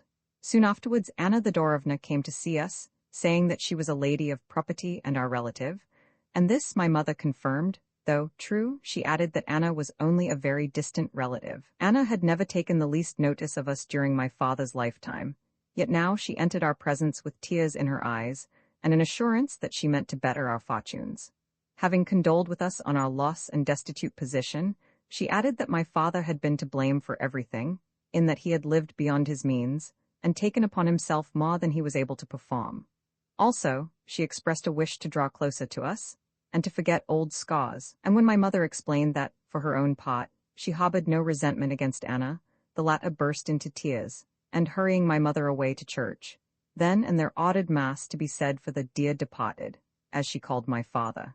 In this manner she effected a solemn reconciliation with my mother. Next, after long negotiations and vacillations, coupled with much vivid description of our destitute position, our desolation, and our helplessness, Anna invited us to pay her, as she expressed it, a return visit. For this my mother duly thanked her, and considered the invitation for a while, after which, seeing that there was nothing else to be done, she informed Anna Thedorovna that she was prepared, gratefully, to accept her offer. Ah, how I remember the morning when we removed to Vasilievsky Island. Too, it was a clear, dry, frosty morning in autumn. My mother could not restrain her tears, and I too felt depressed. Nay, my very heart seemed to be breaking under a strange, undefined load of sorrow. How terrible it all seemed. Roman too at first, that is to say, until my mother and myself grew used to our new abode. We found living at Anna Thedorovna's both strange and disagreeable. The house was her own, and contained 5 rooms, 3 of which she shared with my orphaned cousin, Sasha, whom she had brought up from babyhood. A 4th was occupied by my mother and myself, and the 5th was rented of Anna by a poor student named Pokrovsky. Although Anna lived in good style, in far better style than might have been expected, her means and her avocation were conjectural. Never was she at rest, Never was she not busy with some mysterious something or other. Also, she possessed a wide and varied circle of friends. The stream of callers was perpetual, although God only knows who they were, or what their business was. No sooner did my mother hear the doorbell ring than off she would carry me to our own apartment. This greatly displeased Anna, who used again and again to assure my mother that we were too proud for our station in life. In fact, she would sulk for hours about it. At the time I could not understand these reproaches, and it was not until long afterwards that I learned, or rather, I guessed, why eventually my mother declared that she could not go on living with Anna. Yes, Anna was a bad woman. Never did she let us alone. As to the exact motive why she had asked us to come and share her house with her, I am still in the dark. At first she was not altogether unkind to us, but later, she revealed to us her real character, as soon, that is to say, as she saw that we were at her mercy, and had nowhere else to go. Yes, in early days she was quite kind to me, even offensively so, but afterwards, I had to suffer as much as my mother. Constantly did Anna reproach us, constantly did she remind us of her benefactions, and introduce us to her friends as poor relatives of hers whom, out of goodness of heart and for the love of Christ, she had received into her bosom. At table also, she would watch every mouthful that we took, and if our appetite failed, immediately she would begin as before, and reiterate that we were over-dainty, that we must not assume that riches would mean happiness, and that we had better go and live by ourselves. Moreover, she never ceased to inveigh against my father, saying that he had sought to be better than other people, and thereby had brought himself to a bad end, that he had left his wife and daughter destitute, and that, but for the fact that we had happened to meet with a kind and sympathetic Christian soul, God alone knew where we should have laid our heads, save in the street. What did that woman not say? To hear her was not so much galling as disgusting. From time to time my mother would burst into tears, her health grew worse from day to day, and her body was becoming sheer skin and bone. All the while, too, we had to work from morning till night, for we had contrived to obtain some employment as occasional sempstresses. This, however, did not please Anna, who used to tell us that there was no room in her house for a modiste's establishment. Yet we had to get clothes to wear, to provide for unforeseen expenses, and to have a little money at our disposal in case we should some day wish to remove elsewhere. Unfortunately, the strain undermined my mother's health, and she became gradually weaker. Sickness, like a cankerworm, was gnawing at her life and dragging her towards the tomb. Well could I see what she was enduring, what she was suffering. Yes, it all lay open to my eyes. Day succeeded day, and each day was like the last one. We lived a life as quiet as though we had been in the country. Anna herself grew quieter in proportion as she came to realize the extent of her power over us. In nothing did we dare to thwart her. From her portion of the house, our apartment was divided by a corridor, while next to us, as mentioned above, dwelt a certain Pokrovsky, who was engaged in teaching Sasha the French and German languages, as well as history and geography. All the sciences, as Anna used to say. In return for these services, he received free board and lodging. As for Sasha, she was a clever, but rude and uncouth, girl of 13.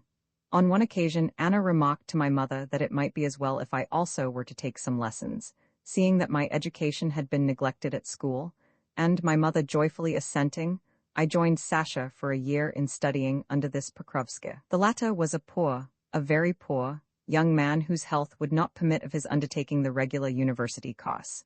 Indeed, it was only for form's sake that we called him the student. He lived in such a quiet, humble, retiring fashion that never a sound reached us from his room.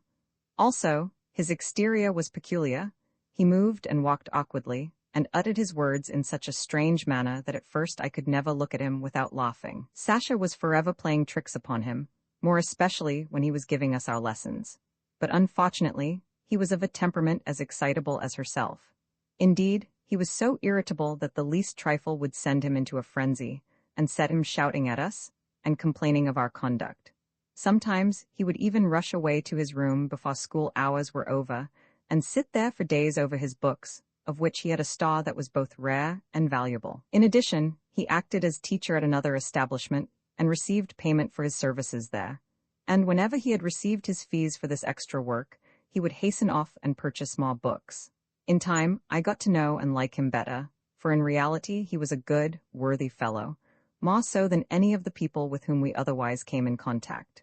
My mother in particular had a great respect for him, and after herself, he was my best friend, but at first I was just an overgrown hoyden and joined Sasha in playing the fool. For hours we would devise tricks to anger and distract him, for he looked extremely ridiculous when he was angry, and so diverted us the more, ashamed though I am now to admit it. But once, when we had driven him nearly to tears, I heard him say to himself under his breath, "What cruel children!" And instantly I repented. I began to feel sad and ashamed and sorry for him. I reddened to my ears and begged him, almost with tears, not to mind us, nor to take offense at our stupid jests. Nevertheless, without finishing the lesson, he closed his book and departed to his own room. All that day I felt torn with remorse. To think that we 2 children had forced him, the poor, the unhappy one, to remember his hard lot. And at night I could not sleep for grief and regret. Remorse is said to bring relief to the soul, but it is not so. How far my grief was internally connected with my conceit I do not know, but at least I did not wish him to think me a baby, seeing that I had now reached the age of 15 years.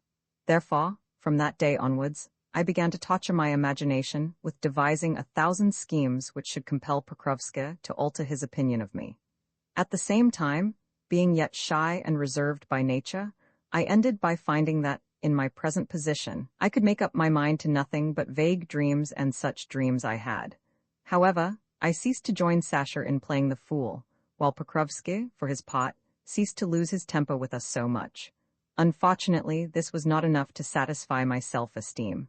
At this point, I must say a few words about the strangest, the most interesting, the most pitiable human being that I have ever come across. I speak of him now, at this particular point in these memoirs, for the reason that hitherto I had paid him no attention whatever, and began to do so now only because everything connected with Pokrovsky had suddenly become of absorbing interest in my eyes. Sometimes there came to the house a ragged, poorly dressed, gray-headed, awkward, amorphous, in short, a very strange-looking, little old man. At first glance it might have been thought that he was perpetually ashamed of something, that he had on his conscience something which always made him, as it were, bristle up and then shrink into himself. Such curious starts and grimaces did he indulge in that one was forced to conclude that he was scarcely in his right mind. On arriving, he would halt for a while by the window in the hall, as though afraid to enter, until, should anyone happen to pass in or out of the door, whether Sasha or myself or one of the servants, to the latter he always resorted the most readily, as being the most nearly akin to his own class. He would begin to gesticulate and to beckon to that person, and to make various signs. Then, should the person in question nod to him, or call him by name, the recognized token that no other visitor was present, and that he might enter freely, he would open the door gently, give a smile of satisfaction as he rubbed his hands together, and proceed on tiptoe to young Pokrovsky's room. This old fellow was none other than Pokrovsky's father. Later, I came to know his story in detail. Formerly a civil servant, he had possessed no additional means, and so had occupied a very low and insignificant position in the service. Then, after his first wife, mother of the younger Pokrovsky, had died, the widower bethought him of marrying a second time, and took to himself a tradesman's daughter, who soon assumed the reins over everything, and brought the home to rack and ruin, so that the old man was worse off than before. But to the younger Pokrovsky, fate proved kinder, for a landowner named Bywikov, who had formerly known the lad's father and been his benefactor, took the boy under his protection and sent him to school. Another reason why this Bywikov took an interest in young Pokrovsky was that he had known the lad's dead mother, who, while still a serving maid, had been befriended by Anna Thedorovna and subsequently married to the elder Pokrovsky. At the wedding, Bywikov, actuated by his friendship for Anna, conferred upon the young bride a dowry of 5,000 rubles, but whither that money had since disappeared I cannot say. It was from Anna's lips that I heard the story, for the student Pokrovsky was never prone to talk about his family affairs. His mother was said to have been very good-looking, wherefore it is the more mysterious why she should have made so poor a match. She died when young, only 4 years after her espousal. From school, the young Pokrovsky advanced to a gymnasium, 3 and thence to the university, where Bywikov, who frequently visited the capital, continued to accord the youth his protection. Gradually, however, ill health put an end to the young man's university course, whereupon Bywikov introduced and personally recommended him to Anna Thedorovna, and he came to lodge with her on condition that he taught Sasha whatever might be required of him. Grief at the harshness of his wife led the elder Pokrovsky to plunge into dissipation, and to remain in an almost permanent condition of drunkenness. Constantly his wife beat him, or sent him to sit in the kitchen, with the result that in time, he became so inured to blows and neglect that he ceased to complain. Still not greatly advanced in years, he had nevertheless endangered his reason through evil causes, his only sign of decent human feeling being his love for his son. The latter was said to resemble his dead mother, as one pea may resemble another. What recollections, therefore, of the kind helpmeet of former days may not have moved the breast of the poor broken old man to this boundless affection for the boy? Of naught else could the father ever speak but of his son, and never did he fail to visit him twice a week. To come oftener he did not dare, for the reason that the younger Pokrovsky did not like these visits of his father's. In fact, there can be no doubt that the youth's greatest fault was his lack of filial respect. Yet the father was certainly rather a difficult person to deal with, for, in the first place, he was extremely inquisitive, while, in the second place, his long-winded conversation and questions of the most vapid and senseless order conceivable, always prevented the son from working. Likewise, the old man occasionally arrived there drunk. Gradually, however, the son was weaning his parent from his vicious ways and everlasting inquisitiveness, and teaching the old man to look upon him, his son, as an oracle, and never to speak without that son's permission. On the subject of his Petinka, as he called him, the poor old man could never sufficiently rhapsodize and dilate. Yet when he arrived to see his son, he almost invariably had on his face a downcast, timid expression that was probably due to uncertainty concerning the way in which he would be received. For a long time he would hesitate to enter, and if I happened to be there, he would question me for 20 minutes or so as to whether his Petinka was in good health, as well as to the sort of mood he was in, whether he was engaged on matters of importance, what precisely he was doing writing or meditating, and so on. Then, when I had sufficiently encouraged and reassured the old man, he would make up his mind to enter, and quietly and cautiously open the door. Next, he would protrude his head through the chink, and if he saw that his son was not angry, but threw him a nod, he would glide noiselessly into the room, take off his scarf, and hang up his hat, the latter perennially in a bad state of repair, full of holes and with a smashed brim, the whole being done without a word or a sound of any kind. Next, the old man would seat himself warily on a chair, and never removing his eyes from his son, follow his every movement as though seeking to gauge Petinka's state of mind. On the other hand, if the son was not in good spirits, the father would make a note of the fact and at once get up, saying that he had only called for a minute or two, that, having been out for a long walk and happening at the moment to be passing, he had looked in for a moment's rest. Then silently and humbly the old man would resume his hat and scarf. Softly he would open the door, and noiselessly depart with a forced smile on his face, the better to bear the disappointment which was seething in his breast, the better to help him not to show it to his son. On the other hand, whenever the son received his father civilly, the old man would be struck dumb with joy. Satisfaction would beam in his face, in his every gesture, in his every movement. And if the son deigned to engage in conversation with him, the old man always rose a little from his chair, and answered softly, sympathetically, with something like reverence, while strenuously endeavoring to make use of the most recherché, that is to say, the most ridiculous expressions. But, alas, he had not the gift of words. Always he grew confused and turned red in the face. Never did he know what to do with his hands or with himself. Likewise, whenever he had returned an answer of any kind, he would go on repeating the same in a whisper, as though he were seeking to justify what he had just said.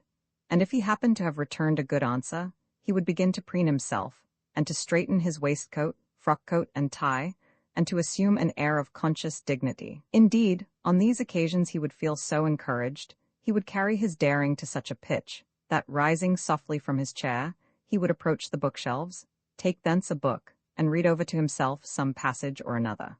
All this he would do with an air of feigned indifference and sang-froid, as though he were free always to use his son's books, and his son's kindness were no rarity at all. Yet on one occasion I saw the poor old fellow actually turn pale on being told by his son not to touch the books.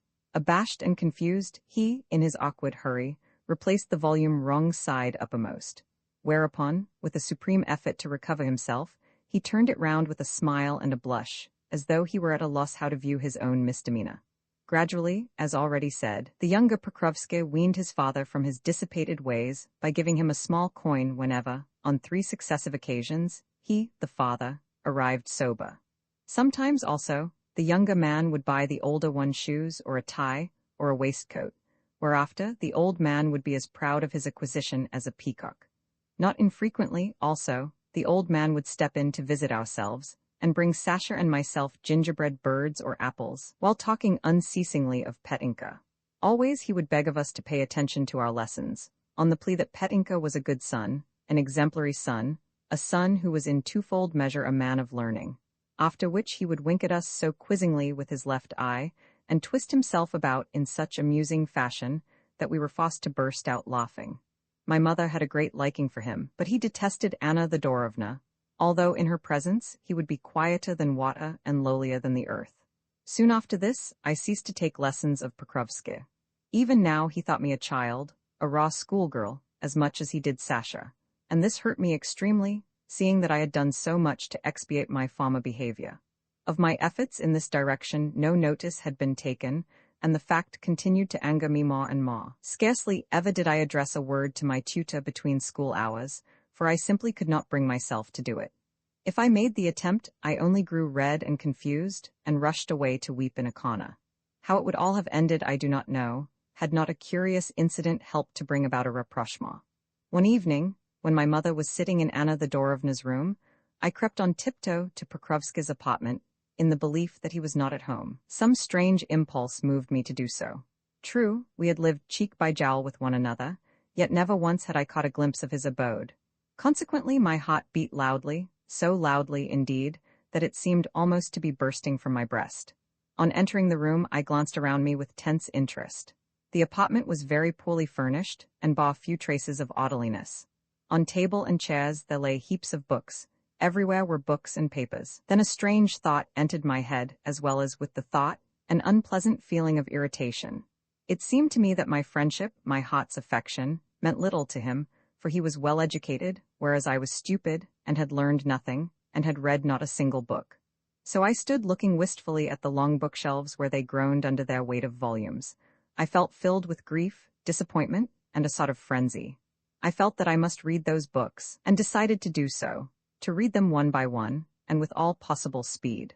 Probably the idea was that, by learning whatsoever he knew, I should render myself more worthy of his friendship. So I made a rush towards the bookcase nearest me, and without stopping further to consider matters, seized hold of the first dusty tome upon which my hands chanced to alight, and, reddening and growing pale by turns, and trembling with fear and excitement, clasped the stolen book to my breast with the intention of reading it by candle-light while my mother lay asleep o' nights.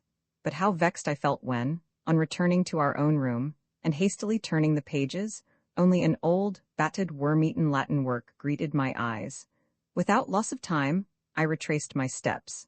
Just when I was about to replace the book, I heard a noise in the corridor outside, and the sound of footsteps approaching. Fumblingly, I hastened to complete what I was about, but the tiresome book had become so tightly wedged into its row that, on being pulled out, it caused its fellows to close up too compactly to leave any place for their comrade. To insert the book was beyond my strength, yet still I kept pushing and pushing at the row. At last the rusty nail which supported the shelf, the thing seemed to have been waiting on purpose for that moment, broke off short, with the result that the shelf descended with a crash, and the books piled themselves in a heap on the floor. Then the door of the room opened, and Pokrovsky entered. I must here remark that he never could bear to have his possessions tampered with. Woe to the person, in particular, who touched his books. Judge, therefore, of my horror when books small and great, books of every possible shape and size and thickness, came tumbling from the shelf, and flew and sprang over the table, and under the chairs, and about the whole room. I would have turned and fled, but it was too late. All is over, thought I. All is over, I am ruined, I am undone. Here have I been playing the fool like a 10-year-old child. What a stupid girl I am, the monstrous fool. Indeed, Pokrovsky was very angry. What, have you not done enough? He cried. Are you not ashamed to be forever indulging in such pranks? Are you never going to grow sensible? With that he darted forward to pick up the books, while I bent down to help him. You need not, he went on. You would have done far better not to have entered without an invitation. Next, a little mollified by my humble demeanor, he resumed in his usual tutorial tone, the tone which he had adopted in his newfound role of preceptor. When are you going to grow steadier and more thoughtful? Consider yourself for a moment. You are no longer a child, a little girl, but a maiden of 15. Then, with a desire, probably, to satisfy himself that I was no longer a being of tender years, he threw me a glance, but straightway reddened to his very ears. This I could not understand, but stood gazing at him in astonishment. Presently, he straightened himself a little, approached me with a sort of confused expression, and haltingly said something. Probably it was an apology for not having before perceived that I was now a grown-up young person.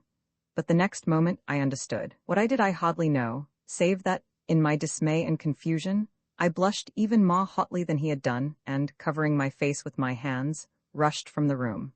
What to do with myself for shame I could not think. The one thought in my head was that he had surprised me in his room. For 3 whole days, I found myself unable to raise my eyes to his, but blushed always to the point of weeping. The strangest and most confused of thoughts kept entering my brain. One of them, the most extravagant, was that I should dearly like to go to Pokrovsky, and to explain to him the situation, and to make full confession, and to tell him everything without concealment, and to assure him that I had not acted foolishly as a minx, but honestly and of set purpose. In fact, I did make up my mind to take this course, but lacked the necessary courage to do it. If I had done so, what a figure I should have cut. Even now, I am ashamed to think of it. A few days later, my mother suddenly fell dangerously ill. For 2 days past, she had not left her bed, while during the 3rd night of her illness she became seized with fever and delirium. I also had not closed my eyes during the previous night, but now waited upon my mother, sat by her bed, brought her drink at intervals, and gave her medicine at duly appointed hours. The next night I suffered terribly. Every now and then sleep would cause me to nod, and objects grow dim before my eyes. Also, my head was turning dizzy, and I could have fainted for very weariness. Yet always my mother's feeble moans recalled me to myself as I started, momentarily awoke, and then again felt drowsiness overcoming me. What torture it was! I do not know, I cannot clearly remember, but I think that, during a moment when wakefulness was thus contending with slumber, a strange dream, a horrible vision, visited my overwrought brain, and I awoke in terror. The room was nearly in darkness, for the candle was flickering, and throwing stray beams of light which suddenly illuminated the room, danced for a moment on the walls, and then disappeared. Somehow I felt afraid. A sort of horror had come upon me. My imagination had been overexcited by the evil dream which I had experienced, and a feeling of oppression was crushing my heart. I leapt from the chair, and involuntarily uttered a cry wrung from me by the terrible, torturing sensation that was upon me. Presently the door opened, and Pokrovsky entered. I remember that I was in his arms when I recovered my senses. Carefully seating me on a bench, he handed me a glass of water, and then asked me a few questions, though how I answered them I do not know. "You yourself are ill," he said as he took my hand. "You yourself are very ill, you are feverish, and I can see that you are knocking yourself out through your neglect of your own health. Take a little rest, lie down and go to sleep. Yes, lie down, he continued without giving me time to protest. Indeed, fatigue had so exhausted my strength that my eyes were closing from very weakness. So I lay down on the bench with the intention of sleeping for half an hour only, but I slept till morning. Pokrovsky then awoke me, saying that it was time for me to go and give my mother her medicine. When the next evening, about 8 o'clock, I had rested a little and was preparing to spend the night in a chair beside my mother, fixedly meaning not to go to sleep this time, Pokrovsky suddenly knocked at the door. I opened it, and he informed me that, since possibly I might find the time wearisome, he had brought me a few books to read. I accepted the books, but do not, even now, know what books they were, nor whether I looked into them, despite the fact that I never closed my eyes the whole night long. The truth was that a strange feeling of excitement was preventing me from sleeping, and I could not rest long in any one spot, but had to keep rising from my chair and walking about the room. Throughout my whole being there seemed to be diffused a kind of elation at Pokrovsky's attentions, at the thought that he was anxious and uneasy about me. Until dawn I pondered and dreamed, and though I felt sure Pokrovsky would not again visit us that night, I gave myself up to fancies concerning what he might do the following evening. That evening, when everyone else in the house had retired to rest, Pokrovsky opened his door and opened a conversation from the threshold of his room. Although, at this distance of time, I cannot remember a word of what we said to one another, I remember that I blushed, grew confused, felt vexed with myself, and awaited with impatience the end of the conversation, although I myself had been longing for the meeting to take place, and had spent the day in dreaming of it, and devising a string of suitable questions and replies. Yes, that evening saw the first strand in our friendship knitted, and each subsequent night of my mother's illness, we spent several hours together. Little by little, I overcame his reserve, but found that each of these conversations left me filled with a sense of vexation at myself.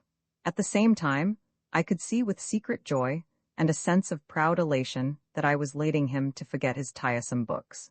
At last, the conversation turned jestingly upon the upsetting of the shelf. The moment was a peculiar one, for it came upon me just when I was in the right mood for self-revelation and candor. In my ardor, my curious phase of exaltation, I found myself led to make a full confession of the fact that I had become wishful to learn, to know, something, since I had felt hurt at being taken for a chit, a mere baby. I repeat that night I was in a very strange frame of mind. My heart was inclined to be tender, and there were tears standing in my eyes. Nothing did I conceal as I told him about my friendship for him, about my desire to love him, about my scheme for living in sympathy with him and comforting him, and making his life easier. In return, he threw me a look of confusion mingled with astonishment and said nothing.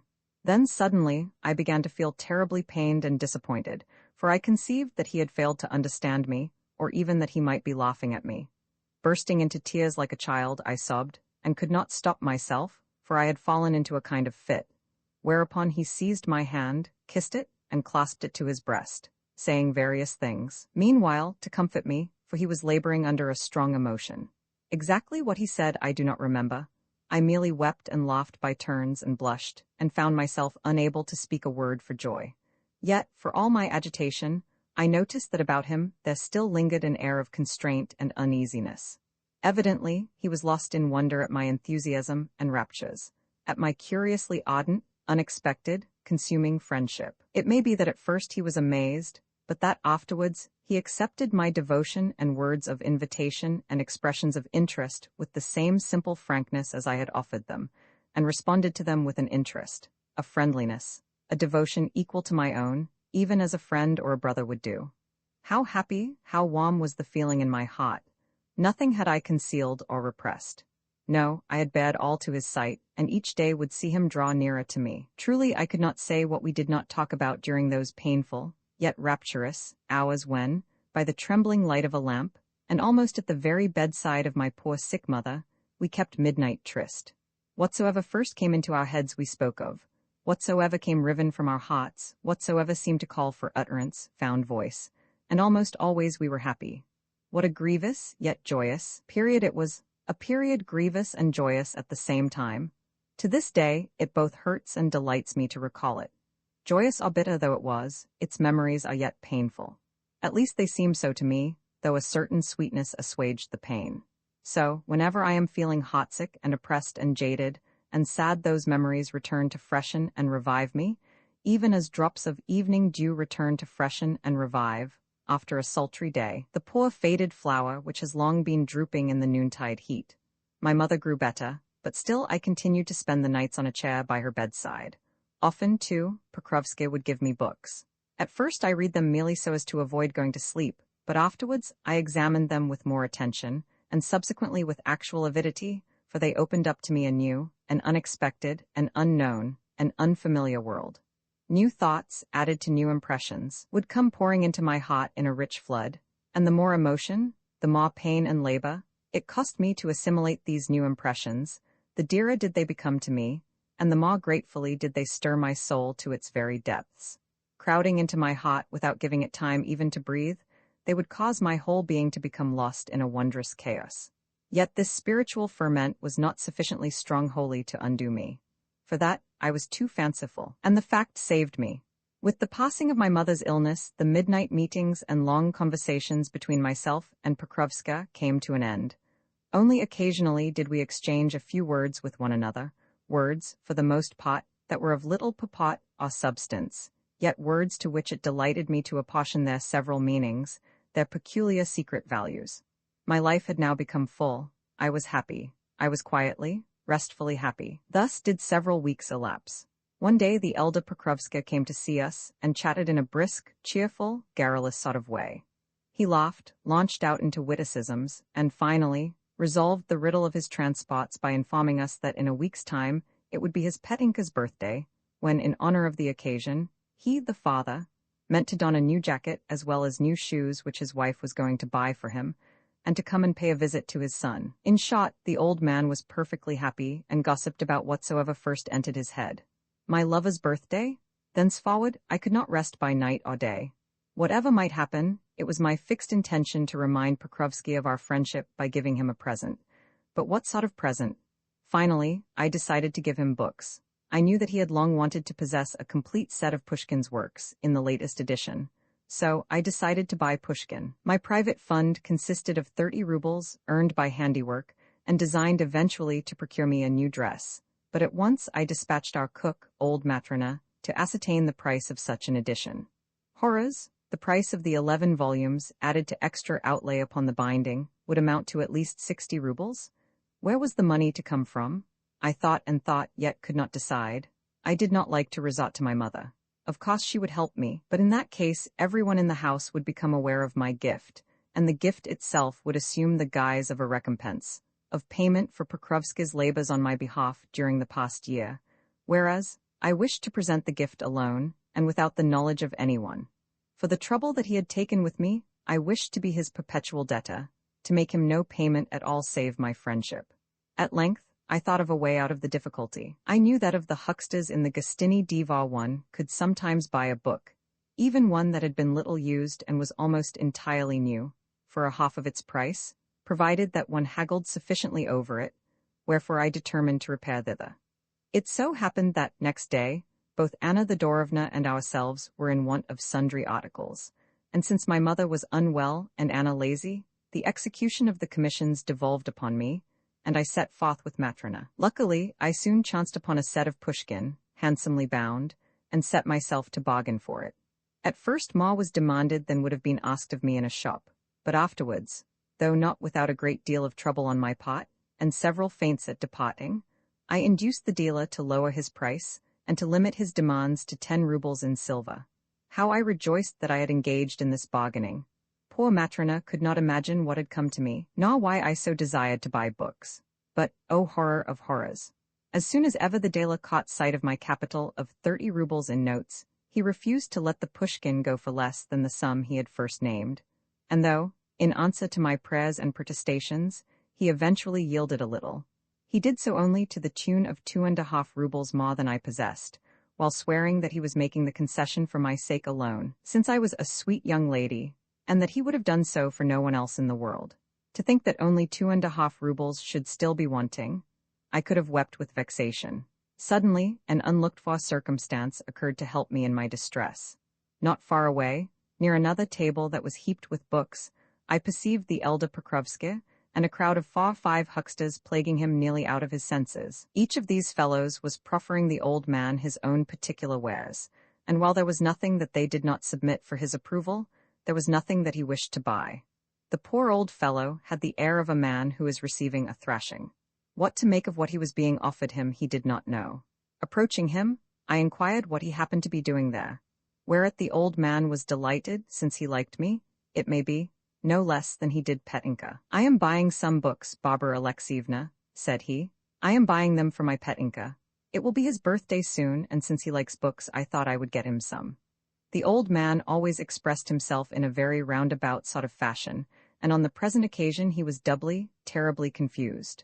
Of no matter what book he asked the price, it was sure to be 1, 2, or 3 rubles. The larger books he could not afford at all. He could only look at them wistfully, fumble their leaves with his finger, turn over the volumes in his hands, and then replace them. "No, no, that is too dear," he would mutter under his breath.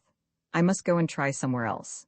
Then again he would fall to examining copybooks, collections of poems, and almanacs of the cheaper order.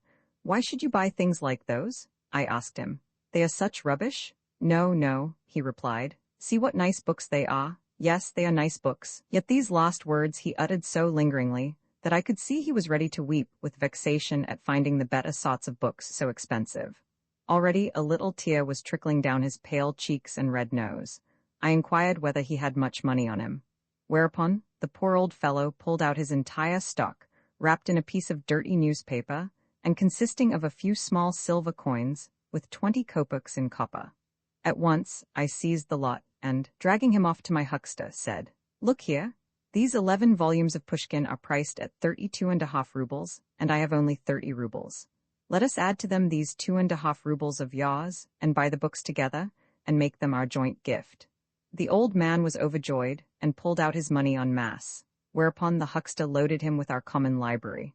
Stuffing it into his pockets, as well as filling both arms with it, he departed homewards with his prize, after giving me his word to bring me the books privately on the morrow.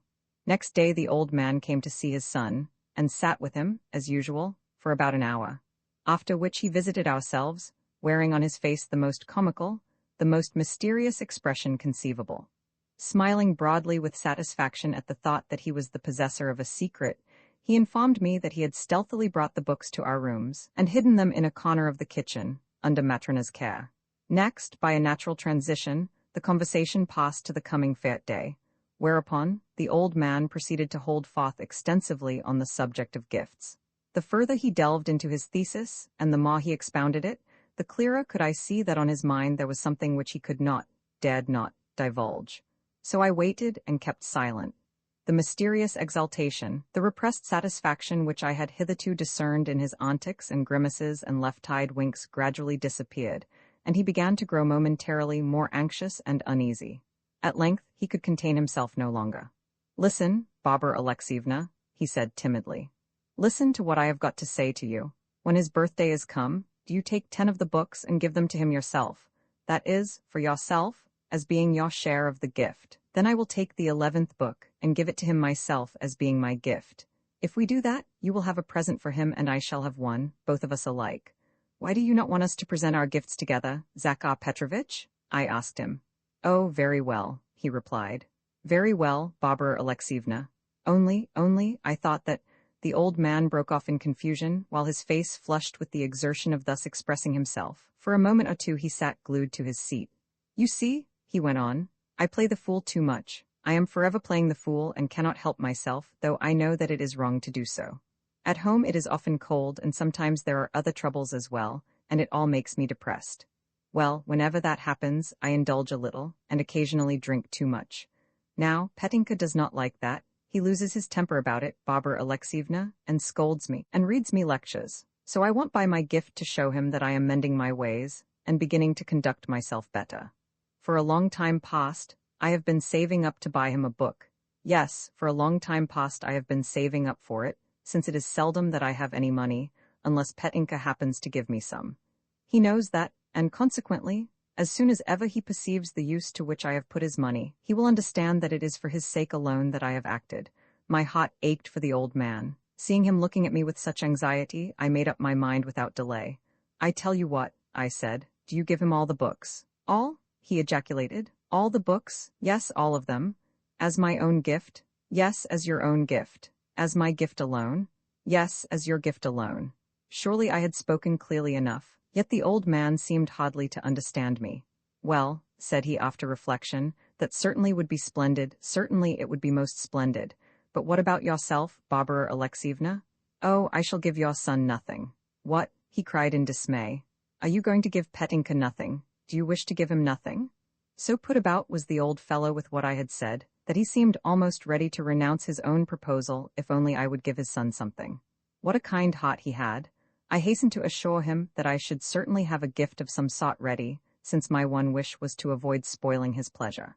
"Provided that your son is pleased," I added, "and that you are pleased, I shall be equally pleased, for in my secret heart I shall feel as though I had presented the gift." This fully reassured the old man. He stopped with us another couple of hours, yet could not sit still for a moment, but kept jumping up from his seat, laughing, cracking jokes with Sasha, bestowing stealthy kisses upon myself, pinching my hands, and making silent grimaces at Anna Thedorovna. At length she turned him out of the house. In short, his transports of joy exceeded anything that I had yet beheld. On the festal day he arrived exactly at 11 o'clock, direct from Mass. He was dressed in a carefully mended frock-coat, a new waistcoat, and a pair of new shoes, while in his arms he carried our pile of books. Next we all sat down to coffee, the day being Sunday, in Anna Thedorovna's parlor. The old man led off the meal by saying that Pushkin was a magnificent poet. Thereafter, with a return to shamefacedness and confusion, he passed suddenly to the statement that a man ought to conduct himself properly, that, should he not do so, it might be taken as a sign that he was in some way overindulging himself, and that evil tendencies of this sort led to the man's ruin and degradation. Then the orator sketched for our benefit some terrible instances of such incontinence, and concluded by informing us that, for some time past, he had been mending his own ways, and conducting himself in exemplary fashion, for the reason that he had perceived the justice of his son's precepts, and had laid them to heart so well that he, the father, had really changed for the better. In proof whereof, he now begged to present to the said son some books for which he had long been setting aside his savings. As I listened to the old man, I could not help laughing and crying in a breath. Certainly, he knew how to lie when the occasion required. The books were transferred to his son's room and arranged upon a shelf, where Pokrovsky at once guessed the truth about them. Then the old man was invited to dinner, and we all spent a merry day together at cards and forfeits. Sasha was full of life, and I rivaled her, while Pokrovsky paid me numerous attentions and kept seeking an occasion to speak to me alone. But to allow this to happen I refused. Yes, taken all in all, it was the happiest day that I had known for 4 years. But now only grievous, painful memories come to my recollection, for I must enter upon the story of my darker experiences. It may be that is why my pen begins to move more slowly, and seems as though it were going altogether to refuse to write. The same reason may account for my having undertaken so lovingly and enthusiastically a recounting of even the smallest details of my younger, happier days. But alas, those days did not last long, and were succeeded by a period of black sorrow, which will close only God knows when. My misfortunes began with the illness and death of Pokrovsky, who was taken worse 2 months after what I have last recorded in these memoirs. During those 2 months he worked hard to procure himself a livelihood, since hitherto he had had no assured position. Like all consumptives, he never, not even up to his last moment, altogether abandoned the hope of being able to enjoy a long life. A post as tutor fell in his way, but he had never liked the profession, while for him to become a civil servant was out of the question, owing to his weak state of health. Moreover, in the latter capacity, he would have had to have waited a long time for his first installment of salary. Again, he always looked at the darker side of things, for his character was gradually being warped, and his health undermined by his illness, though he never noticed it. Then autumn came on, and daily he went out to business, that is to say, to apply for and to canvass for posts, clad only in a light jacket, with the result that, after repeated soakings with rain, he had to take to his bed, and never again left it. He died in mid-autumn at the close of the month of October. Throughout his illness, I scarcely ever left his room, but waited on him hand and foot. Often he could not sleep for several nights at a time. Often, too, he was unconscious, or else in a delirium, and at such times he would talk of all sorts of things, of his work, of his books, of his father, of myself.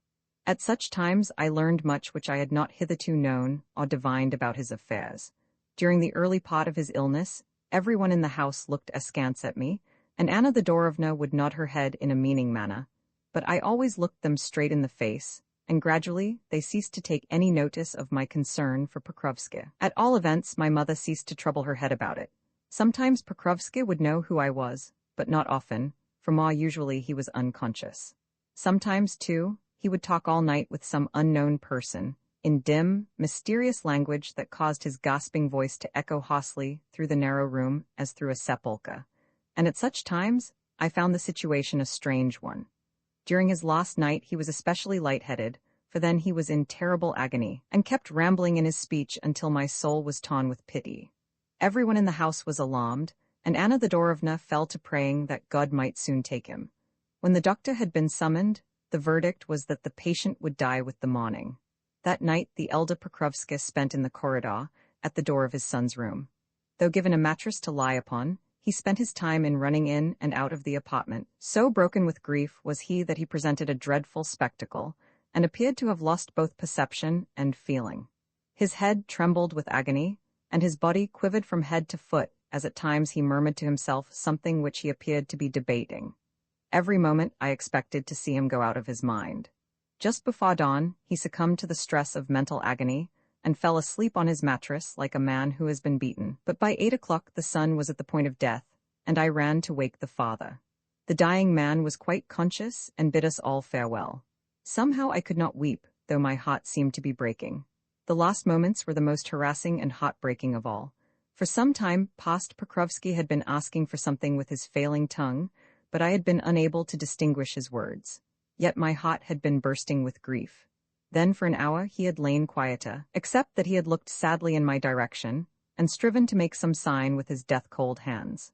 At last he again essayed his piteous request in a hoarse, deep voice, but the words issued in so many inarticulate sounds, and once more I failed to divine his meaning. By turns I brought each member of the household to his bedside, and gave him something to drink, but he only shook his head sorrowfully. Finally, I understood what it was he wanted. He was asking me to draw aside the curtain from the window, and to open the casements. Probably he wished to take his last look at the daylight and the sun and all God's world. I pulled back the curtain, but the opening day was as dull and mournful, looking as though it had been the fast-flickering life of the poor invalid. Of sunshine there was none. Clouds overlaid the sky as with a shroud of mist, and everything looked sad, rainy, and threatening under a fine drizzle which was beating against the window panes, and streaking their dull, dark surfaces with runlets of cold, dirty moisture.